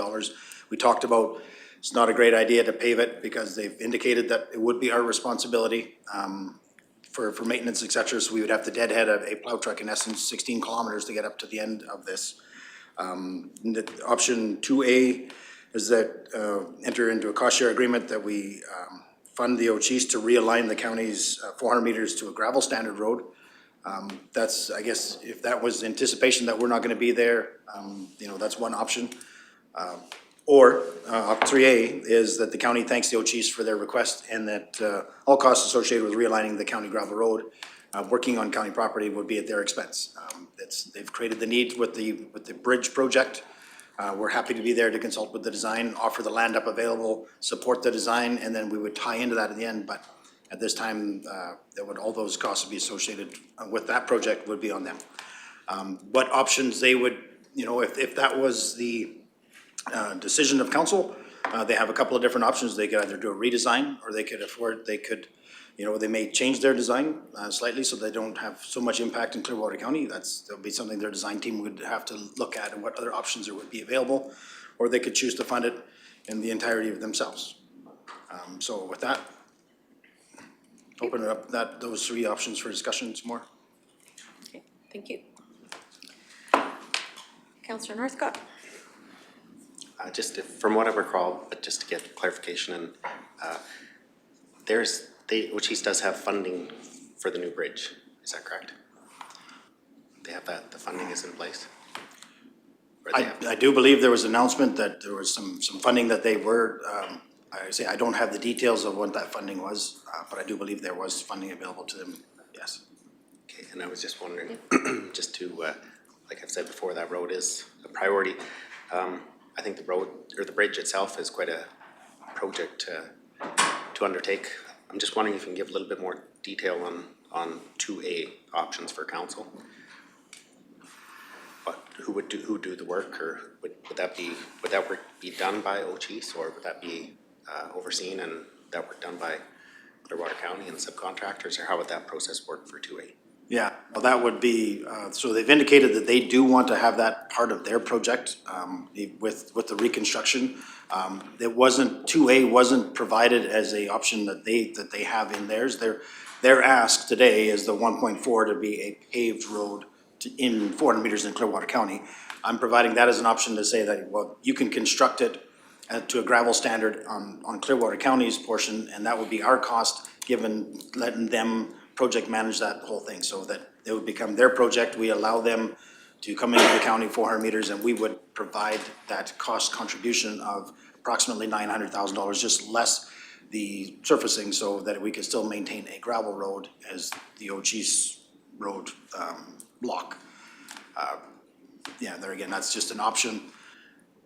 We don't like the idea of taking that on as a county responsibility. Like the cost is going to be relatively the same. If we were going to mobilize our own crews to go up there and have to reconstruct, I would assume there'd be some cost savings, but it's not very efficient, because that takes away 400 meters out of their project, which is only gonna increase their cost for their earthworks.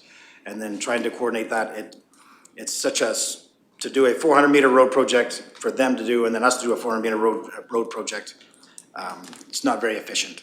So either we pay them to do it, or I would suggest that they just take it all on themselves. Okay. I was gonna make a motion for a two-way, just so that the project, if they chose to, they could initiate the start with the new construction of the new bridge. So I guess I'd make the motion then for option two-way. Okay, Just put that on the table. okay. Thank you for the motion. Councillor Cermak? I have a night on first, and I wanted to go with motion 3A, but I will not be in favor of 2A. Okay, Councillor Melhoff? Thank you, Reeve. Is there an opportunity to change that to a base pave standard? It seems like a waste to have even if it's still gravel, it seems like a waste to build a road to a gravel standard to then turn around and rip it up if we find the magical partner we're looking for to build the road. And then we've got another chunk of road that was recently rebuilt within a short time frame that's to a gravel standard that we need to rip up and do to a base pave standard. So it just seems. Anyway. So, if I could. Yep. So it would absolutely be constructed to support a base pave in the future. What we'd like to do is narrow up the top and just have surface gravel on it there. It possibly have two slopes on the, and actually to make it, because when you're ready to put your base course gravel down, it's gonna be up to a 13 to a 14 meter top is your gravel surface. And we wouldn't wanna maintain that. So what you do is actually you construct the outside of the road that would facilitate the future of the width of the gravel road, of the paved road. But then you actually come up on I'm gonna say a steeper slope, and then you actually, more gradual slope, and then you actually tighten in the top and actually make it into a more of a maintainable surface. I didn't probably do a great job trying to prescribe that, so it'd still be constructed that would support future paving, but it would be left as a gravel road today, and we would actually narrow up the top to, and then just have a maintenance gravel surface on it there, so it can be continually, so when we come in, we would basically just knock the top off, stand the slopes back up, and then it'd be ready for base pave when we're ready to come do our project. Okay, supplementary? Yes. So this motion captures that? 2A captures that, and we would basically provide that as criteria of what we want them to do on our portion of road, and that what we would pay for that. Okay, so we would make sure that they are engineering it to that base pavement standard, so that if we do find the third partner, we're not rebuilding 400 meters. Yeah, Okay. we'd have to, of course, we'd have to prep it and stand it up, and not in essence a rebuild, the alignment's there, we just have to basically change the profile slightly to get ready for base pave, or ready for base course. But we would be, like then, with 2A, we would be providing them the funding to do this work on Clearwater County property. Councillor Lloyd? Thank you, Reeve Swanson. The background information indicates that this option was discussed with OCHEES. I don't think it shares what their feedback on that option was. Can you share what that might be, or is that unavailable? Yeah, no, one was in the discussion with I think it was the Public Works foreman, is that he was under the understanding that they didn't want to have a maintenance agreement with us for surface road maintenance. And it indicated during the meeting that not paving our portion was an option, but that certainly was not included in the letter. I thought that it would have been, but the letter is quite prescriptive of what the request is. So I put it in as an option because these are Clearwater County options. This is not what the request is. The request is option 1A. And these other ones are, is there a way we can meet in the middle, or you know what, you guys created the need, we will get there. We will reconstruct it to what's needed in the future. But there again, it's kind of 2A is middle ground, 3A is we'll get there when we get there, but until then it's your responsibility. So I'd be correct in assuming this is an option that was presented and turned down, and we're circling back around to that same option again with this motion? Maybe that's not fair. So,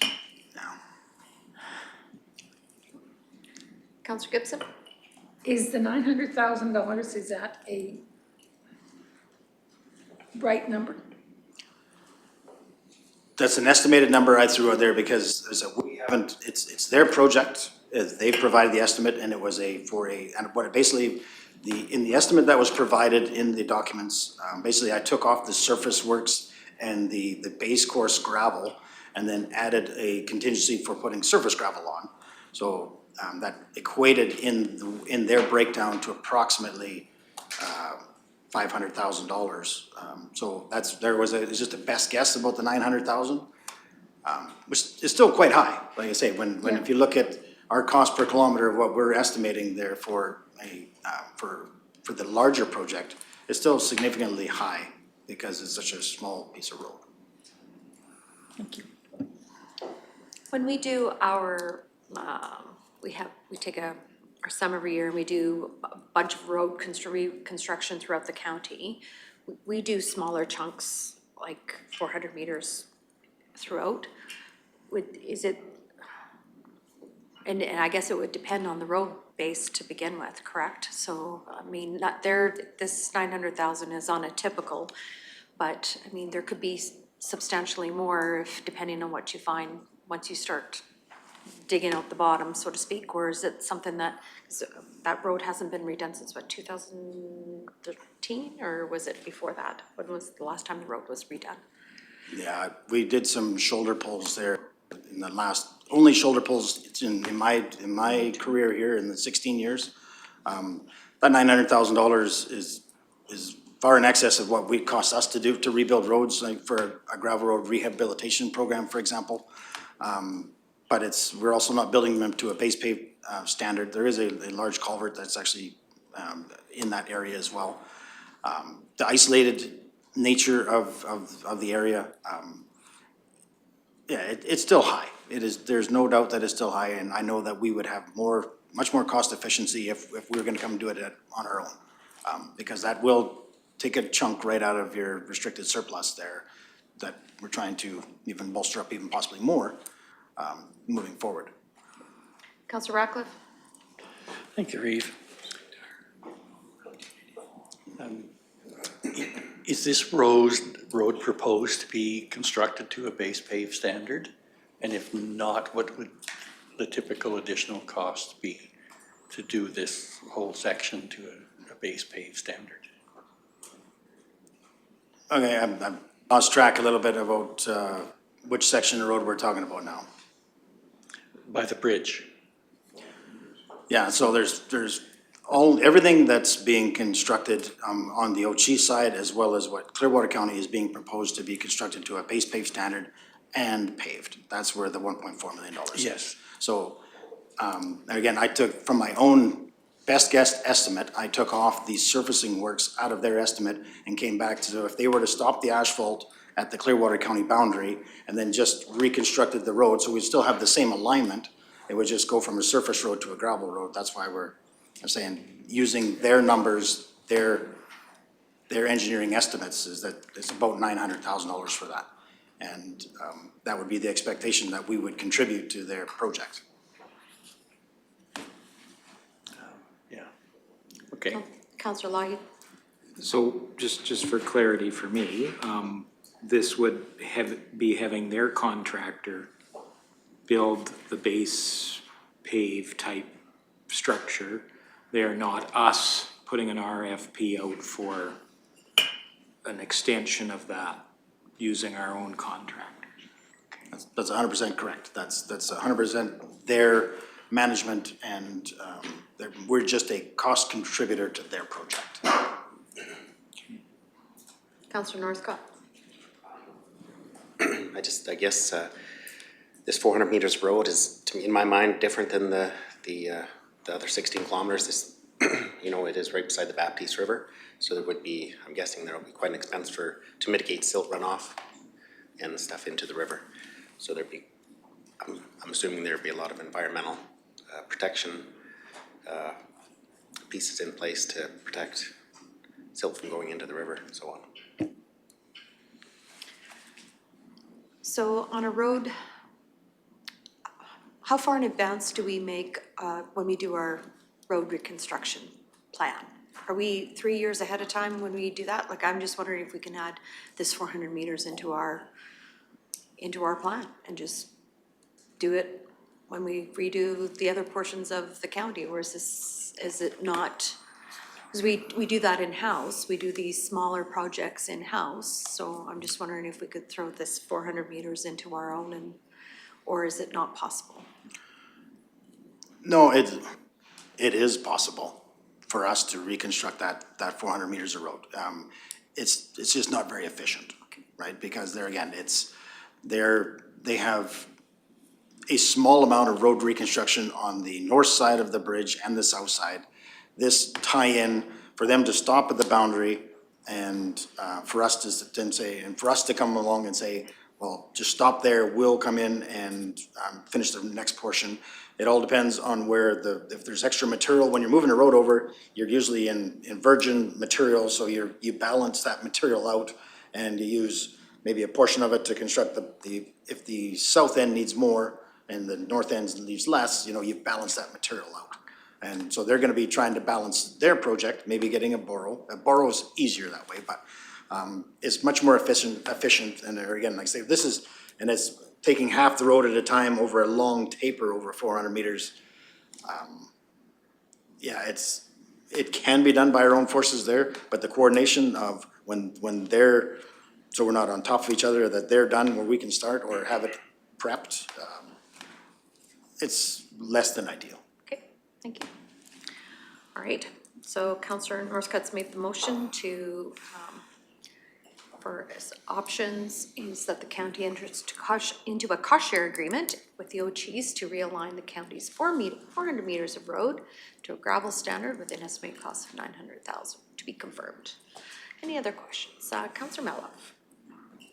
Thank you, Reeve. I think that it would be more financially prudent if we did it as a larger project, add the 400 meters into the 16 kilometers. We can find some efficiencies there and be more financially responsible for the ratepayers of Clearwater County. So unfortunately, because this is only talking about this 400 meter chunk, I can't support spending those kinds of dollars. I simply think it should be built with the road as a whole. It just makes more financial sense. Councillor Northcott? I don't know, I really think the construction of that new bridge really is a standalone project, and I think that 400 meters would be needed to put that bridge in, so I don't think it really is a standalone piece, including that 400 meters, so if that offers any support there. Are there any other comments or questions before I call the question? Councillor Cermak. I agree with Councillor Mello. I will not be in favor of this project. That's a waste of almost $1 million. Any other comments or questions? Councillor Lloyd. I view this option as less desirable than the project actually moving to completion. Of course, we've decided that the efficiencies of having it all done in one project are not incorporated in this. Very difficult from that position to kind of just say yes to a partial fix to this. I absolutely can't see the sense in paving this to what was the suggestion from OCHEs. It just doesn't seem to make sense to invest if that completion of the road may be delayed for a period of time until a magic partner shows up. So I don't think I can support this motion as moving forward. Thank you. Okay. Councillor Northcott. I'm surprised by the remarks, but that's okay.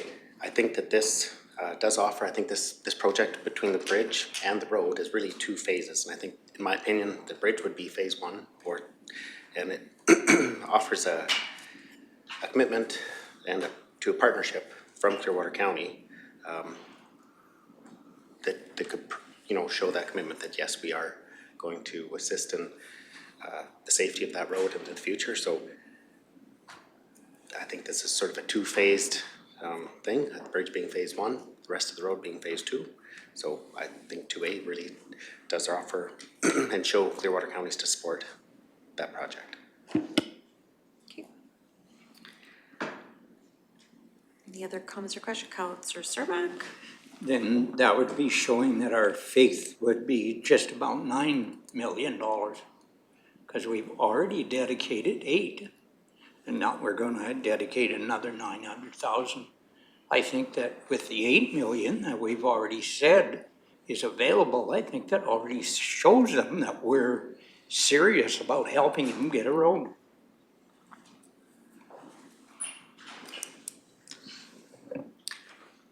Councillor Northcott? I can't say for certain, but I think through previous discussions, there was talk of provincial granting and I think even federal granting that was associated with the installation of a new bridge there. So if this 900,000, the bridge is almost as much as the rest of the road. So I think if this can support installing that new bridge to help future pavement of that road in the future, I think this is a good option for this point in time. Question for you, Director Hansen. Should we decide not to, that the portion of ours at 400 meters, how big of an impact would it be on the balance of their construction from our property line into theirs? Is it, I guess that's where I'm, safety aspects, is the 400 meters critical on our side? Yeah, I guess there's a couple of different ways to, our original design, for example, stayed in the center line of the road and ended at the property line for the O'Cheese Road. So when we did our preliminary design, and we've provided it a couple times to council, like basically we stopped at the center line, reconstructing the road in place.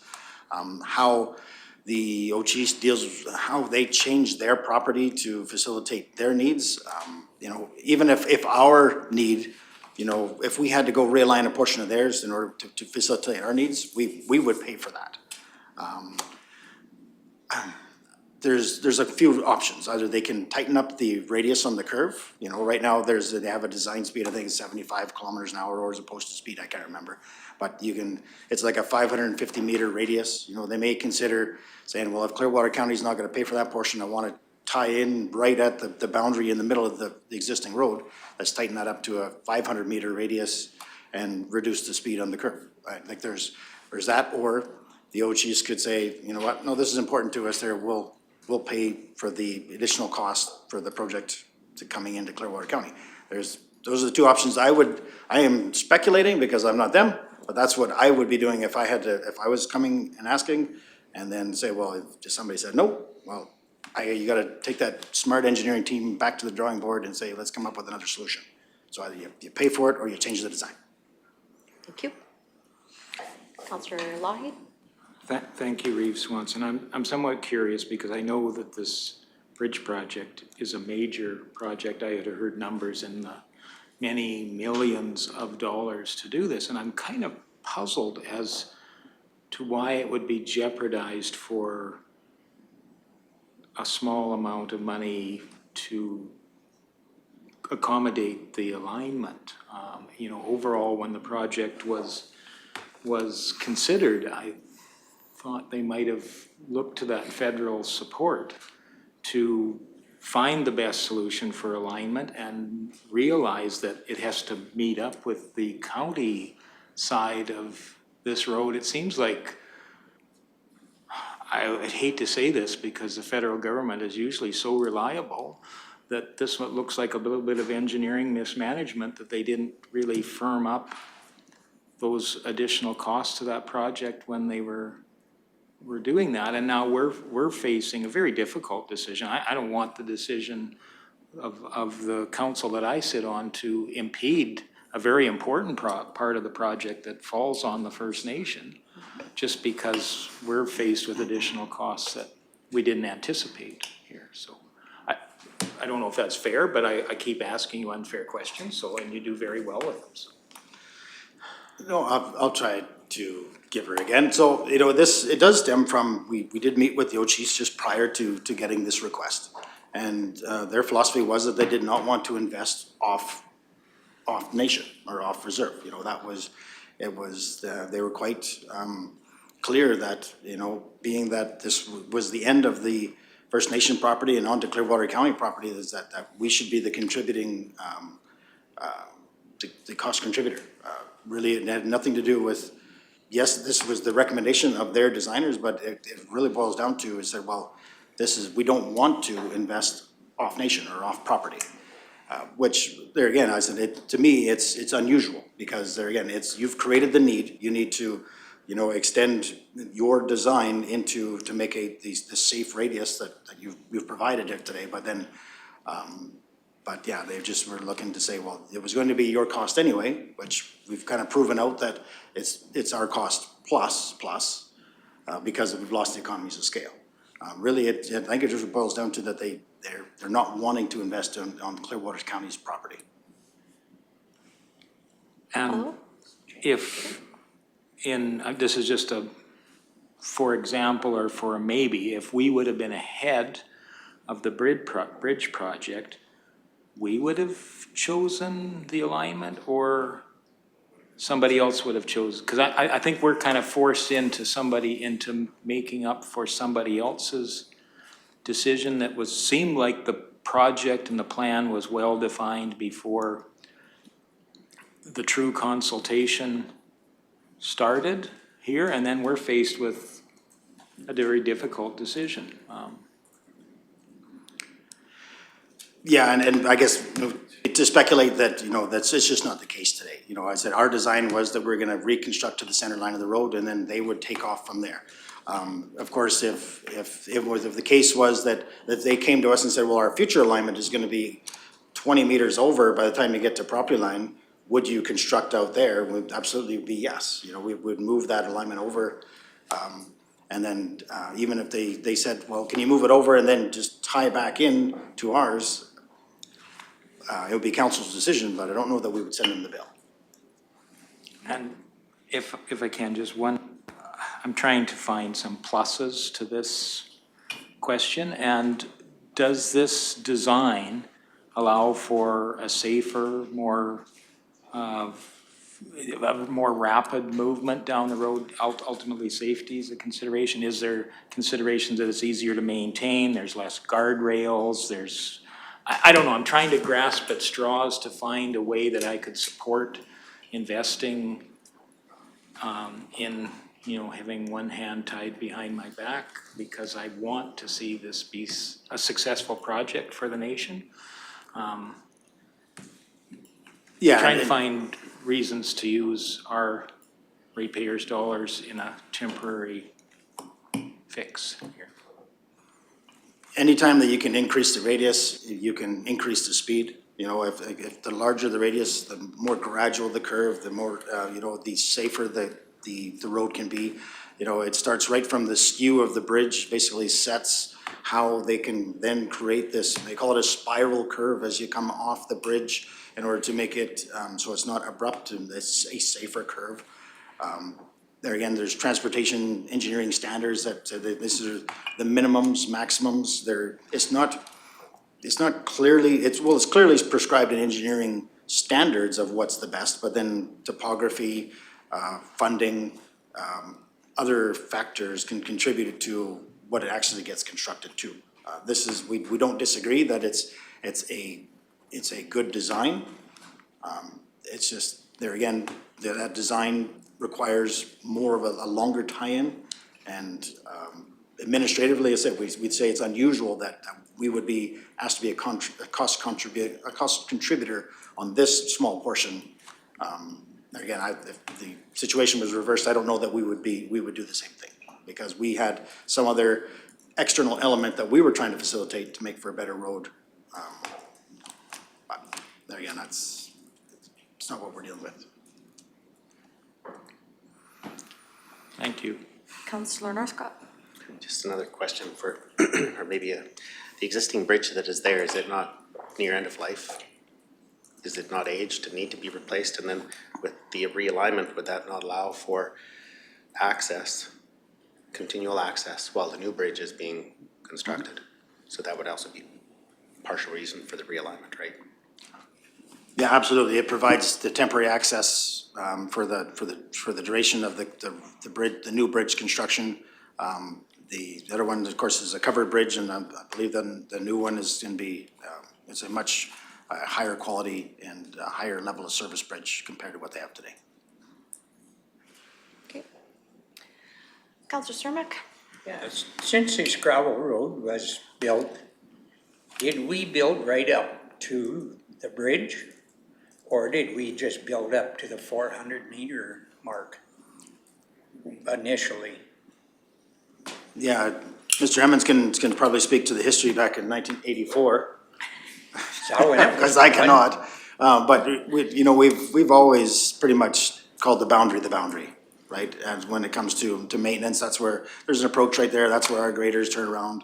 They take over. They had, because it was their own gravel road for the longest time.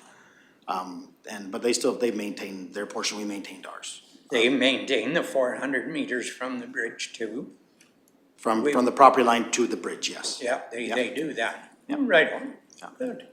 I thought that maybe we did that with our grader. Perfect. I was just thinking over the break, I believe why this has maybe escalated or to the top is because if I remember back in April of last year when CO Emmons and I went to Ottawa, the OCHEES was not only, well, yes, they were in alignment in helping assist lobby for this funding to be the third partner, but they were also lobbying for their bridge replacement. And so I think this is why this has come to this council in the urgency is they've been awarded that grant to replace the bridge. So they're trying to look for efficiencies in having that common construction while they do their replacement of their bridge. So this didn't come from thin air. This has been something that I think has been more of a decision at this table because of that, because of their bridge. And I believe that's why they're asking to find some efficiencies with that particular road coming off and in that a realignment. So I don't believe they were actually prepared for getting their grant funded as well. And that was 100% funded from the feds. There was no other, and themselves. And so, but no other funding has come from, they only had the two partners, themselves and the feds, so. Any more comments, questions? Because I'm going to call the question on motion 2A, Councillor Northcott. I don't know if Councillor Lougheed, I can't remember if it was the vote for, but for a recorded vote. Yeah, I would just request a recorded vote, that's all. Okay. Yeah, go ahead, Councillor. For a recorded vote, and I did indicate before that I wouldn't be supportive of this. This is a very difficult decision. I appreciate the conversation that's happened around this. Looking at the map very closely, this is a lot of cost for a very minor alignment change. If I would say that, I'm sure they're centering the bridge in this allowance that's showed there, and through if we're anticipating building this road, maybe this is, it seems that they're set on this project and the alignment that's there. We will have to connect up at some point in time, and we don't want to have a right angle turn to go a few meters left or right or whatever it is. And so I think I will probably support this option at this time. Okay. Thank you. Right. So with that, I'm going to see no other further lights. I will call the question.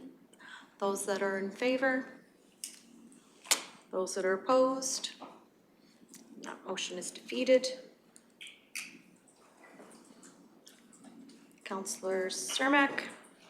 I will make the motion that the county thanks the OGs for the request and indicate that all costs associated with realigning the county gravel road to facilitate the bridge and road construction project shall be at the expense of the OGs, and that it will be completed to the county gravel standard. Thank you for the motion. Basically 3A. Any other comments or questions on the Councillor Cermak's motion? Councillor Melhoff. Thank you, Eve. I don't think it's a secret that I won't be supporting that motion. It actually doesn't support the strategic plan that we all voted and approved on back when we first got elected. Milestone number 1.2, First Nation relationships. I think it directly goes against the relationship building with that is based on our strategic plan. So I will not be supporting the motion on the floor. Any other comments or questions? Councillor Lahid, sir. What's changed, folks, but I guess here we are at the end of our term, and it's different than the view at the beginning of the term is what I can say. Ultimately, I wish for success. My fervent wish is that the federal government would see the value in extending the costs to be able to align this properly, and that be their contribution to this project in the least. But I can't support the motion. Okay, thank you. And although I understand what it is, I won't be supporting the motion. I don't believe it's appropriate at this time. I think we still need to try and find some solutions going forward. There is still time, in my opinion, to continue to advocate and to hopefully they can find some, either a different engineering system, but whatever we can do to assist, we will do what we can. All right, Councillor Ratcliffe. Thank you, Reeve. As it is the apparent industry standard that those causing the realignment are responsible for the costs of getting it done, I will support this motion, but I would entertain another option as well that makes sense, should it come forward. All right. So with that, I will call the question. All those in favor? Those opposed? The motion is defeated. Go ahead, Councillor, or sorry, Council. Go ahead, Director Hagan. Oh, It's getting late. it's getting late. It's all good. So I just briefly come to mind, of course, it doesn't have to be an all or nothing. You know, that it could be, there's the $900,000 for it to pay for the entire, I think we've all agreed that if it's going to be reconstructed, that it's to a gravel standard. I think we've got most, not everybody, but mostly. And then there was the entire construction cost, and there's zero. There's many percentages in between 100 and 0. Just throwing that out there for consideration. Yeah. So, is there any,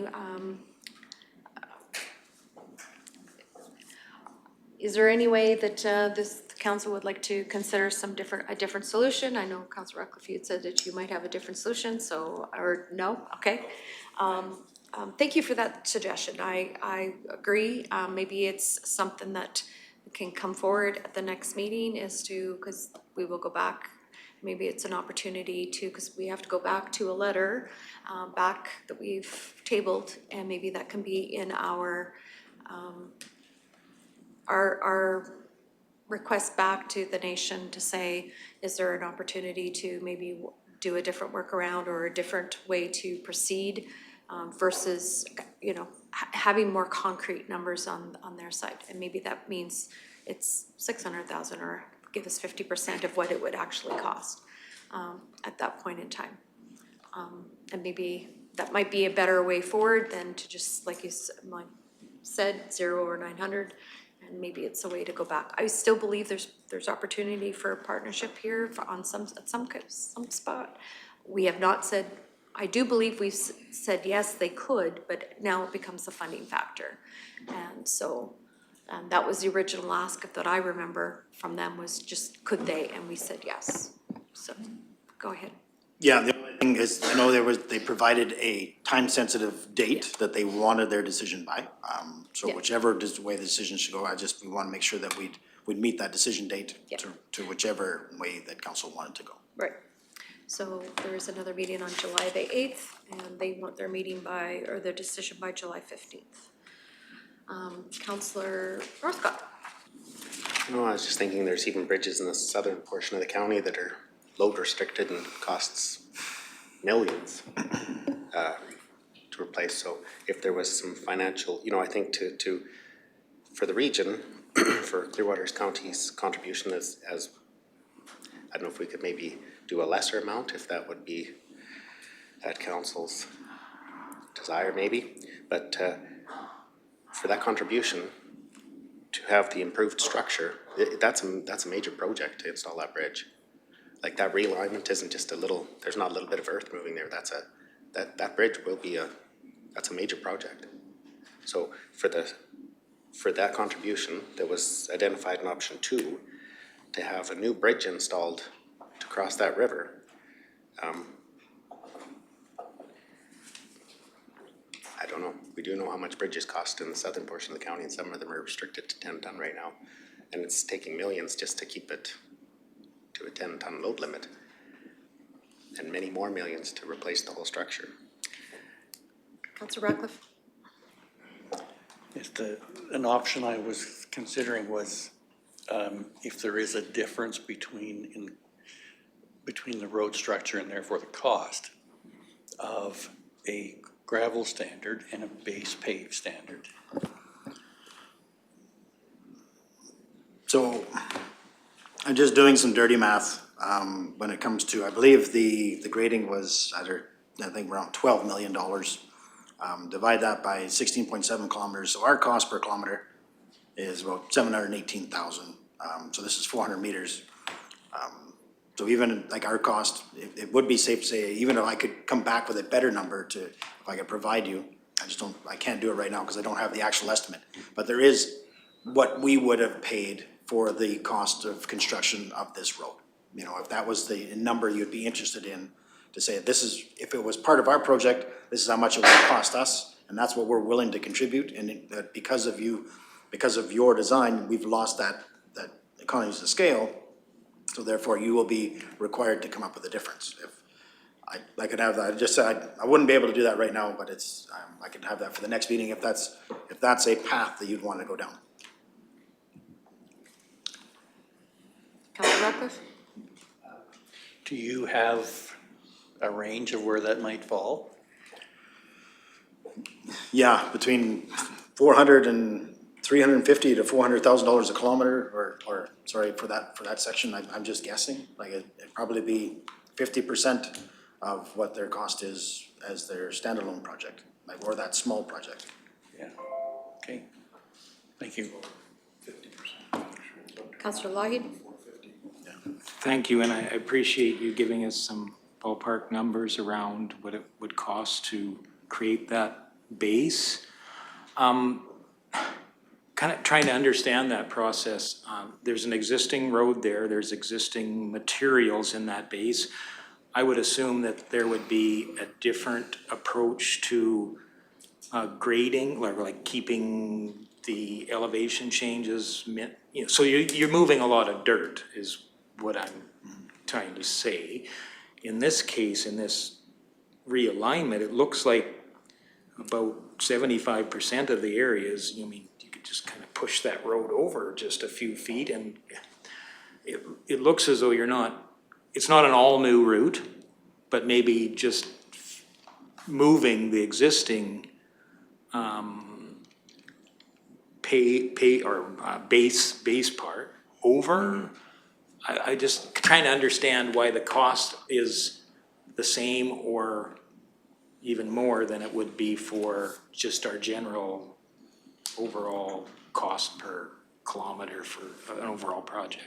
Yeah, and you have to remember, I'm using numbers of scaling it over the 16.7 and averaging. You know, not to say this is how much it's gonna cost us to reconstruct that 400 meters. That's just, I don't think that's worth the effort. And really, in order for us to get a road ready for base pavement, you pretty much have to obliterate, I'm using that term again, the existing road and reconstruct. If you had to move over, if the entire road over half the width of itself, there's really not much additional cost. It's, you know, other than a little bit of, if there's some tree clearing and stripping, you know, the tree clearing is likely to be the most expensive portion, of course. So there would be some higher costs in that portion. There again, I think the cost share on this portion even there would, you know, shows the commitment that, you know, we recognize this as part of our project and that commitment without, you know, taking on the full hit of an increased cost because of a smaller project. Again, it's just an option, and I can bring back more information if you want in a future meeting. Councillor Norca?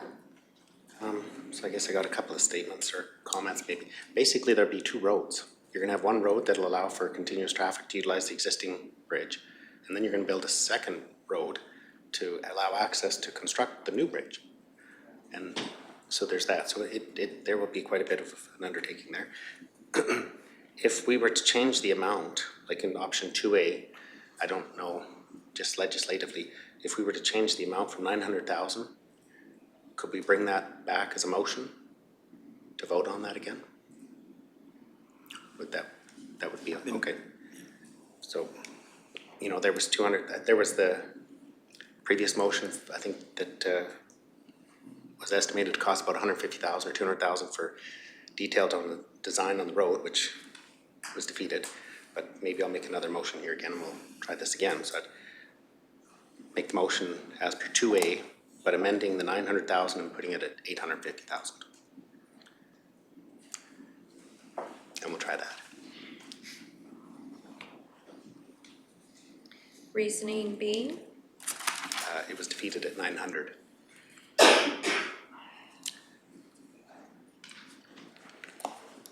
I guess I've made many comments to invest in partnership and as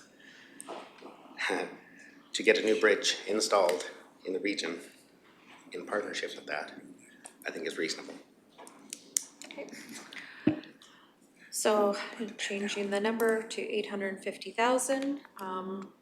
I again won't be supporting this. I think it's more prudent that maybe Director Hansen bring back at the next meeting an opportunity for him to figure out, crunch those numbers about what we would have paid.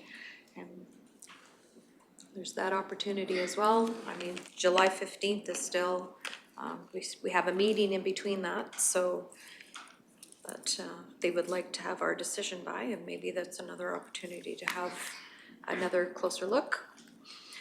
But the motion is on the table for 850,000. So to partner as a cost share.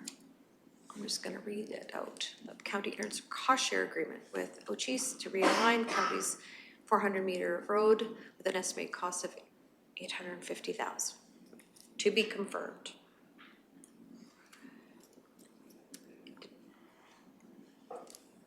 See no lights, I'll call the question. I seen your light, that's why I asked. It's all right. That's That okay. was not my light. That's okay. Call the question. Just request a recorded vote again. Okay. Call the question. All those in favor? Those opposed? Motion's defeated. Try it. Okay. Councillor Ratcliffe? To bring it back? Yes. Councillor Ratcliffe? Thank you, Reeve Swanson.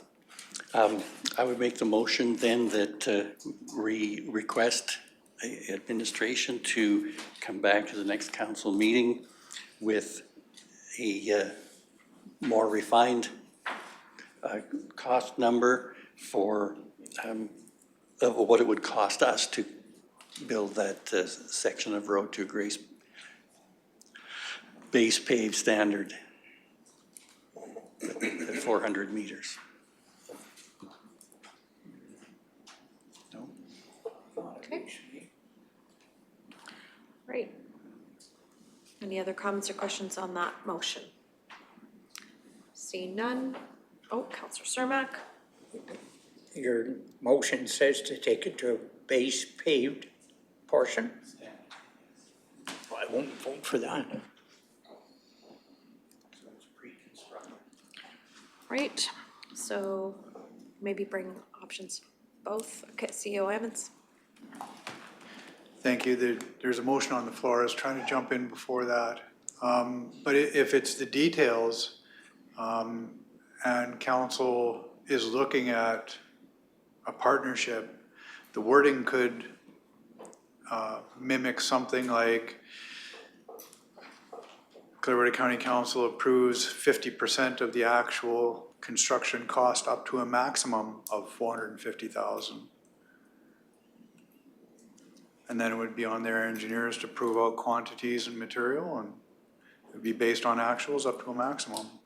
And that could take the risk and be a 50% partner, is a thought.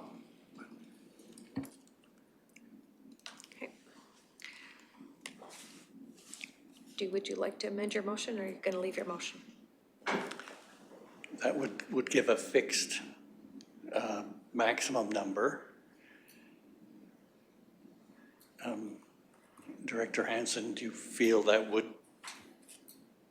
be sufficient? Director Hansen?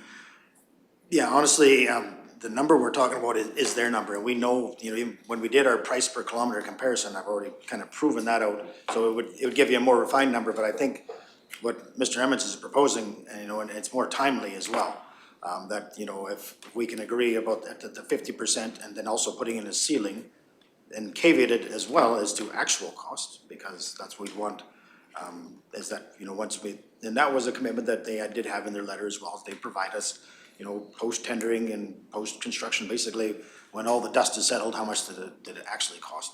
I do believe that a 50-50 cost share, based on that 900,000, so divide that by two, the $450,000 is the ceiling, is a good solution. And it's close to what it would cost us, really close to what it would cost us if we had to reconstruct that, if we reconstructed the road ourselves. So to me, it makes sense. Oh, okay then. I will amend my motion to what Chief Emmons said,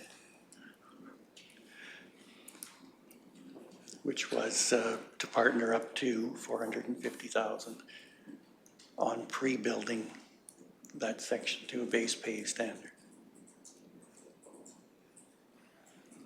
But to a gravel, it's going to be constructed to a gravel standard. Yeah, okay. Yeah, just don't want to put in base and pave in there, because I don't want the idea that it's going to be paved. It's going to be a gravel standard road, but it's going to support base pave. But those are details that are administrative. It's, honestly, it's just as long as we don't call it a paved road, it's just a gravel road. All right. Thank you. That was my intention. Absolutely. Right, Councillor Northcott? Just two options, way I see this, with that motion, with that price that administration is gonna come back, is that going to be in conjunction with the construction of the new bridge, or as a standalone project on its own? I'm just wondering, I think there would be considerably two different prices if you're there in conjunction with the construction of the new bridge versus just going out whenever you'd like. Just wondering how Director that would Hansen? work. Yeah, so the intent would be that this is still part of the Ochisa's bridge and road construction project. This has the only bearing this has is on the funding strategy. And that the funding strategy has just been identified as being that they've provided us the number there to construct it to basically a gravel standard. And we're saying we'll up to $450,000, 50-50 cost share, I guess, in essence, for that 400-meter section. So it's going to stay as part of their road bridge project, and they will manage it. Okay. So really all we're doing is we went from 900 to 850, now we're going to 450? Sort of as option 2A? Yeah. Okay. Councillor Ruckus? Nope, Okay, I had no comments. any other comments or questions on the motion? I'm unclear at the motion. Okay, would you like the motion repeated? And then we'll go, Clarified by okay, Mr. Emmons. CEO Emmons? Thank you. I can absolutely clarify. The only thing I was going to suggest, the one thing I did neglect to mention is funding source for that 450. So the suggestion, and I heard Councillor Ratcliffe agree, would be for council to agree to fund 50% of the actual road construction for the Clearwater County 400-meter portion to a maximum of $450,000. And the funding source to come out of resort. The resource restricted surplus. And that doesn't have to be. Okay. Right, clear on the motion? I think so. Okay, are all good? The 50-50 kind of gets me. Up to? All right, So we paid $450 and the total would be 800, would be 900. Based on just estimates. That's not best. estimates. All right, so Councillor Meloff? Thank you. I still think the best economy of scale is to do this entire project all at the same time, which is why I was saying that we should bring our portion of this project, being the 16.4 or 8, if we include the small chunk there, all to design phase at the same time so that it can be one big project. Because that's how you truly get economies of scale, is being able to tender out larger projects. So that's still what I feel is the best way, which is why I don't think that this is the best option going forward, and I won't be supporting it. Councillor Lloyd? Thank you, and I do agree with what you said in principle. I see this as being a compromise that I could endorse, just because I believe it doesn't place barriers in the overall bridge project itself. And I know that we're giving up some provincial partner money in this endeavor, but I think it also sets some momentum going for the overall project and gives administration some direction and gets us to a decision that maybe will be endorsed by the other partner on this particular part of the project. So I hope for success. See no other lights. I will call the question. All those in favor? Those opposed? Motion is carried. Need a motion to go past 4:30? Thank you, Councillor Ratcliffe. All those in favor? Carried. Opposed? Motion is carried. All right.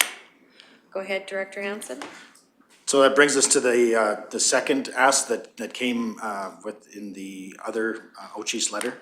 Just again, as a quick reminder, to date, so it was the OCHIS's request that we actually procure for engineering services for the grading base pave project. So to be clear, they're looking for us to further advance that and have an engineer ready on standby, I guess, for that 16.7 kilometers base pave project. And the options that I provided to council was that the county moves forward with procuring engineering services for the OCHIS Road base pave project in 2025. Or option 2B is that the county thanks the OCHIS for their request and indicate that engineering services will be procured when the county is ready to move forward with the OCHIS Road base pave project. Okay. Councillor Meloff? Thank you, Reeve. I mean, I'd be happy to make the motion for 1B, but wasn't that already defeated once today, or is it different enough that it counts? I believe your motion was Expressing- not as, was all encompassing with more in it. This is more specific, but Okay, cool, then I'll make this motion. okay, so 1B or 2B? 1B. 1B, okay. Nope. Nope. Nope. Oh, sorry. Sorry, 1B, sorry. Sorry, I apologize. All right. I should have went A, B, C, D, done. Councillor Northcott? Yeah, so I do believe that this, yeah, was very close, or maybe even the exact same motion was encompassed earlier. And it was discussed that, so option 1B would have the price tag of about $150,000 or $200,000 to provide engineering. And then with these to those, Clearwater County would submit for all the water crossings and so on and so forth. And I still have a concern about funding for this whole project, like to spend $150,000 or $200,000, get all the crossing agreements, licensing in place, and then just simply not have the funding to be able to construct the road. That doesn't make any sense to me, but. Director Hansen? I'll just provide the clarity of the process. So, before you can do detailed design, you need to have an engineer on that's been procured through a process. So, we kind of, after I presented the item the first time, we moved right into detailed design and go with a 50-50 partnership. That was the motion, that we jumped right over top of actually procuring an engineer to do the detailed design work. So this is backing it up to the beginning, just to deal with the request in a wholesome manner in regards to procurement of engineering services. Okay, thank you for the clarity. Go ahead, No, Councillor. thank you, Reeve. I was just gonna say thank you for that clarity on that. Okay. Any other comments or questions? Yeah, there you go. So anyways, I'll call the question. All those in favor? We're voting on 1B. As in regards to hiring the engineering for detailed design. Okay, so all in favor? Those opposed? The motion's carried. I don't know what they're gonna do.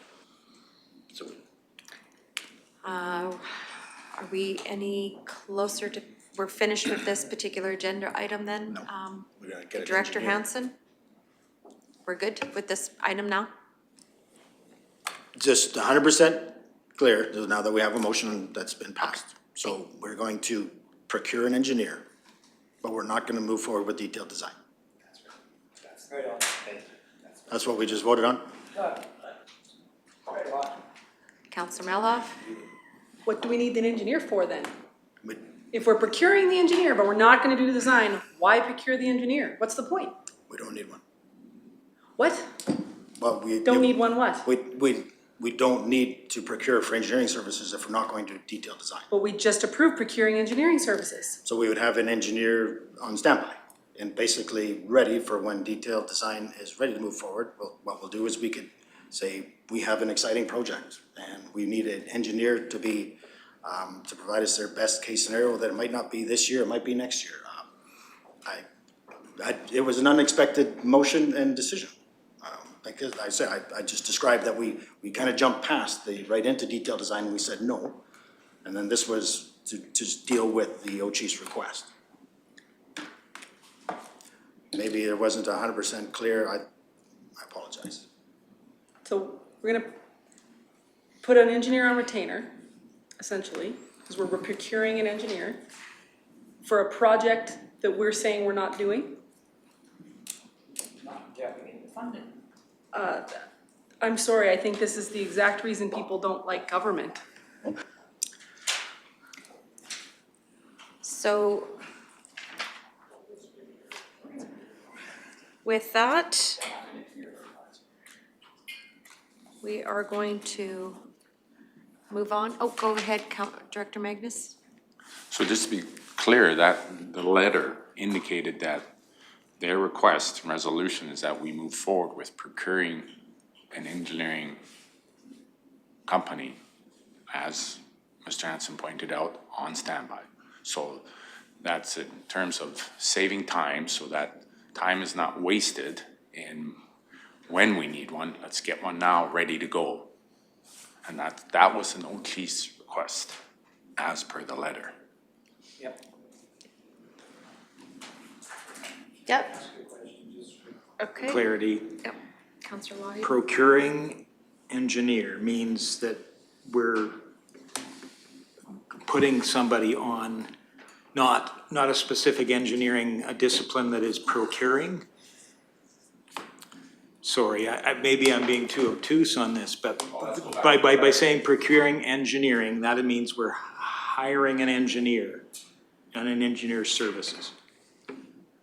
Correct? Not a specific discipline of engineering that is a procuring, like, because there are people that do that for, another name is a purchasing agent. Director Hansen? Yeah, so the idea would be that we do an RFP for, you know, and we have a clear picture of where Clearwater County Council is at. So with the direction we have today, what we do is put out an RFP describing the project, including all the historical information that we have to say that, you know what, we need to be ready for when we're ready to go for detailed design. And we would prescribe the RFP and we would lay out the expectation that we're not ready to move forward with the project yet, but we want to have engineering services procured in the event that we need to, that we do want to move on it. So it's not a big loss, and fees wouldn't even really start until we've actually engaged them to say we greenlit the project. We have other engineering services that have been with us a long time. They've already done a lot of background. They'd probably be a step ahead. And we've had them actually sitting there on standby for many, many years, about 2014. So, but this would provide the competitive process to have that engineering to be ready. So that's something we wouldn't have to do in the future. Okay, thank you. Councillor Northcott? Well, just to add a little bit of my thoughts to this, was really just to consult with or contact an engineering firm that may be interested in this project, but not really any, at this point in time, not any financial commitment to an engineering firm or holding them on staff or paying them. Really, it's just to contact and confirm with an interested engineering firm if they may be interested in this in the future. Is that correct? Yeah, and of course, we'd have to caveat it through some way that we would only hold them to their rates or their commitment for so long as that if it doesn't happen within a certain time frame, then we'd release them of their obligation. To be creative. Right. Is there anything else with this item? We're good with this one? Okay, so, okay, go ahead, Councillor Milhoff. Thank you, Reeve. So yes, their letter says that they would like to have an RFP go out for procuring a professional engineer. But if we stop there, yeah, you'll see it, you'll be looking at it in a silo, because the sentence goes on to say, for the design work. It doesn't say, just procure the engineer. Like if you just take out snippets of the letter, then yeah, but it literally says for the design work. It doesn't say just. Request for proposal now to procure professional engineering service for the design work. Literally, first paragraph. No, to support. This is the motion. Their words are request for proposal now to procure professional engineering services for the design work. That's literally in the first paragraph from them. So it doesn't coincide with the resolution, what that they're proposing does. But that's what their letter is asking us to do. Procurement of professional engineering services for the design work. Well, the beginning of the letter is where I'm reading from.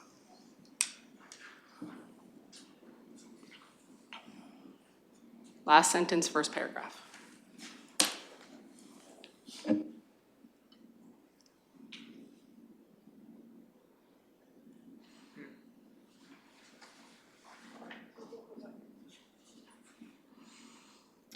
Well, they've, at the last of it, they have suggested, like, here is the proposed motion for our consideration, and they have in the italicized to support the corridors with public procurement requirements. Okay. All right. So with that, okay, you have one more? Just one small comment, you know, Yep. and to be completely transparent, this is exactly what we procure that engineering service for, is for in support of the detailed design. When we go forward with the detailed design is yet to be determined. There's nothing prescriptive in there that we would put in because we don't have that authority to move forward, but it is in support of detailed design to come at a future date. Okay.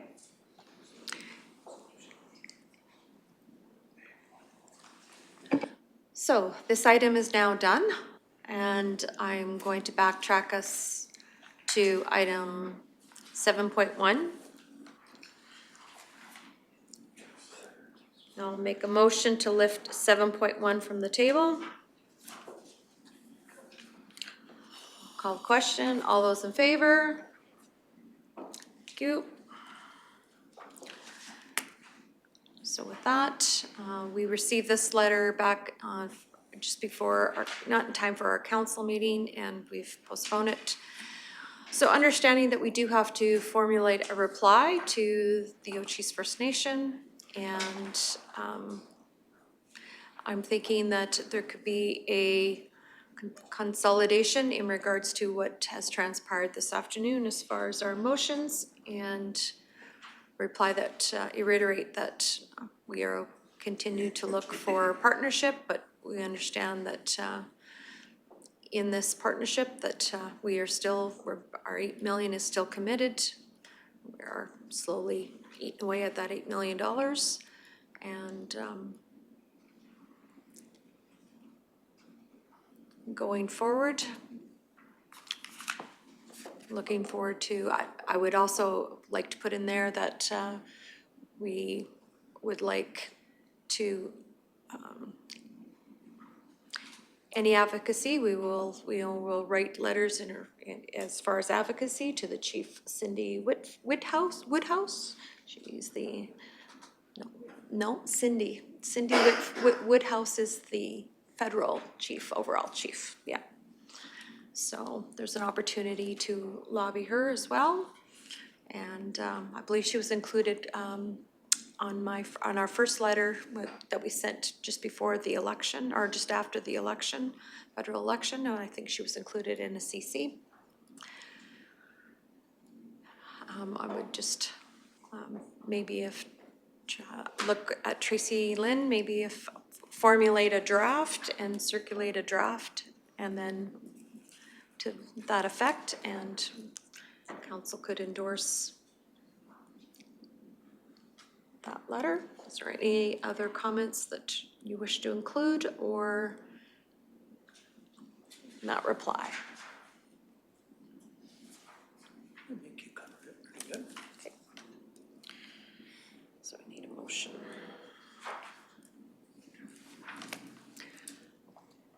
All right, someone would like to make a motion, or I will make a motion to that effect, that we drop a draft response letter to what I've just suggested in regards to the advocacy and the decisions that were made today. And if you could please circulate. So I'll make that motion. Any other comments, questions? All those in favor? It's carried. Moving on now into the Office of the CAO, 8.4.1, which is Councillor Ratcliffe's sponsored motion. Oh, sorry, Tracy Lynn, go ahead. Did you have anticipation of this? Yeah. So to introduce this item, Councillor Ratcliffe is sponsoring the motion outlined in the Schedule D form. And that is that council direct administration to investigate options and prepare a report on how the county could support the intentions of the residents of McNutt Estates subdivision. Council will note that a staff recommendation is not provided on the form. As administration is certain, there are no achievable options available to council that would support the intentions of the town's residents in McNutt Estates. Annexation might be considered as an option.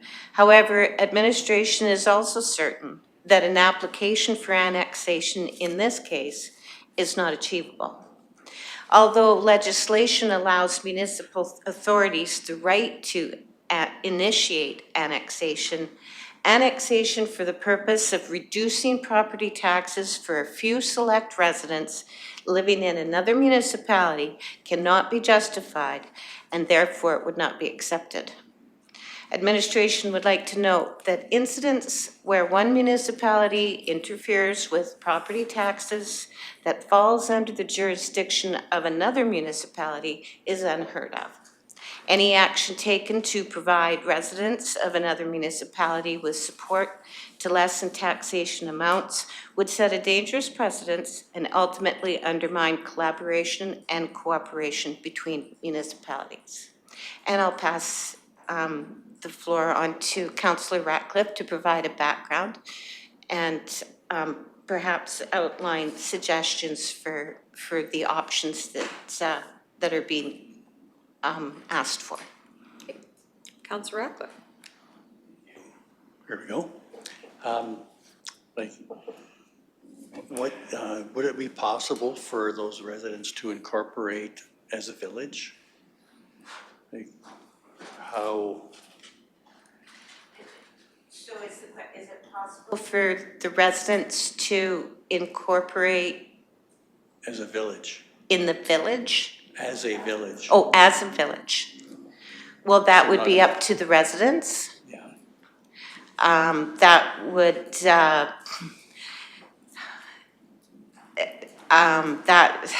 I mean, I'm not sure how many residents there are in McNutt's, but there is a certain population requirement in order to achieve village status. Okay. I don't know what that is. I'm pretty sure it's in the 200s at least. No. Okay. CO Emmons. So, thank you, Reeve Swanson, and if I may build on that a little bit, Tracy's exactly right, but even a Summer Village, Councillor Ratcliffe, the province of Alberta recognizing the struggle that most villages have to be sustainable, quit approving summer villages, so even that wouldn't be an option, which would be the lesser. Okay. All right. So the research has been done and there are absolutely no options? There has been no research into options. As I stated, administration has no recommendations because the whole premise is not supportive of options to meet the intentions of the McNutt Estate subdivision residents. So unless perhaps there are suggestions from council, administration could certainly research those suggestions, but as it stands now, there's really no logic to it at this time. Yes. Councillor Lyon. Thank you, and this probably defies logic as well, but is there such a concept as limited amalgamation, which means that you don't amalgamate with the entire municipality, you only amalgamate with part? Or another possible suggestion, is it possible for a hamlet to be formed within a municipality such as the town? So could that be a different, I know I've never seen an example of that, but I don't know if the Municipal Government Act, I know where it allows for rural municipalities to create a hamlet. Does it allow towns and villages to create? Okay. Just trying to help wherever I can, eh? Okay, Councillor Ratcliffe.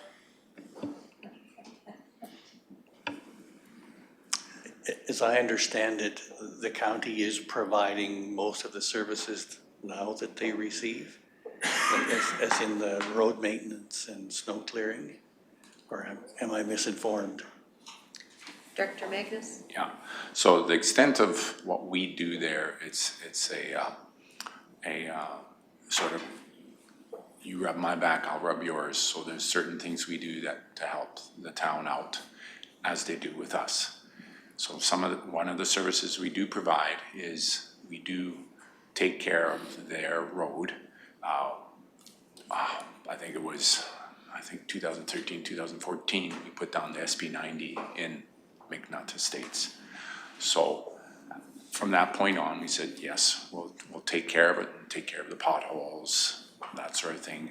And I believe we do clear the snow in there as well. I think we do. And, so to that extent, yes, that's the services we provide in terms of Clearwater County. Thank you. If this motion was made and passed, where would you look for any other options? Or is that exhausted already?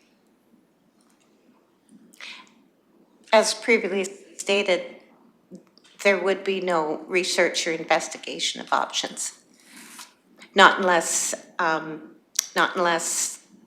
there were suggestions for options made by council. Okay. So for example, if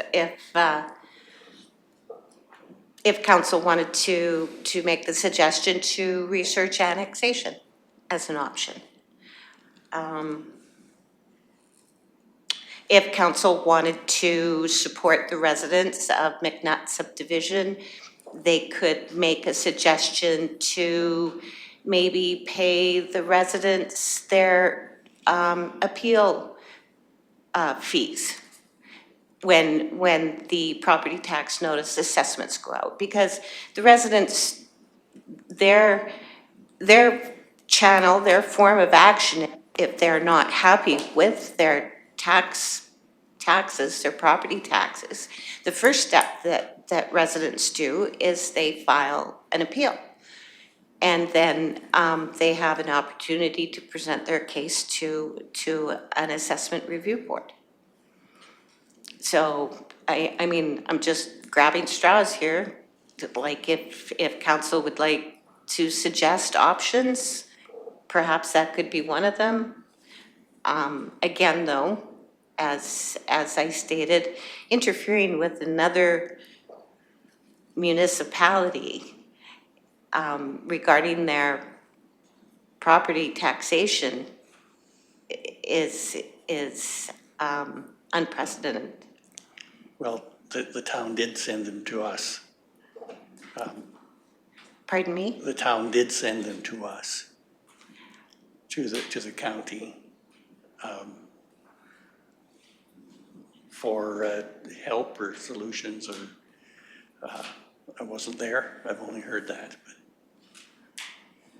I'm not aware of that. Like the town has not confirmed or substantiated that that statement. Like I am not aware of that. Okay. Councillor Lloyd? Thank you, and I have heard similar comments like that. I don't know the origins of them, other than it was, go ask the county if you're unhappy with what the town offers. Our ICFs, our intermunicipal development plan, basically remains quite silent about an alignment of taxation rates and services. They don't really give us any opportunity to advocate for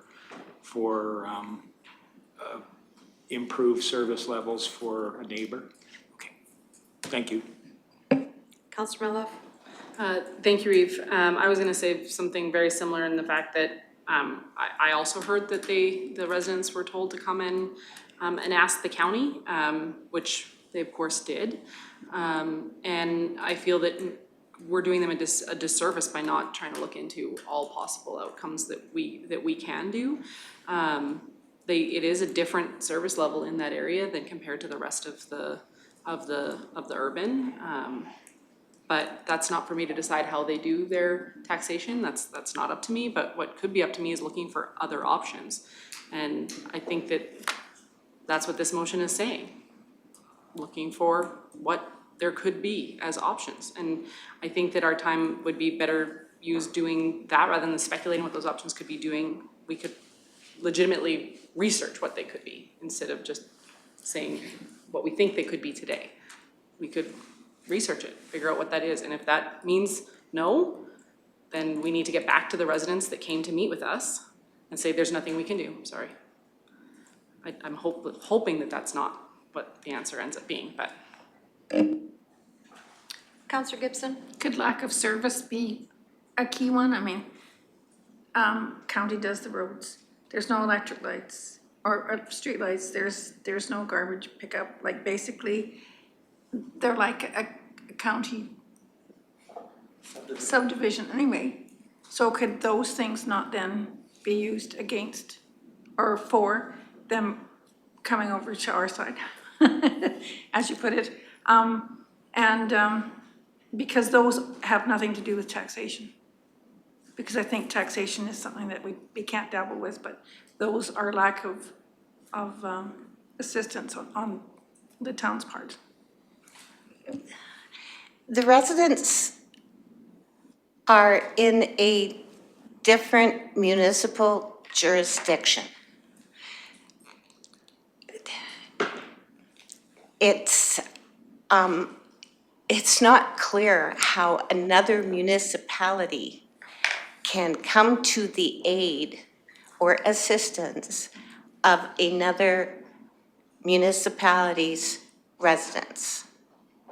And as I stated before, administration is absolutely certain that there are no achievable options for doing so. So it's very unclear.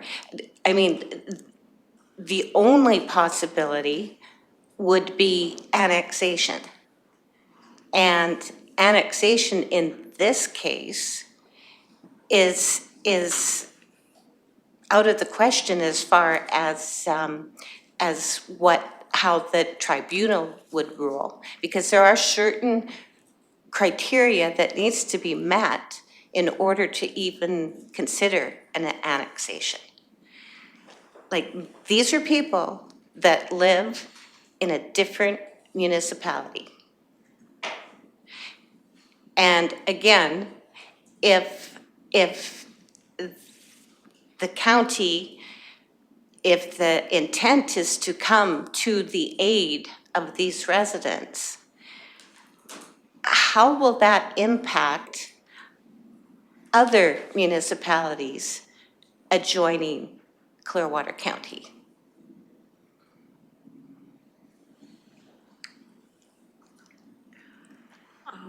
Director Magnus, you have your way. Yeah, so this further clarification to Councillor Gibson's, I believe it was Councillor Gibson or Councillor Radcliffe's question on our contribution to that McNutt Estates. So yes, we do fill the potholes, and I should clarify in regards to the snow removal. So we do not do the snow removal within the estates themselves. It is just the northern portion of the subdivision. There's a gravel road that belongs to us, so we take care of that and clearing the snow on that gravel portion. So we do not go inside McNutt Estates itself to clear the snow. The town takes care of that, but we do take care of the potholes. Okay, thank you. Councillor Lougheed. Thank you. And I've heard the arguments from the residents of that, and I'm very sympathetic that they feel the way they do. I just, since this is such an unusual thing, is there an opportunity for the town to offer that part to Clearwater County? Is there a pathway that could happen? So like, if the town says, yeah, these folks, we don't want to deal with them anymore, would you be interested as Clearwater County to take, would that process coming from the town, would that be the only way it could go forward, or is that even possible? Yes, any municipality can initiate an annexation. So with that scenario, if the town wished that Clearwater County would annex that area, they could provide the county with written notice that, written notice that they are going to initiate an annexation proposal. And then that kicks in the whole process, which again is very similar to amalgamation. So it would play out exactly the same way as how the amalgamation occurred between the village. The village, they want to amalgamate with Clearwater County, therefore they initiated the amalgamation application. And the same would apply for annexation. And I know it was an earlier question I had, but is that partial annexation? I mean, we usually deal with a community growing and needing to annex part of an Exactly. existing adjacent municipality in order to accommodate growth. And we want to have provisions so that that growth isn't having unnecessary barriers. One of the facts of rural Alberta is that many places are not growing, they're shrinking. So I'm just wondering if that kind of reverse or amalgamation process can be done not in, we've always seen the entire community being amalgamated, whether it's a town or a village being amalgamated with the surrounding municipality. Is it possible that only a portion, a defined portion of that Definitely. but that, I believe, would have to be initiated by the municipality and jurisdiction at the moment, which in this case would be the town. It's definitely, like, that's what annexation is. Yeah. It's just for a portion, part of, and exactly as noted, it usually is to accommodate growth, expanding growth. Thank you.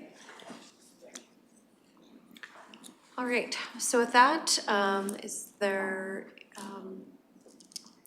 any motion that needs to come out or that we've,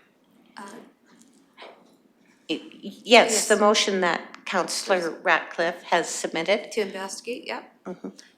So, the county, so we need to vote on that, is that, that was the question? So the council direct administration to investigate options to prepare a report on how the county could support the intentions of the residents of McNutt subdivision, that's the motion. Yep. Okay. Yep.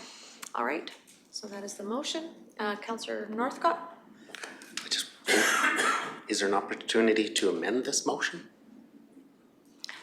Again, amendments, the process for amendments would be to propose the amendment. Council votes on that. If it's carried, then the motion is amended.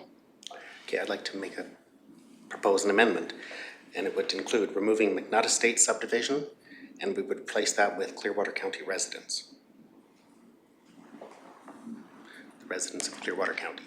There, that's what it would.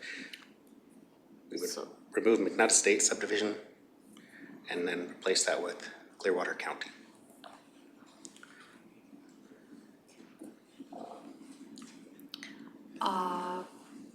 So the council direct administration investigate options, prepare a report on how the county could support the intentions of the residents of Clearwater County. Right. Okay. Which I think changes the whole context of what the original motion was, but if you want to propose the amendment, Councillor Malhoff? Sorry, are you able to explain your intent on the amendment, please? Thank you. 100%. So if you reverse this around, like I think at this point in time we have pretty good relationships with the town council. And but if you were to take this and just change it around so the council direct administration to investigate options to prepare a report on how the town could support the intentions of the residents of Clearwater County. If it was reversed, I don't know how that would be perceived. I also think that there's an election right around the corner. If residents, aren't happy, this maybe could be a campaign platform, possibly. There's also, and if we're going to investigate options for residents of McNutt Estates, what about the rest of the areas of Rocky Mountain House? Since this is in that municipal jurisdiction, what about, because I'm sure everybody would probably say that they would like some relief from punishing property taxes or just taxes in general. So I will not be supporting this motion as it stands. Like with this original motion, I won't support it. Okay. All right, so, but you've made a motion to amend. So that motion's on the floor. So Councillor Northcott, I'll withdraw your my amendment? amendment, Okay, and I'll just leave it as the original motion. okay, withdrawn. Okay, original motion is now on the floor. Any other comments or questions? Councillor Lohi? No amendment then? No amendment, he said he's withdrawn his Thank you. amendment. So the original amendment stands. I won't be supporting the motion. I feel that administration has done what they need to do and to do what they legally can do. And if the McNutt Estate subdivision residents, I feel they need to petition more the town, if they would like to petition the town to initiate to the county, much like you've explained as far as amalgamation. If those residents feel like they want to become part of Clearwater County, they should participate, lobby their municipal government to initiate that amalgamation. I can appreciate and I empathize and I understand everything that's there, but at the end of the day, it's not, in my opinion, not good for relations to be pressuring this. It's fine, so different than our residents going to the town to say, we want something too, and it's just doesn't work that way, so. Unfortunately, that's what happens when you have some growth, and services that when they did buy out there originally were not intended.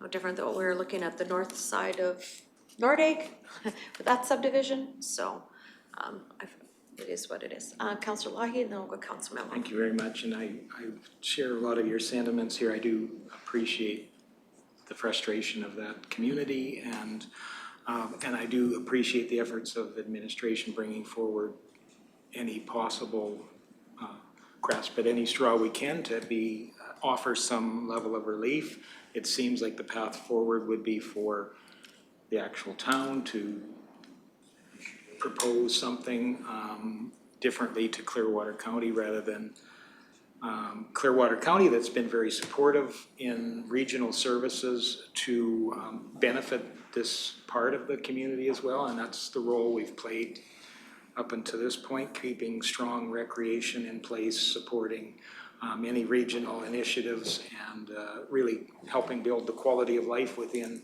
our larger community. So I think that's the role we need to stick with unless asked to do something different. So I probably won't be supporting the motion. Councillor Mello? I'm gonna support the motion.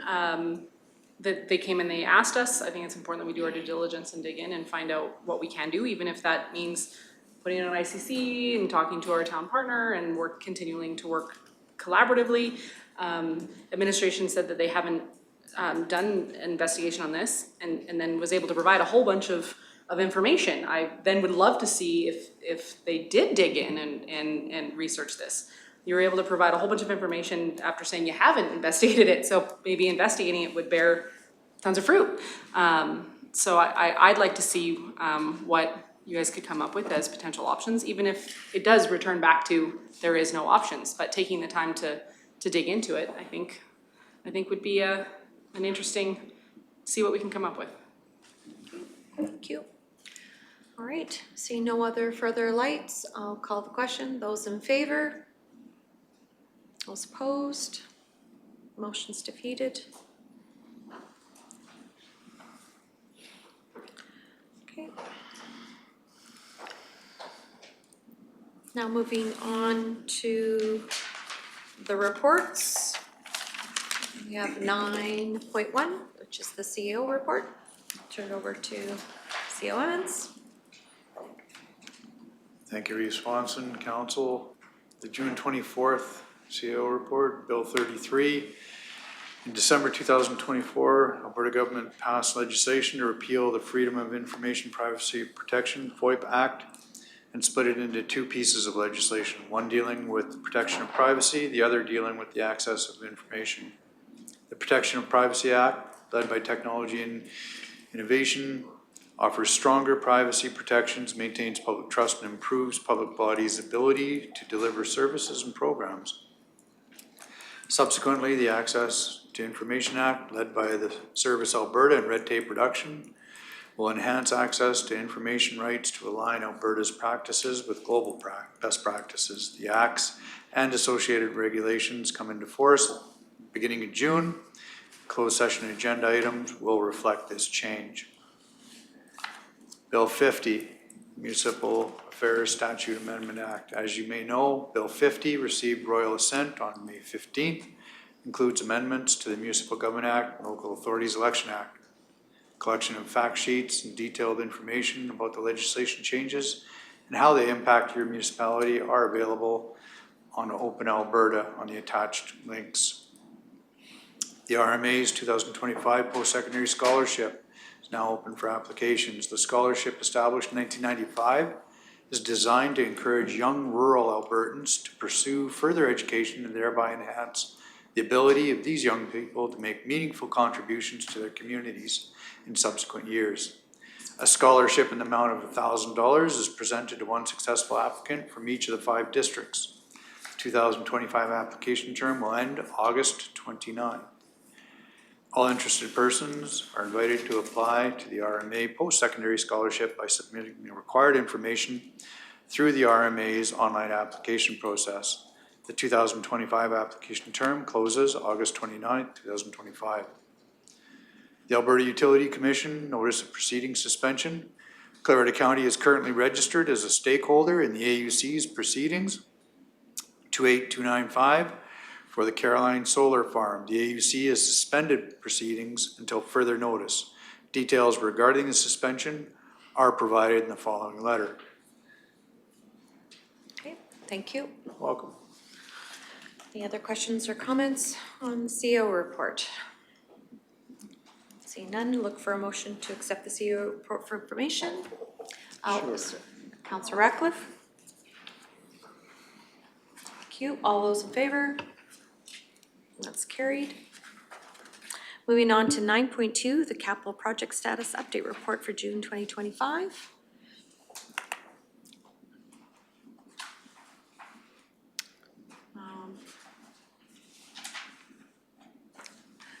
Great pictures of the bridge. Any questions for, oh, sorry, Councillor Gibson. Apologies. On page 5, there's a picture. Now, is that a single lane bridge, or am I just looking at it too narrowly? Director Hudson? Mr. Emmons is gonna, he has all the history on that bridge. Anything you wanna know about that bridge, Mr. Emmons would be happy to discuss. Okay. CO Evans? I could ask a whole bunch of questions. Director Hansen's just tired.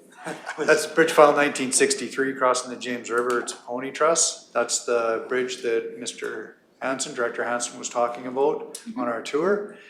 Getting the $2+ million upgrade to maintain the 10-ton weight restriction south of James River Store. So is it one lane or 2? It's a 1-lane bridge. So it's only 1 lane at a time, 1 vehicle at a time. So It's technically a 3-span, although it's a pony truss, it's 1 span, but it does have 2 piers underneath. okay. Thank you. Welcome. Councillor Ratcliffe? Thank you. I see we finally have permission to go under the railway at Leslieville. Do we have any movement on the secondary access in Nordegg, as I expect to be asked? Director Hansen? Yeah, nothing significant of note yet. Really, it's, they say federally, we're in great shape that we don't, we've got past the biggest hurdle with our federal approvals. Right now, we've done the public lands application, so it's, from what I understand, the last update I had, that application amendment, because we had an application before, and this is an amendment now because of the new alignment, is in Edmonton under review. And that department provides no feedback or confirmation of when they respond or how they respond. It's expected that it'll go from Edmonton back down to the local authorities. Then we'll actually be able to have the correspondence with the local public lands group. So we're actively awaiting that. We've also, Alberta Transportation, you know, I believe they're working on that bridge, close proximity, and offered up any help, even interdepartmentally, if whatever they can do to assist. There again, it's not their department that's slowing us up, but you know, if they could reach out and give any kind of poke or prod into the public lands folks there to help this go a little bit faster. You know, it's no secret, the red tape reduction doesn't seem to be working out very well in our favor. It's the application process is painfully slow and very little response on, or there's certainly not a requirement for them to respond in a timely manner. Alderman? So that is the sole remaining barrier is with the province. Is that correct?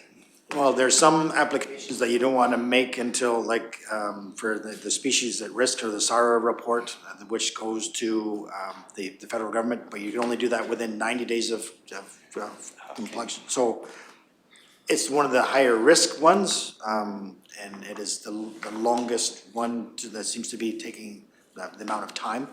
Apologize, I'm pouring over words here. We're confident once we actually get our comments back from public lands, likely it'll have to go back into First Nations consultation because of the amendment. The footprint is slightly over from where it was before. It's almost like a brand new application, really it is. You know, we're still confident by fall this year that we'd have the tender ready. So we haven't heard any indication that it's going to be more complex. So really not much of an update that we can provide. Thank you. You bet. Councillor Miloff? Thank you, Reeve. You guys have done amazing work with those foot trestles, or what are we calling the foot bridges or trail bridges?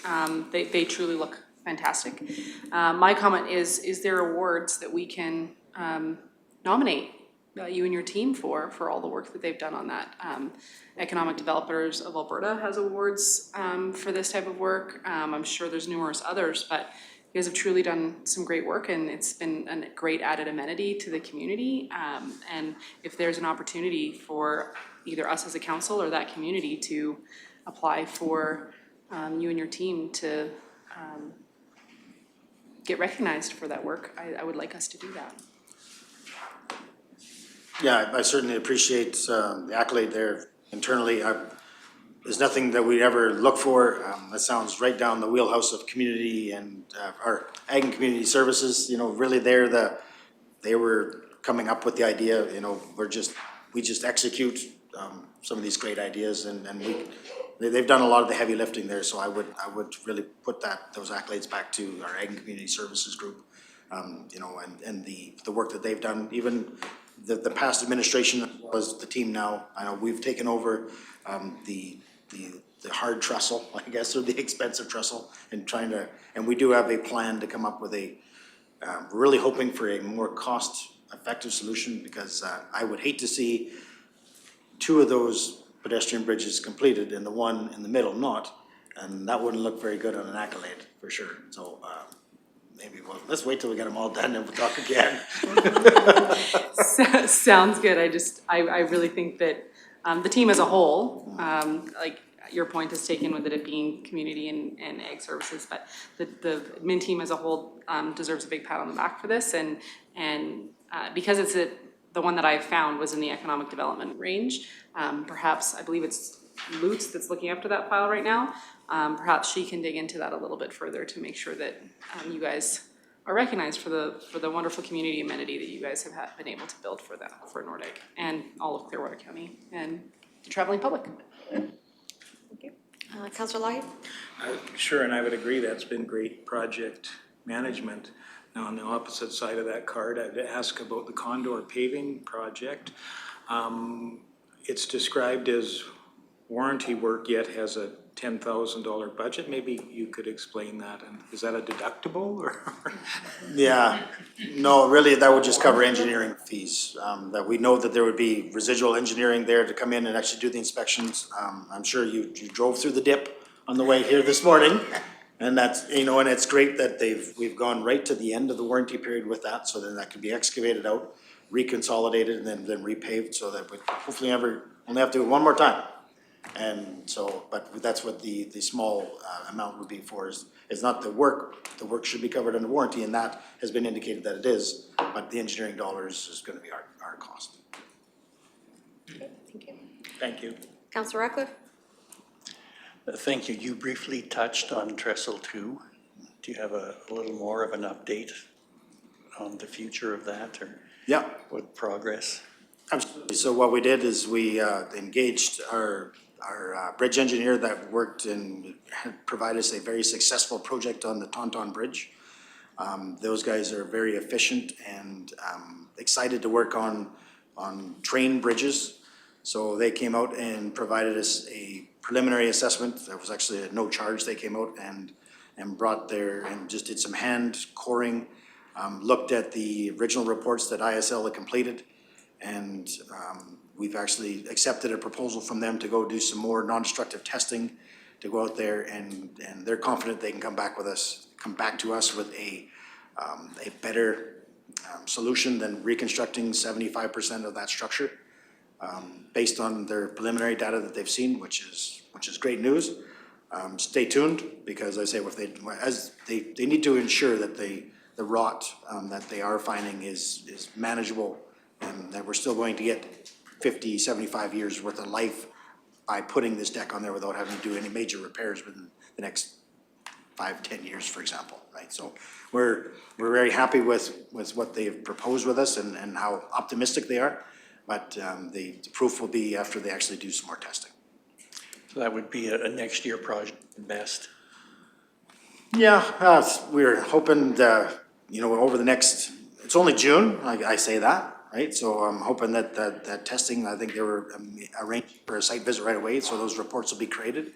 And there has been a lot of design work that's already done by ISL. We could probably, don't have to redesign the whole thing, but if they're going back to, if it's only bracing and small improvements, we'd hopefully be able to get that tender out this year. And then if they could do it, bridge work can be done in the winter months.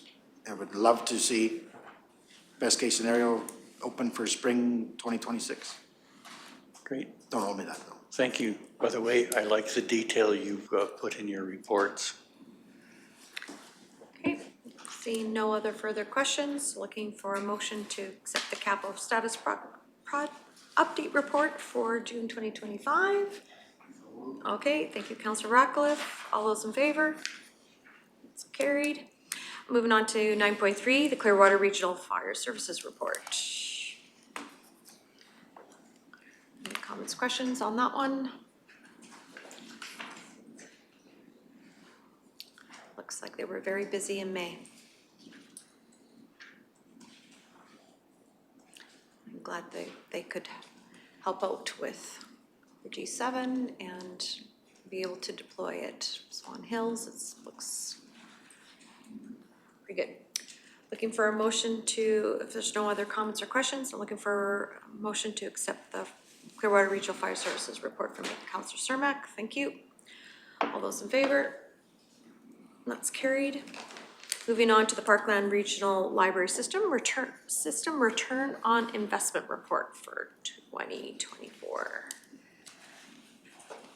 Always interesting that they've now included Caroline, which we hadn't had before. So as you were saying, Councillor Gibson, that the materials that come out to that little library, it's pretty impressive, and the return on investment is $70.64. So, yeah. So. And we are actually one of the busiest libraries for books. When the little van stops, he says he unloads more books in our library than any others in the region. There you go. So that means we've got a really leading community, so for a population of 464. Thanks. So be looking for a motion to accept the the Parkland Regional Library System ROI. I'll make that motion. Okay, thank you, Councillor Gibson. All those in favor? Motion's carried. Moving on to councillor remuneration. There's any questions on the remuneration? If not, looking for a motion to accept the remuneration report. Sure. Okay, councillor Cermak makes that motion. Call the question. All those in favor? Motion's carried. Moving on to council verbal reports. Start with Division 1. Councillor Mello. Thank you, Reeve. I'll try to be brief. We got the numbers back from McHappy Day from when I was getting to work the drive-through window. Also, holy man, that's stressful. Just saying, because you're competing with all of the other McDonald's in the region to try to be at the top of there. I did hit #1 once. Just saying, for speed at getting things out. So did get there. I might be a little competitive, so it was important to me. And just under $40,000 raised for Ronald McDonald House. So good job. The Medicine River Watershed, we met and had a presentation from Paul McLaughlin on some of the issues within that watershed. He's going to do a webinar on that as well. So rather than me summing it all up for you, when that webinar comes out, I'll forward it off to the rest of council. The thing that I found the most interesting is that he thinks the Medicine River has a really good opportunity to do some analog work to try to work on some water sequestration projects. So I've already forwarded that on to Clearwater County's land care team, and the chair from Lacombe County is doing the same with her team, and hopefully there'll be an opportunity for some collaboration work between the municipalities along the watershed to try to do some of that. In particular, Paul was talking about beaver analogs that can help work on some of that water sequestration. So hopefully we can do that. There was also the request, and it's been forwarded onto our admin team to see if we can get some drone footage of the watershed so that people can have a better understanding. And again, working with our partners with Lacombe County to see if between our footage and their footage, if our marketing teams or our education teams can build some videos to get the information out with regards to the watershed. They also referenced the Governor General's audit that was done with regards to water licensing, and a couple of the really interesting things that came out of that report. And I'll just read it from the report directly, is that their recommendations are that they establish a process to identify, develop, and access and update water conservation objectives, improve licensing and compliance monitoring processes, and publicly report relevant and reliable information on managing of surface water, because they found that there has no water conservation objectives have been met within most of the basins. Does not know if existing water conservation objectives are working at all. Lacks robust processes for monitoring of water and the access risks, and basically all things to do with water. If you want, this is a multi-page document. I can send you this audited report as well. It's also available online. Their conclusion is that that particular department just lacks effective processes to manage surface water allocation. So they need a better system in order to protect surface water. So that's coming directly out of the audit from the Governor General. That's not something that the Medicine River Group has come up with. That's from an audit. So it'll be interesting to see what resolutions go to RMA based on that. And when that webinar becomes available, I will push it through to you guys as well. And please take the opportunity to read the 20+ page audit from the Governor General. It's very well laid out, so I would encourage that. Municipal Planning Commission had met and toured a few locations, and had asked that we pass on to council some of the difficulties that the commission is having with regards to the land use bylaw in its current form surrounding Nordegg. We already did talk about some of that this morning, but the variances that are needed in order to achieve what people want on their property is making it very difficult for the Municipal Planning Commission to achieve what the community's needs and wants are. So I just wanted to make sure that I passed that on from the commission. The ICC had what I feel was a very good and collaborative meeting with regards to updating the framework and the shared services that are within that. So look forward to that coming back to council for more discussion with the greater council group. And we also had the opportunity to go out to Mud Creek and look at a STIP-funded / Clearwater County collaborative project yesterday, which was great. I look forward to seeing that bridge come to fruition for the residents along the Mud Creek. So I will end it there. Thanks, Rafe.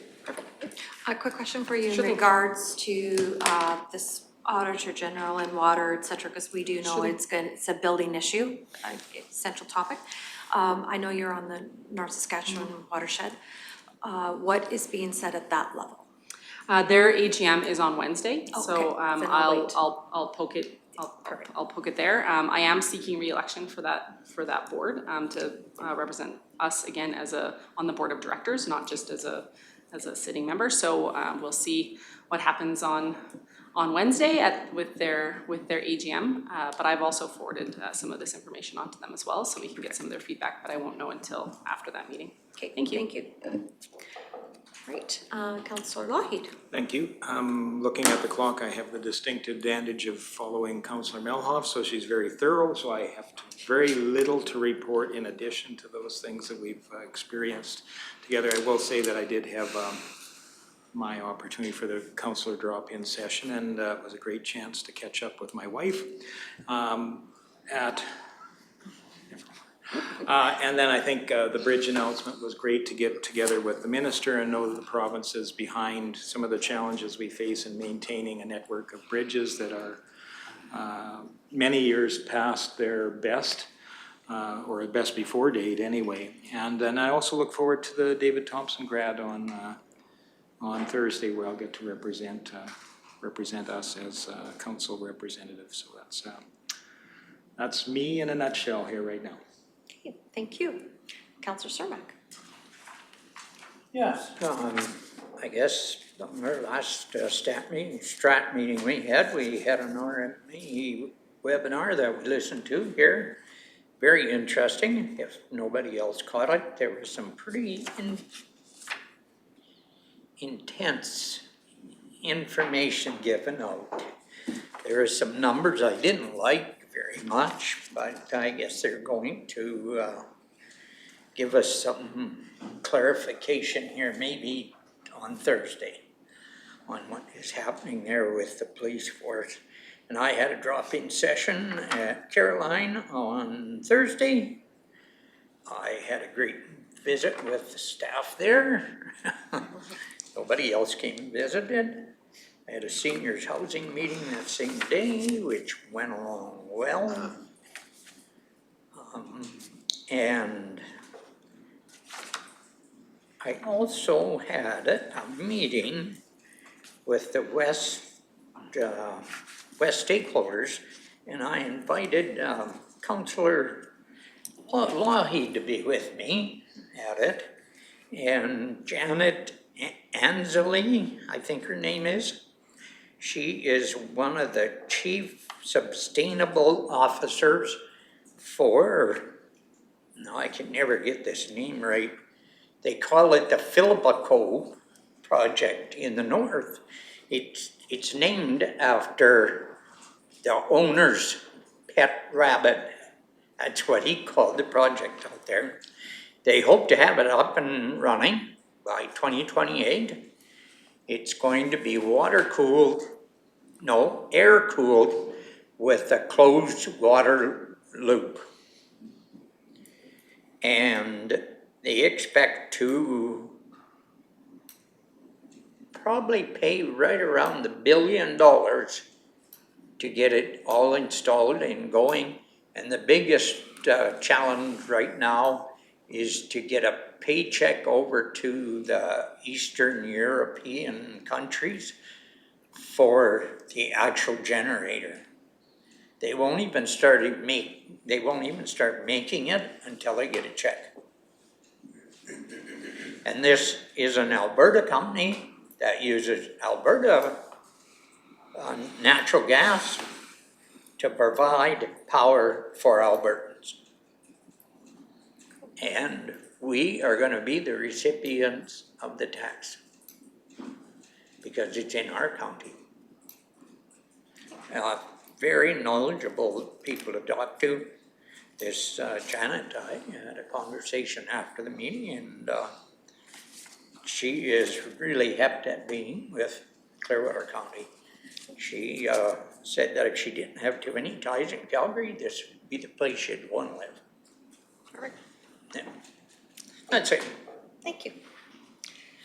Yeah, go ahead, Councillor Comment Lyon. too, that there was an opportunity there for us to advocate for the access road into this facility, and you know how important it is to the surrounding community that that road be paved and improved. So I think we communicated with some of their decision makers of you know, please view this as an opportunity to create a lot of outreach within the community.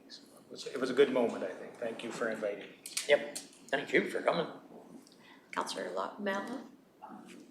Thank you, Reeve. I just want to confirm that I'm making sure that I understand that we're on the right project here. This is the Quatnu/Philippi project. Yep. So I hadn't heard it, as the bunny name that you referenced. I hadn't heard it. I wanted to make sure we were talking about the same project. Yeah. Okay, so It really took us back too when she named it this project. How the hell did you come up with that name? They said it's after the owner's bunny. Okay, I just wanted to make sure it was the Quatnu/Philippi gas. Engineer's bunny. And I think they have 7 projects in the making. Perfect. Thanks. All right, Councillor Ratcliffe. Thank you. As an escapee from Calgary, I can certainly concur that this is the place to be. And all that waste heat would support a good-sized greenhouse. So, thank you. Yep. All right, moving on, Councillor Northcott. My council report will be, it's quite short. I haven't been that busy regarding council. Attended a strategic planning session, attended a broadband virtual open house, and it wasn't connected to fiber optic either. But I also completed and finished a EOEP course for regional partnership and collaboration. That's all. Okay, thank you. Moving on now to Councillor Ratcliffe. I don't think I can be quite that short, but I'll pick just a couple of key things.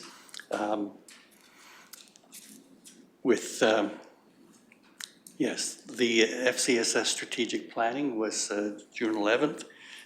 Councillor Gibson and I attended. It was actually quite an interesting day, discussing the challenges facing service delivery by FCSS and the agencies they support. There were 3 comments made there that really struck me as requiring more action.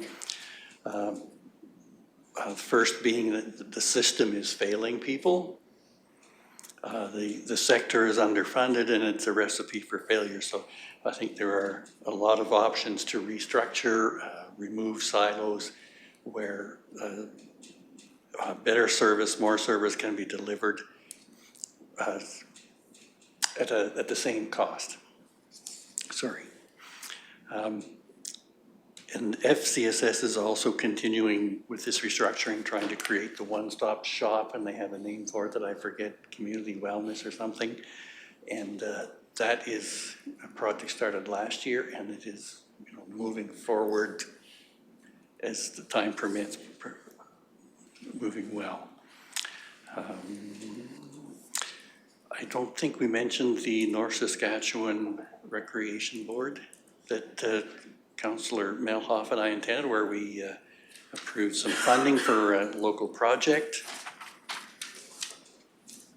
And lastly, in one of my previous reports, I talked about the growth in the public sector being 4 times greater than And at a loss for words, I said productive. And so I didn't mean that the government workers aren't productive. I don't know that that contributes a lot to the gross national product, but I apologize if anyone was offended by taking my words other than intended. And that is my report. Thank you. Councillor Gibson. Okay, mine can be really quick if I talk fast.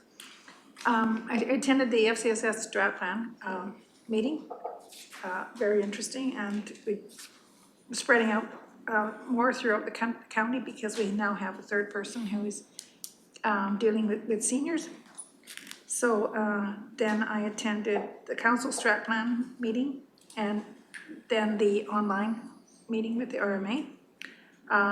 Attended the broadband open house online. It was really enjoyable, more than I think that I got out of it when we had the open houses, because it was 4 different individuals and they all talked, and it explained it more better or better to me. So now I understand it a little bit more.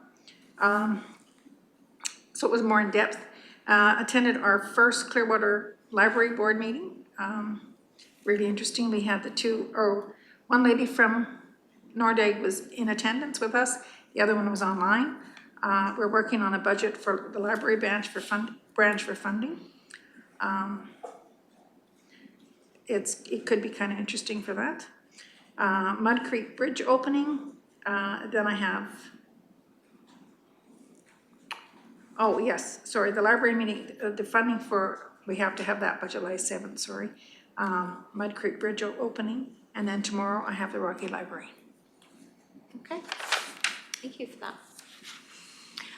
Real quick, for myself, we had our inaugural Summer Games Bid Committee meeting. So as agenda item today, was the tour and the recruitment of some committee members at large.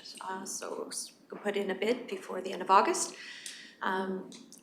Did the Alberta Forestry Products had an open house in Edmonton.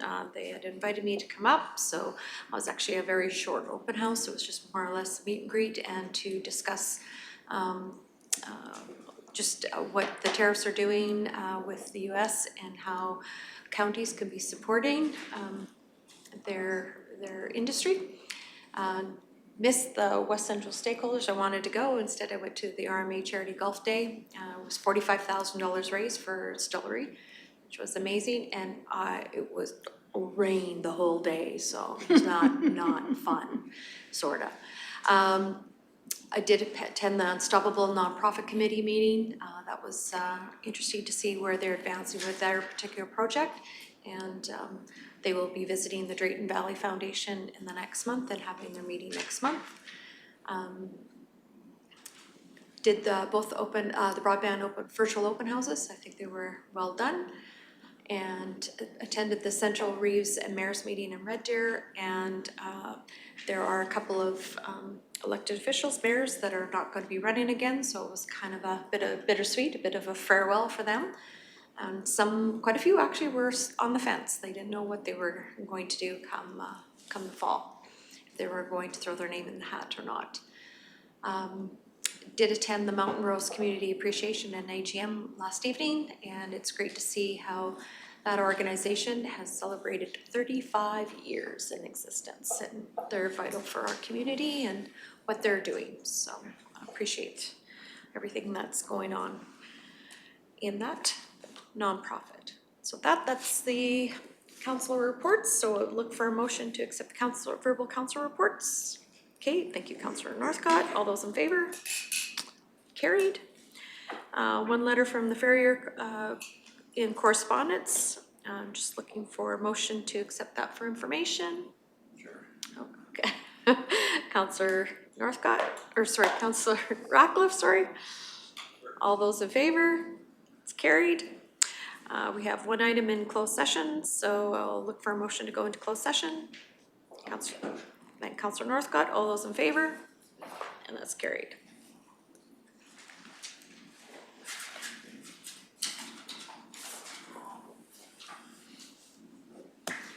All right, you want 5 minutes? Yeah, let's have 5 minutes. It was flooding.